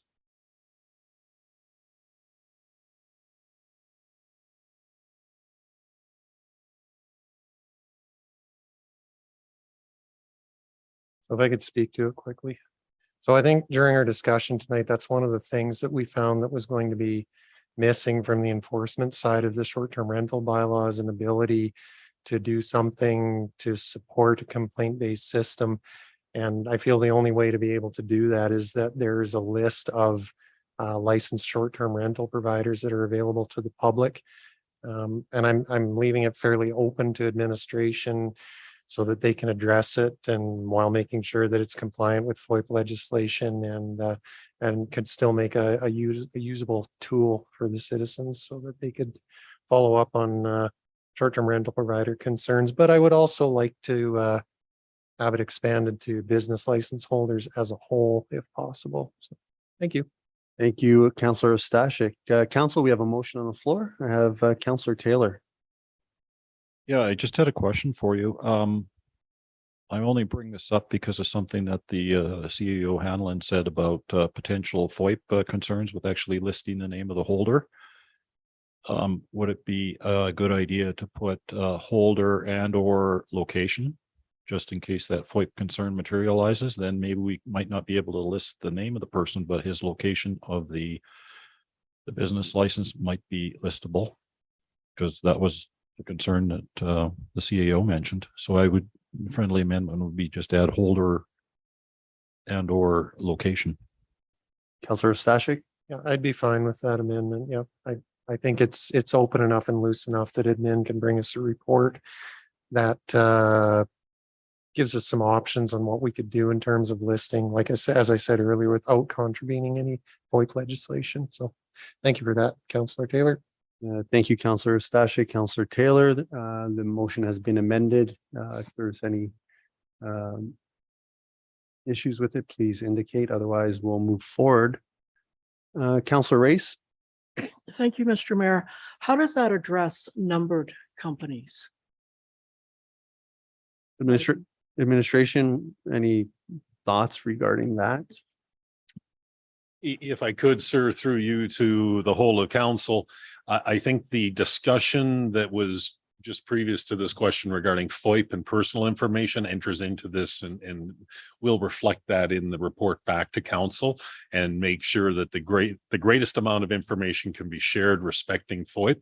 And actually numbered companies are far less of a concern from us from a FOIP perspective, because there's no personal information in a 1, 2, 3, 4, 5, 6 Alberta Limited. So thank you, Councillor Race. Council, any further debate, questions before I call this to voting? Seeing none, we will open voting.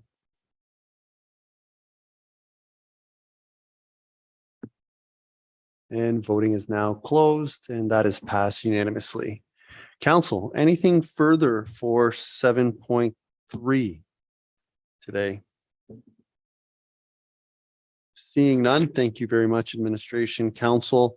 That'll bring us to 7.4 Land Use Bylaw Amendments 1088-17 Land Use Bylaw Edits Overview. ICO Hanlon.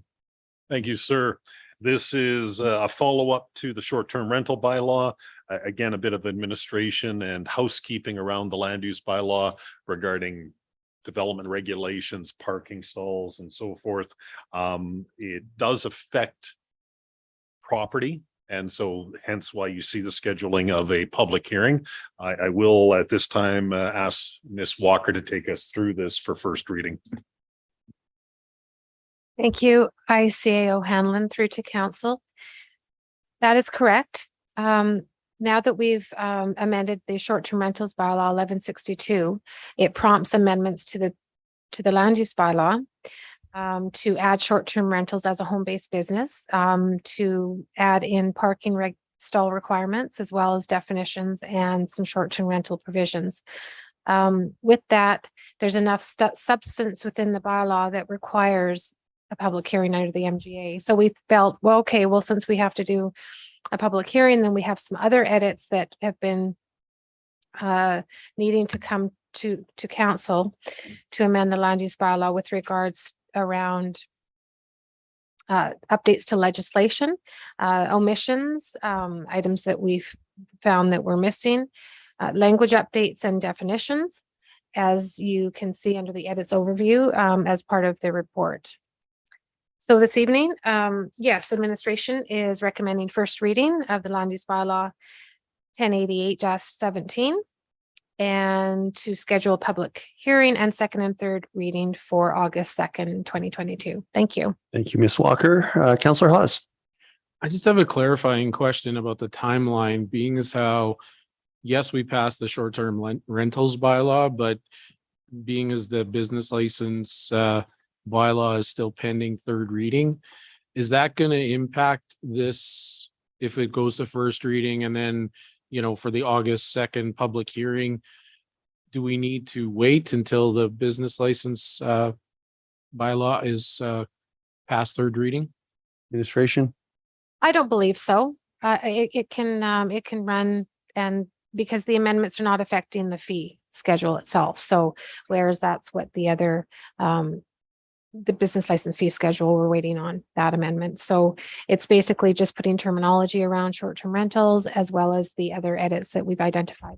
Yes. Okay, thanks. I appreciate that. So if I may, Mayor Michaels, I'd like to move that council give the land use bylaw number 1088-17 first reading, and that council schedule a public hearing on August 2nd, 2022 at 4 p.m. in the council chambers to hear public comments on bylaw number 1088-17.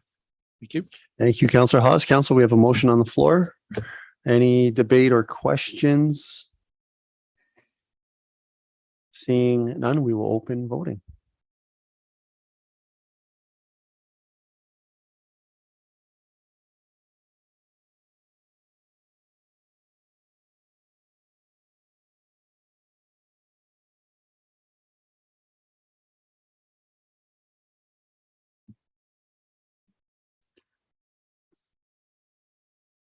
And voting is now closed. And that is passed unanimously. Council, anything further for this item? Councillor LaBerge. Thanks, Mr. Mayor. Question, so on, I don't know, page 132, down on 37, it says that a home-based business will include home occupation and short-term rentals. In brackets, we have including bed and breakfast. Now, we're taking bed and breakfast out of there though, right? Like bed and breakfast doesn't exist anymore. They're short-term rentals, correct? Administration. Yes, thank you. Through to council. We still have a definition for them in the land use bylaw. They are considered a short-term rental though, because they are as well up to 30 days consecutive. So we're considering them, but they're still identified as in the bylaw as a bed and breakfast. Yeah, I guess it's kind of a. Councillor LaBerge. I just like to follow up. I guess my question then is why? Well, it kind of is a different use, and it is only allowed within the principal residence only. So you can't have a bed and breakfast like in a non-principal residence. You can only have it in a principal residence. All right, thank you. Just trying to make this as simple as I can. Thank you, Councillor LaBerge. Council, any further questions for this item? ICO Hanlon.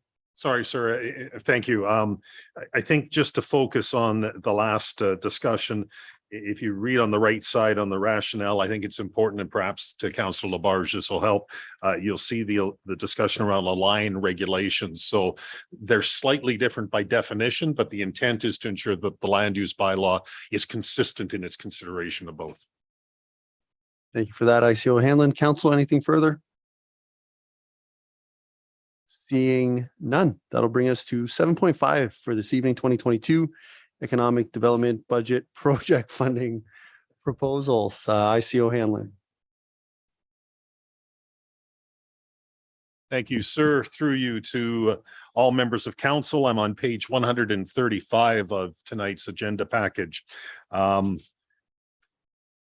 So at the June 7th meeting, council accepted an information report regarding the reward of just over $18,000 in 2022 economic development supports to 3 separate projects. After these awards, there remains available approximately $70,495 in funds to be considered for the support of economic development initiatives in 2020. administration has been seeking suitable partnerships and other funding opportunities for the remaining monies that may be invested this year. The following two proposals have been reviewed by administration or brought before council for funding consideration this year. They are substantial. They're more than what we've been doing administratively thus far. And my feeling was that I was wanting to see some supportive council for these, because we are dealing with two proposals, one for $40,000, one for $25,000. And so I will quickly take you through both these. The first proposal from the Hinton District Chamber of Commerce. This is consistent with what we heard earlier. This is the Destination Marketing Administrator for 2022. The request is for $40,000 in that year. Administration, in bringing this forward, and you've touched on this already, sir, notes that this request is effectively a multi-year funding request.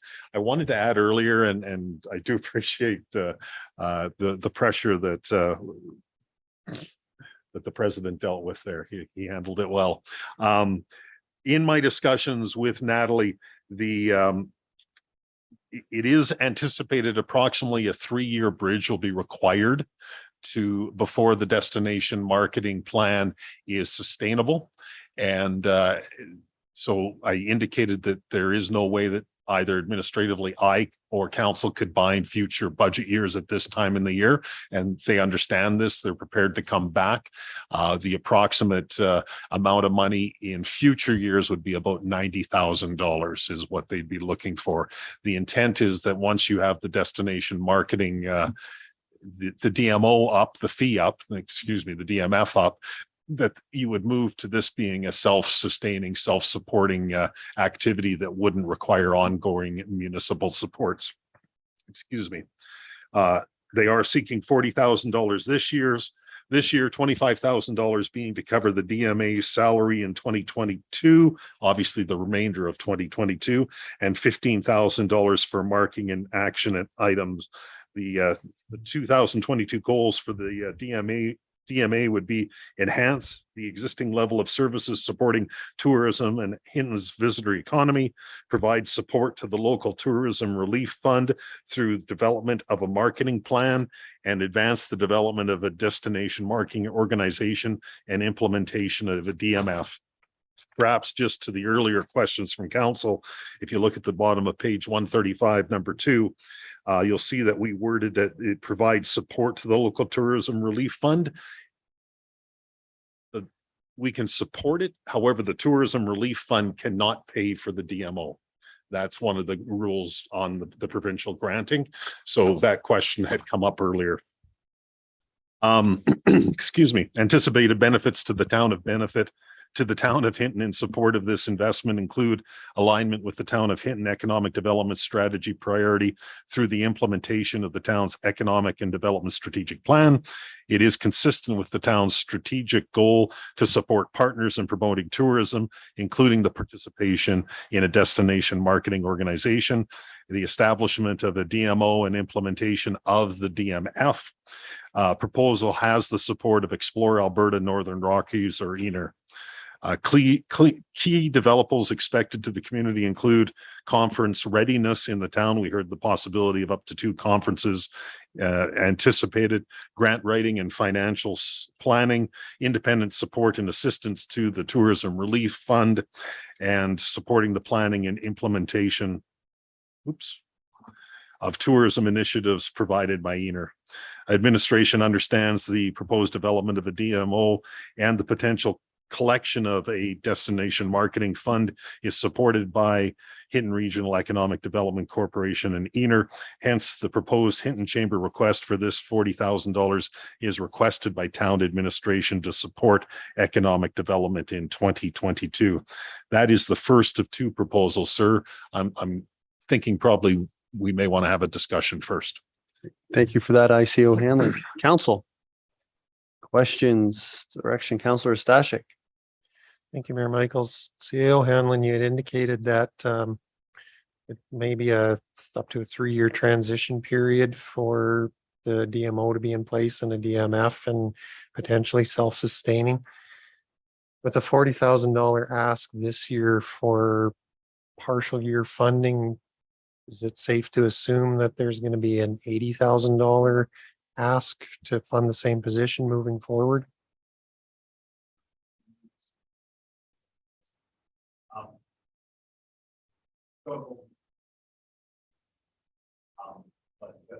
For indication is that anticipated the chamber coming to need budget discussions.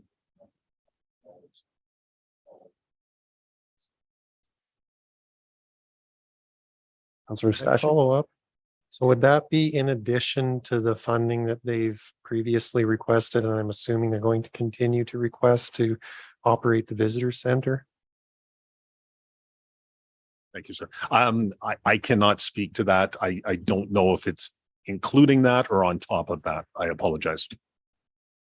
I'm assuming it's on top because it's a substantially higher number than 90,000. So, okay, I'll leave it at that for now. Thank you, Councillor Stashik. Councillor Haas. Yeah, I appreciate the clarification on that, and of course, Curtis meeting the first night. So, knowing that now, and it's not that I'm against this, I just want to make a comment, because if we were to invest in this, and the fact that we cannot earmark dollars in 2023 yet, and don't even know what that budget looks like, my only reservation would be if we do this, we don't do that, how far does this take us, just in case, right? Like, that's the only thing where I'm at right now, is we invest $40,000 into this position, but if 2023 budget comes, the ask is 90,000 and we can't provide that, or not that amount, where does that put the chamber and put us as a community and in this investment of 40,000? So I appreciate that clarification. I see this as a very valuable. I'm looking forward to the conversation that other councillors have. Thank you. Thank you, Councillor Haas. Councillor Taylor. I'm all in favor of marketing. I guess some of the concerns I would have with this is that like the deliverables aren't as specific as I would like, and that we're going to need lots more money on this in the future. And we don't really have a plan for that money in the future. So if I'm going to spend $40,000 of taxpayer money, I'd like to know exactly what I'm going to get for it and how it's going to be successful on April 1st. And the other concern I would have is, I guess the tourist industry, if they were serious about supporting this, they would want to put some of their own money in. So I'm in favor of proceeding on a dollar for dollar matching basis. So, we'll throw in $1, you get the tourist industry to throw in $1, then we know that at least somebody's behind it. So, and that would, this proof of concept, like, we haven't even defined what that is. When are they going to be happy? Well, I think they should start indicating that they're serious about this by putting money forward, and we'll match it. Just a thought. Thank you, Councillor Taylor. Councillor LaBerge. Thanks, Mr. Mayor. Comment, Councillor Stashik. I've had these conversations with Natalie, and it is on top of the Visitor Information Center, but they're really two different functions. And I just like to comment on the DMO. I don't know, 2 conferences by the end of the year is pretty specific. And when I looked at the delivery, we had this conversation about delivering economic development in a different way. If at the end of this year we've invested $40,000 and we have received provincial funding, fact of it is the hotels aren't going to step up, so we just kill it. I mean, that's the fact of it right now. The hotels have said no now. But if at the end of this year we had 2 conferences coming here, an investment of $40,000 into economic development, I would challenge council to find another instance where an investment in economic development reaped such a reward. There's some risks to this. There's no question, but somehow, some way, if we can put wheels under that destination marketing fund. And it takes 2 years, and we've invested 150 grand. And the hotels bring in $300,000 or $400,000 worth of funding in subsequent years. It's a good investment, and there is no investment that's risk-free. There's no question. You can't find them. For me personally, when I take a look at this, here's a group that has done, when we've asked them, everything we've asked them to do, running the visitor information center. I mean, we were an award-winning center before the provincial government pulled their funding on that. The investment of the community into that visitor information center, I think, was important for the community, for the businesses in the community. So I do see the risks, but at the end of the day, we talked about doing economic development in a different way. That means not, I guess, in my mind, having an economic development officer. Somehow, some way, we need to step out. We need to find partners to do this, because handing out money, $5,000 at a time for different events in town is actually not economic development. Thanks. Thank you, Councillor LaBerge. Councillor Race. Thank you, Mr. Mayor. It seems to me that we've been talking about the DMO, DMF since 2013. There was a time when HREDC was working heavy on it. I don't know what came out of that. I don't know how many other municipalities are pouring all this money into this. I just have too many questions, and right now do not want to put $40,000 of $70,000 into something that I still have too many questions. Thank you, Councillor Race. Councillor Stashik. Thank you, Mayor Michaels. So I don't have a particular problem with investing $40,000 this year. And there's no questioning the good work that the Chamber of Commerce does. I don't fault anything that they've done in terms of providing services. But the reality is, though, that when the provincial government stopped funding the Visitor Information Center, the town of Hinton stepped up and funded in its place. In addition to that, in February of this year, the Chamber was given $28,000 of COVID recovery money that the town had access to as seed money to develop a destination marketing organization. Now they're back again asking for another 40,000. And as I said, I have no problem this year. The money's here and it's available. I'm concerned about future years, because once it's started and we're down that road and we're committed to getting that through to the end, we're committed. I get that the 2023 budget isn't done yet, but it's going to be really, really difficult to say, no, we're not going to be able to fund that anymore when they're continuing to do the good work that they do and they're moving the process forward. My concern is what Mr. Anderson talked about earlier, that the hotels are leery about signing on because they need proof of concept. That doesn't float anybody's boat as far as I'm concerned. Proof of concept is the fact that there's a fund going to be available that's going to draw people to our community who are going to stay at your hotel, and it doesn't cost you a penny. It's an additional surcharge on top of the rates that they charge already. They don't even have to administer it. There's a third party that administers DMFs. So I don't understand what the reluctance is for the hotel industry in our community to want to be able to sign on to this, that they're requiring proof of concept that it's going to work. I don't know. There's no risk to them. So I don't understand that part. It doesn't sit well with me. From a future commitment, that's a challenge for me to accept too. So I'm not too sure. We need to talk about this one some more. Thanks. Thank you, Councillor Stashik. I have myself. I share a lot of the same points as Councillor LaBerge. For me, it's picking the model to work or to revisit our economic development strategic plan, where previous councils has prioritized a DMO. To me, this is actually part of the job description, is to facilitate and broker that relationship and make it a priority through a medium, which would be the chamber, in order to then get the hoteliers to buy in. So I think it's developing that plan. Nobody's ever laid it out. It's always been a challenging conversation to show hoteliers exactly what you're going to do. In my conversations in the past, any future investment will be laying out what they will be presenting in order to get buy-in. That's the point. We're trying to create that buy-in, and just asking them by, hey, let's get together and sign up on this isn't enough. It's going to take contracted work, a presentation, a really a blueprint from 3 or 5 years or something in order to get the hoteliers then to say, okay, we have seen this at this scale with only hypothetically $80,000.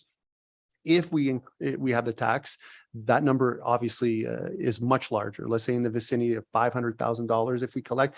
What does that look like? What do you get for that amount of money? So I think part of this investment is to sell and to develop a plan in order to, and I know Councillor Ray said 2013, this has been talked about for 20 years. This is longer. So for me, if it's not this, we have to then decide what path are we going to take in order to make this a fruition? Because I am extremely confident with risk. If we have a DMO in 3-5 years, there's no price that was not worth it. Because if we have a consistent income in the hundreds of thousands of dollars coming in, refueling tourism in our community, that will pay in itself 100-fold. So risk, yes, because we might reassess in 2023 that we're not getting the deliverables. I would like to try this for a year and a half, this $40,000 portion, another portion next year, with the understanding that the deliverables, we will set that out either in an MOU or through our budget deliberations of saying, this is what we need in order to continue the funding. So it's a parallel to sort of the Rotary path to the park. It's an investment in tourism without really knowing what the return's going to be. But to me, the DMO is actually way more beneficial long-term than any path or anything like that. This is really the model that works around the world and across Canada in order to get tourism to pay for what we're paying. So it's a risk that I think is very, very small to take for me for now. Councillor LaBerge. Thank you, Mr. Mayor. Question for administration, the 28 grand, and I was trying to come up with that amount earlier. Has that been paid to the chamber? Sir, I am not sure of the answer to that. I tried to find that out this afternoon and was not able to. Just staff were not available. So I will get that information, but unfortunately can't confirm tonight. All right. Thank you. And no, I'll leave it at that. Thanks. Thank you, Councillor LaBerge. Councillor Taylor. I just have trouble with, like, if the tourist industry was serious about this, then wouldn't they be getting involved when we're starting to put money in? So we're putting money, it's not costing them, and they're not involved. They're not directly involved. So if they're that interested, surely they'd be involved at this stage because we have put money in. Or some sort of indication. I get the impression they're sitting back waiting for something to happen rather than being an active part of something happening, and that's not a good indication to me. Thank you, Councillor Taylor. Councillor Race. Thank you, Mr. Mayor. You know what? I say 2013, you say 20 years.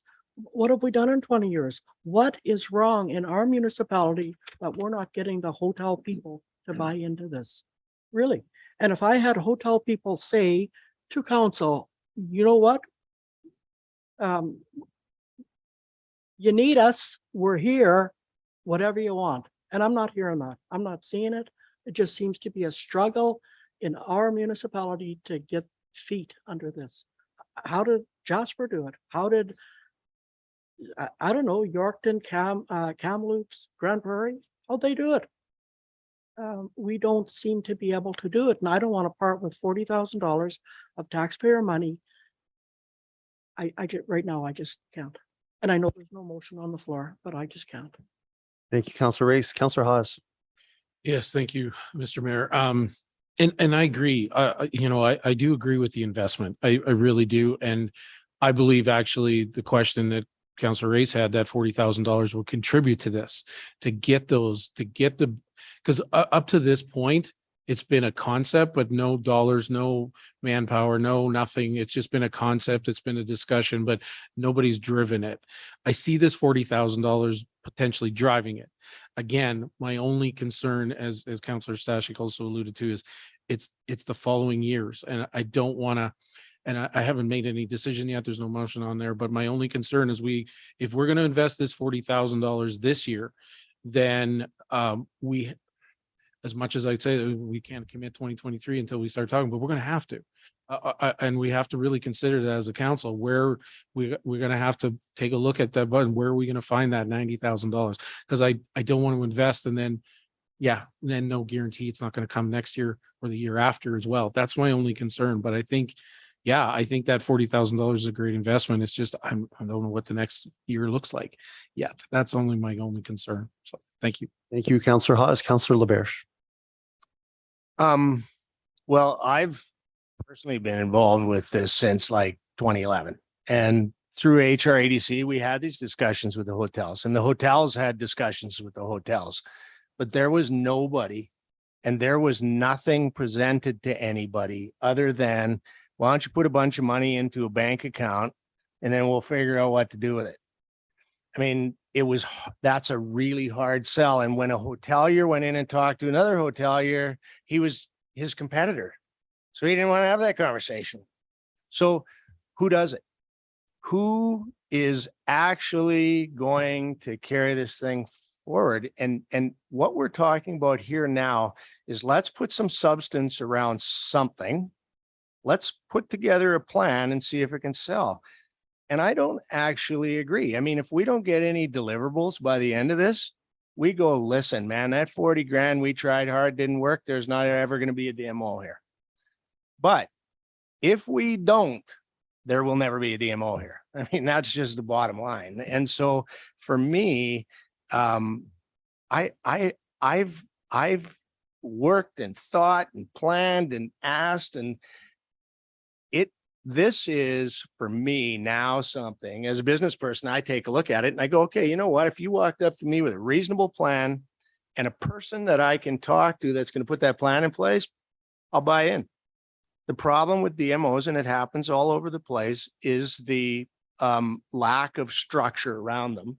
In lots of communities, it actually is a board of 5 hotels that collect money, put it in a pool, decide how to sell it. Those almost always fall apart. Really, what we're talking about here is coming to those businesses with a plan and a person to execute. And I think that that's the investment we're talking about. So. Thank you, Councillor LaBerge. Just council, a reminder, we don't have a motion on the floor. ICO Hanlon. Thank you, sir. I struggled to speak to this, but I think I will, in fairness to the proposal, because Natalie wasn't able to join us. I've had the good fortune and the opportunity in my short time here to be able to attend the Explore Alberta Northern Rockies meetings. I do agree with Councillor LaBarge's comment on a plan and a person, and I heard that very clearly. I do want to speak. We've heard about proof of concept from the hoteliers. I think, in fairness, that's not what I heard from them at this meeting. They indicated a willingness to support a destination marketing fund.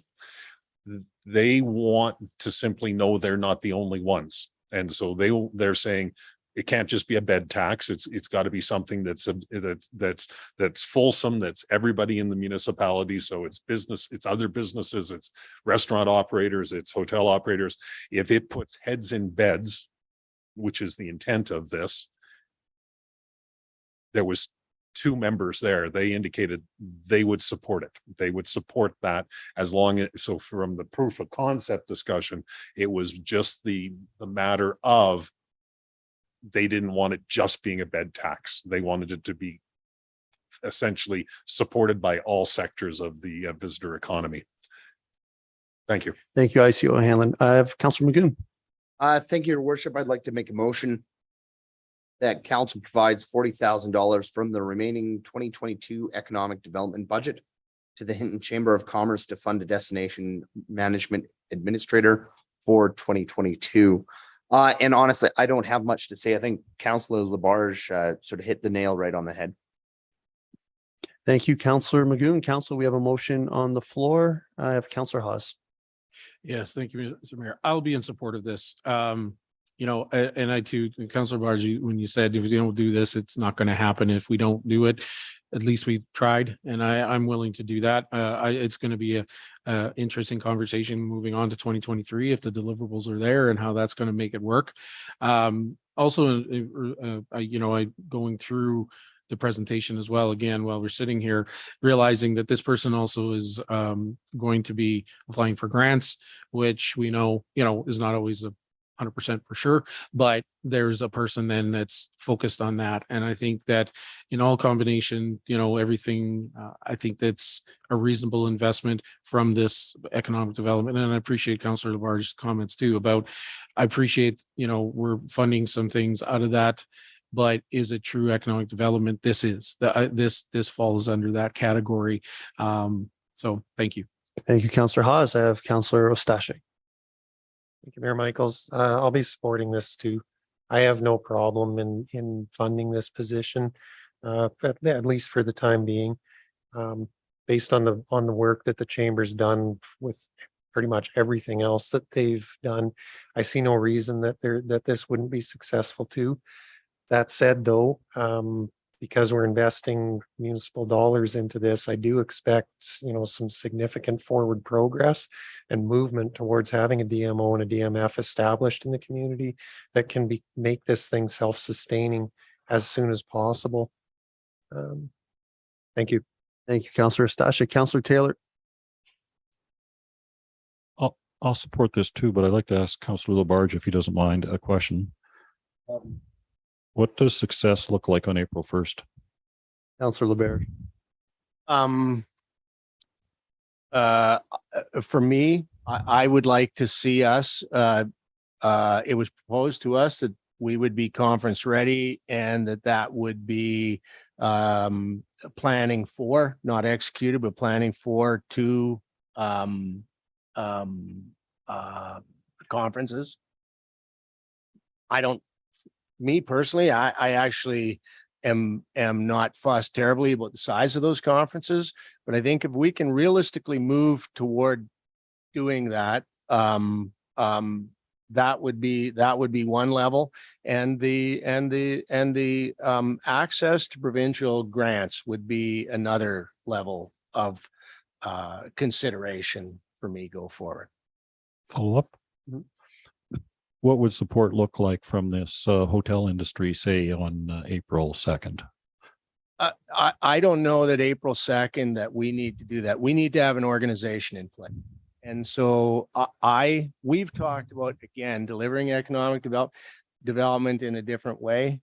For me, if we don't have a way to deliver strategically municipal money, then I don't think we should put any money into economic development. I think we should take the whole 200 grand or whatever that was in there this year and just not even have it, because giving it away $5,000 at a time is not economic development. And so I would like to see an organization. Now, I'm not going to sort of justify my position beyond that, because I want to see what happens. And I want to see us make some advancement. In my mind, clearly, if we don't do this, we will never have a DMO. And so from my perspective, this is a good investment given who we're doing this business with. Thanks. Thank you, Councillor Taylor and LeBaron. Councillor Race. Thank you, Mr. Mayor. You know, I'd love to say that I'm going to support this, but I can't. There are too many unknowns. I'm not hearing that hotels are buying into it 100%.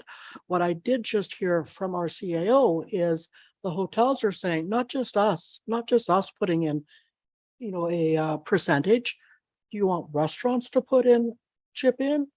My God, we won't be able to even afford to go out for, you know, supper after we pay the tip and the DMF, and you know, there's just too many questions that are unanswered, and I don't have any assurance that the hotels are going to get on board, and that's why I have to say no. Thank you, Councillor Race. I have Councillor Ostashik. Thank you, Mayor Michaels. So one of the other reasons I'm supporting this is this is the closest that we've ever been to having a DMO and a DMF in place in town. I think if we don't fund it now and try and drive this forward, we're likely never going to have it. One of the things though that does concern me greatly and I think needs to be addressed is that the hotels in our community need to buy in. If they don't buy in, it's not going to happen. So I do find it a little bit troubling that, at a recent meeting, they seem to have kind of thrown their hands in the air and said, whoa, it's not just us. I think it's unreasonable that they have an expectation that maybe the other businesses in the community who aren't going to benefit to the extent that the hotels do are signing on to this right off the bat too. The buy-in needs to come from the hotels. They're going to be the largest benefactors from something like this. As they said, it puts heads in beds. That's what they want. That's why they would participate in it. And they're the benefactors. From a municipal perspective, we can call it an investment, but honestly, the return on that investment is so far out and so immeasurable. It's difficult to even fathom. The people that are going to receive the return on the town's investment are the hotels. So they need to buy in. They need to understand how this benefits them. They need to buy in and they need to get on board. Thanks. Thank you, Councillor Stashik. Councillor LaBerge. And I guess, obviously I'm in support of it, but that's with some clarification from administration. 28,000 that Councillor Stashik talked about.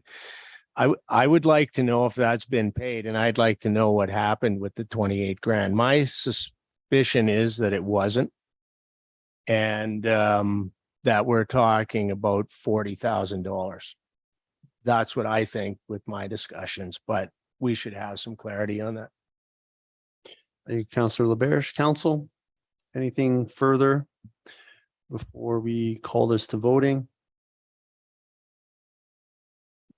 Seeing none, we will open voting.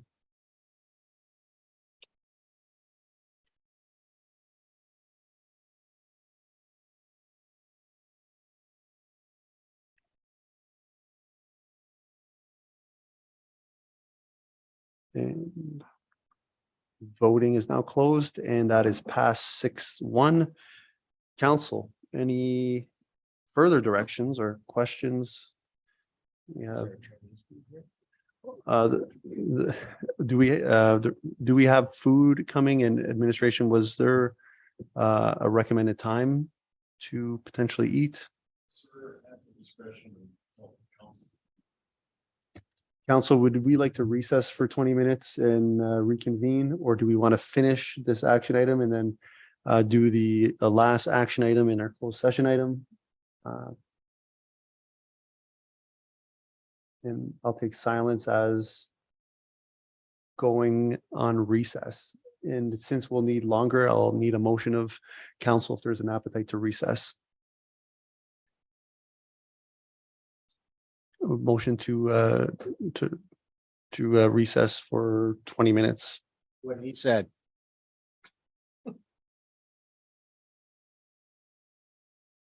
And we'll do this one traditionally. Council, any debate? Seeing none, all those in favor? It's passed unanimously.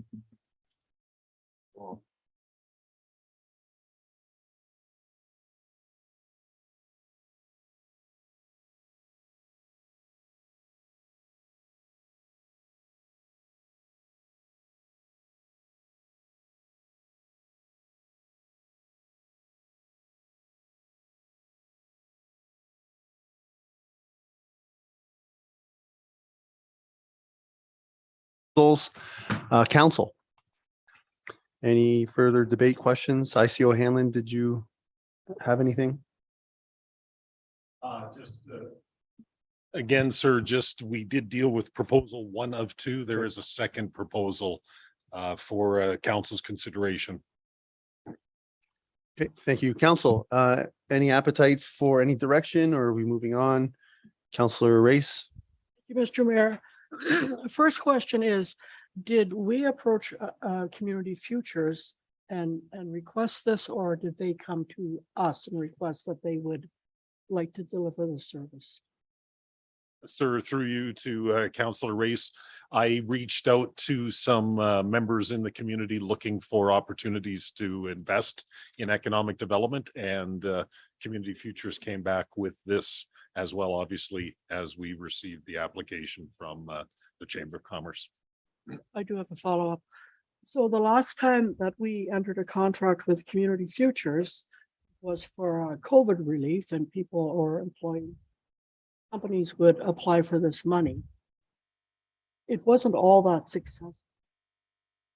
How much, do you know how much money we would have paid Community Futures to provide it? Sir, through you to Councillor Race, I do not.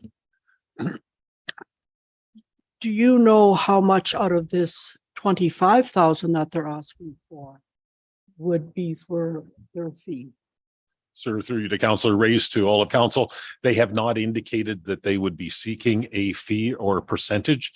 However, I must admit, I did not ask them regarding that. So that would be something that administration would need to clarify. I assumed that there would not, and possibly that was a mistake. Thank you. Thank you, Councillor Race. Councillor Ostashik. Mayor Michaels, I do have a question about the Community Futures West Yellowhead proposal. I'm just wondering if administration would have an example or could bring something, some clarity around what a nonprofit or ad hoc group would do to stimulate economic recovery in the local economy. Through you, sir, to all of council, the intent of what's been shared with me from Community Futures West Yellowhead is that these would be small business grants that would help small businesses in their recovery out of COVID. So it sounds very similar to what has been previously considered with this group. And I don't have further details at this time. And in fact, if I could just speak to the proposal, earlier today in discussions with finance, one of my staff came to me after seeing the report and indicated that they feel there's probably a better and more suitable funding source than our economic development dollars.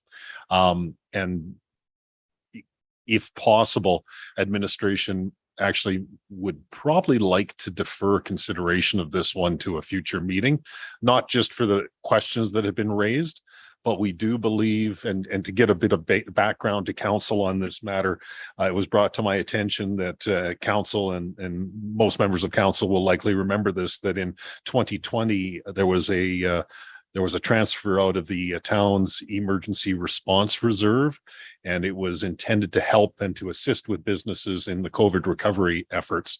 That was a fairly substantial investment made by council at the time. The balance in that transfer, which was intended for COVID recovery, today remains just over $100,000. Now, that isn't to suggest that the town has to spend that money. However, our feeling is, as some of this is most grant dollars, so it really should be accounted and expended this year. So we should bring something back that could. So essentially, the belief is this is probably a more suitable funding option rather than the economic development option in terms of what the intent of Community Futures is suggesting, and the desire for us to expend those most dollars as well. Councillor Stashik. Yeah, if I could follow up. So I appreciate the suggestion that to maybe defer this one for future consideration, because I was hoping that I could get a better understanding of how the program would work before I made a decision on it. Anyway, so thank you for that. Thank you, Councillor Stashik. Administration, hypothetically, if that is the will of council, would you need a motion that council direct administration to bring this report back at a future date, or would this be left to the agenda prep committee with you? Sir, I'd like to discuss this with the agenda prep committee on Thursday. Okay, thank you. Councillor Haas. Yeah, I think to add to the conversation, maybe also inviting a representative, maybe as a delegation, to maybe explain a little bit more, kind of like what the chamber did as well. Because I appreciate those comments about those dollars that were still there, because we did earmark dollars. We partnered with Community Futures, but it didn't work out. And one of the things that I think was a big part was the amount of work and the small payout that was established at the time. So it'd be interesting to take a look at that, because currently right now at 25,000 and 5,000 up to, that's only 5 businesses in our community. If we could maybe support more than that, that would be great. So I appreciate that. Thank you. Thank you, Councillor Hawes. Council, any further direction for this item? Seeing none, thank you, administration and council. That'll bring us to 7.6, which is the EVenture charging stations. ICO Hanlon. Thank you, sir. We are on page 139 of your agenda package, and I'm going to ask the engineering and development manager. I'll ask Ms. Weber to take us through this item, and it's exciting, so I'll let her speak to it. Thank you, ICO Hanlon, through to all of council. So what you have before you is a report just on the status. We've been part of EVenture Northwest Alberta since 2020. Our community, in addition to many other northern communities, Grand Prairie, Grand Cache, Edson, Whitecourt, Drayton Valley, Jasper, etc., hoping for an opportunity to fund electric vehicle charging stations throughout our northern portion of the province, similar to what was done in the southern. Sorry, can you not hear me? In the south, similar to what you've had in the southwestern part of the province. EVenture Northwest is a group of municipalities that were brought together, and it is led by Community Energy. And they were the ones that were very successful to get the grant funding in place to put in the EV charger stations in the southwest portion of the province in Peaks to Prairies initiative. So what you have before you is spurred because of the new grant offered by Natural Resource Canada called the Zero Emission Vehicle Infrastructure Program grant funding. And with that grant funding coming up and the request for proposals only coming out on May 6th, the deadline for request for proposals is August 11th, which hastens our processes, because the process required is the communities each need to identify the locations for these fast chargers. The sponsoring group, the EVenture Northwest, are going to put together and have already put an RFP out for third-party provider, which will be the Fortis and ATCO groups, to not only verify that those sites meet the 3-phase and power technical requirements for EV chargers, but also that they would be interested in partnering with the communities. And also, they will be awarding that RFP, and then that third-party partner that comes together will be the one providing 50% of the funding for the installation and maintenance of those chargers. And then together, then they apply for the RFP, or through the RFP process for the ZVIP funding. So there is no requirement financially for the municipalities to be putting any monies or funds into the program, but there is a requirement for the communities, hopefully wanting to participate, to first of all identify the site locations, and then the commitment is for the town to put aside that charging location will require a license of occupation for that third party. So if Fortis was the provider that was successfully awarded the contract as a third party provider for our area, then we're essentially giving a license of occupation for Fortis to have that physical site under license for 10 years. So that's the only thing that the town is obligating, is they're picking a site and giving the LOC for 10 years.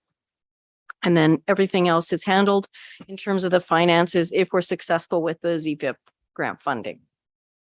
So at present, I didn't have this when I wrote the report, but the technical evaluation of the 2 proposed sites that we put forward has already been sent to the third parties to review those sites. And the RFP has already been drafted, and we internally have had administrative review of that RFP that will get posted shortly. And I'm open to any questions of council. Thank you, Ms. Weber. I have Councillor Hawes. I have no questions. I just want to pass or make the motion that council approve the proposed level 3 fast charging station locations identified by administration as presented. And if I can speak to it, first of all, thank you. This is a fantastic opportunity. Oh, sorry. So sorry, sir. There is a modification to the proposed motion, and I'll have Ms. Weber speak to that. Thank you, ICO Hanlon. Sorry, council, I forgot to suggest. I had made a mistake when I put the recommended action forward. It is 2 different processes. So one, we are seeking council approval for the proposed locations, both of them knowing that only one will get chosen.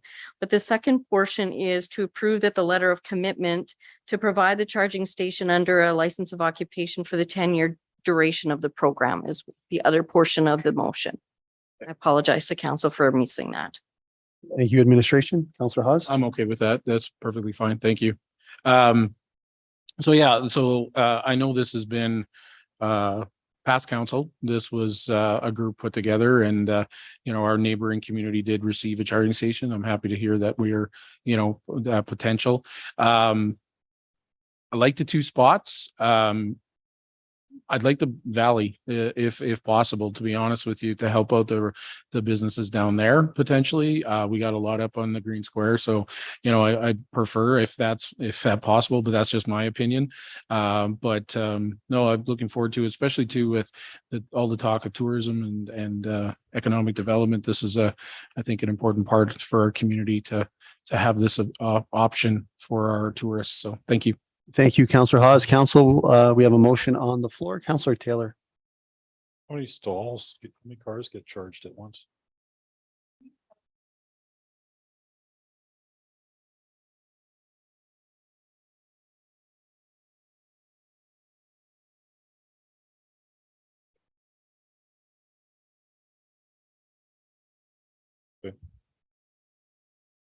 Thank you, Councillor Taylor. Council, any further debate, questions? Seeing none, we will open voting.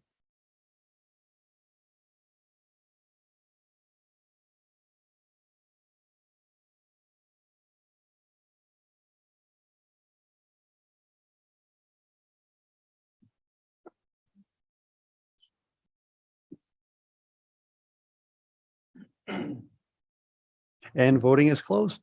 And that is all in favor. Council, anything further for 7.6? Seeing none, that'll bring us to our reporting for this evening. And I will start on my right with Councillor Taylor. Thank you, Councillor Taylor. Councillor Race. The only meeting that I did attend was with our Hinton youth, and we will not be seeing them again until I believe September. And I'll miss them. Thank you, sir. Thank you, Councillor Race. Councillor LaBerge. Mr. Mayor. Jen.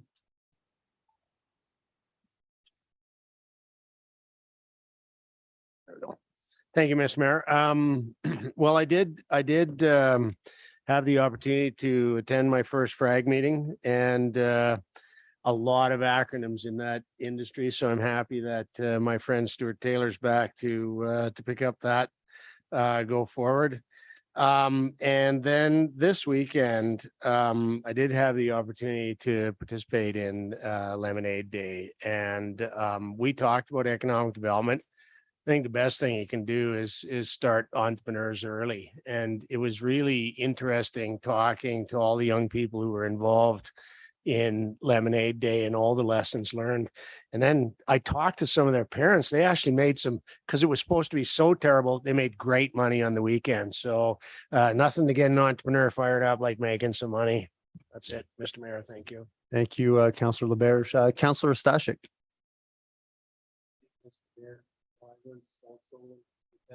Day as a judge, and yeah, it was a great opportunity to go around to all the booths and check out all the booths. And I was just looking up because I wanted to say who the winners were. Anyway, it was great talking to the young entrepreneurs and what they've been up to and their process for going through it and all the things they need to do to get themselves to the place where they're able to sell their lemonade. So yeah, so congratulations to all the entrepreneurs that took part in that, but special congratulations to Real Canadian Lemonade, who was set up at Canadian Tire, who won Best Stand, and Powwow Lemonade, who was set up at Fox Creek Developments for winning both Best Tasting Lemonade and Best Entrepreneur. So congratulations.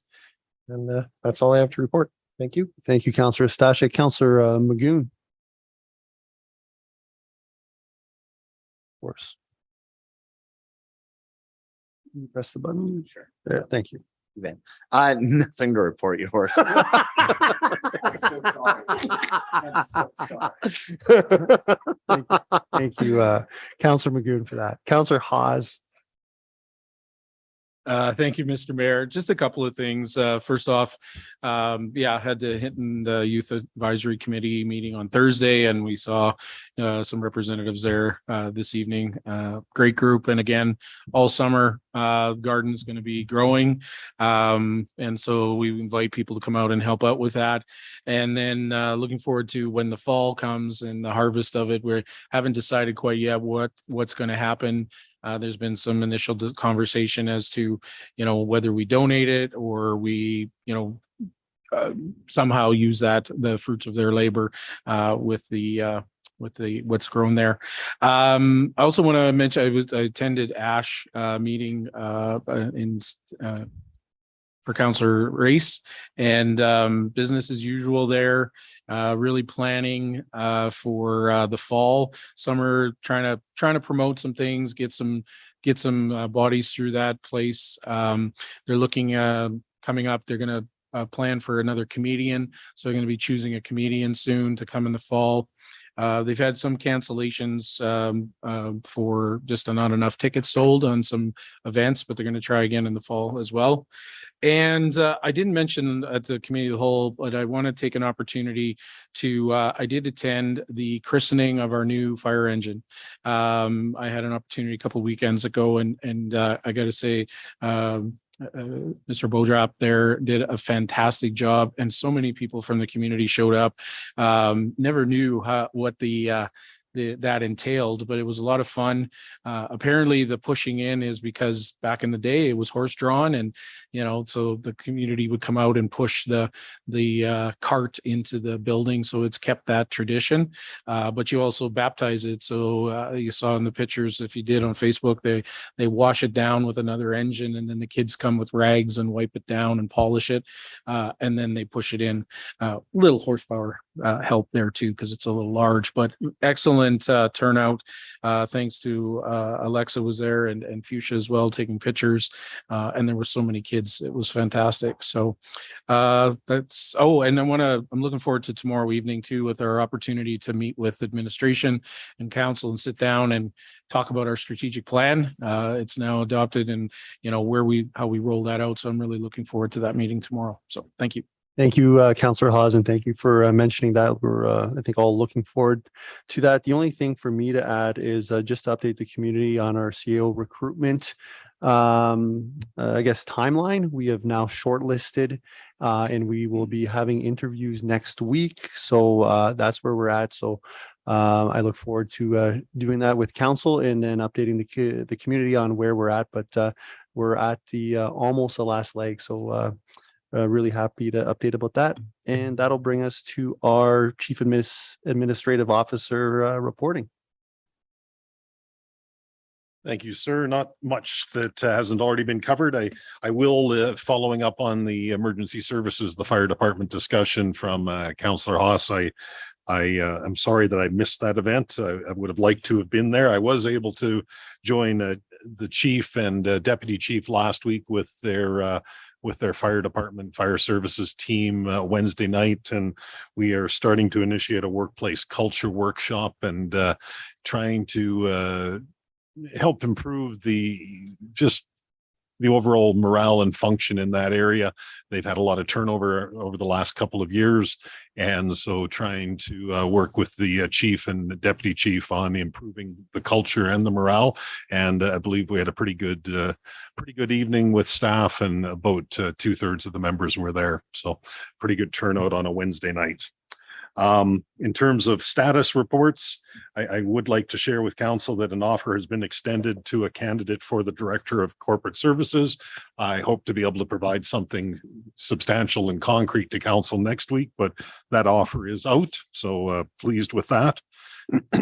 Following up on council and administration strategic planning session tomorrow evening.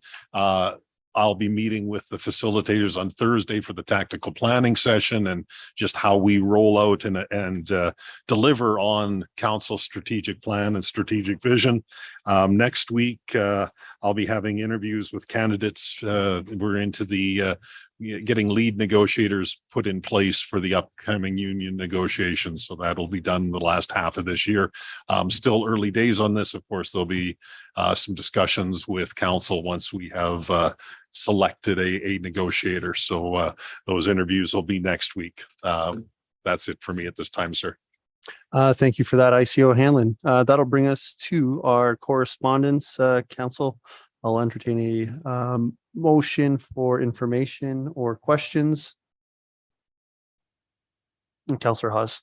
I just have a quick question in regards to the first, the letter from Shannon Stubbs, MP, on the Shadow Minister for Rural Economic Development and Rural Broadband Strategy. Are we, there's to be a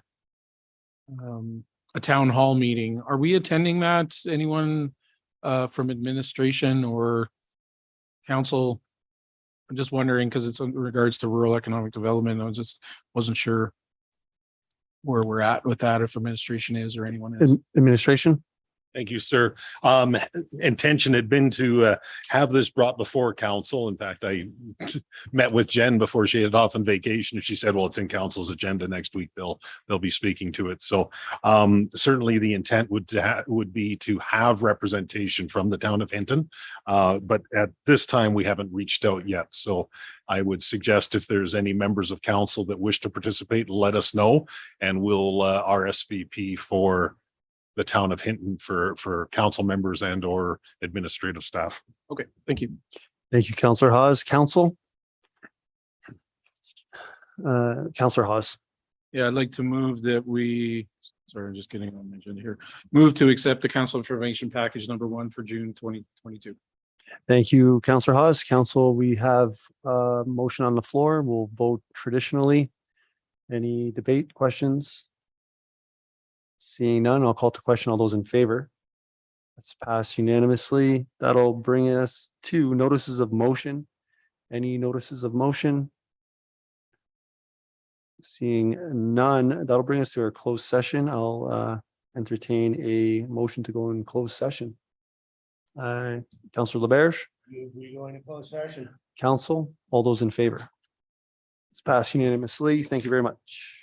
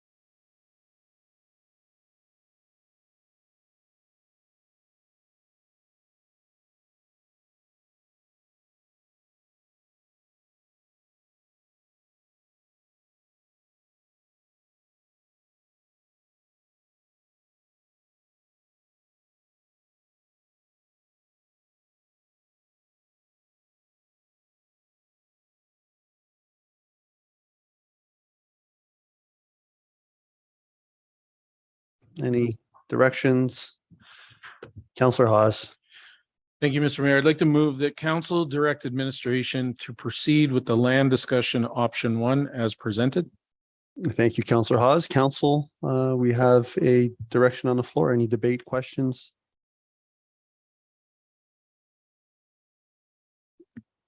Seeing none, administration, will we be doing this the new way or? Okay, perfect. So we will go to voting.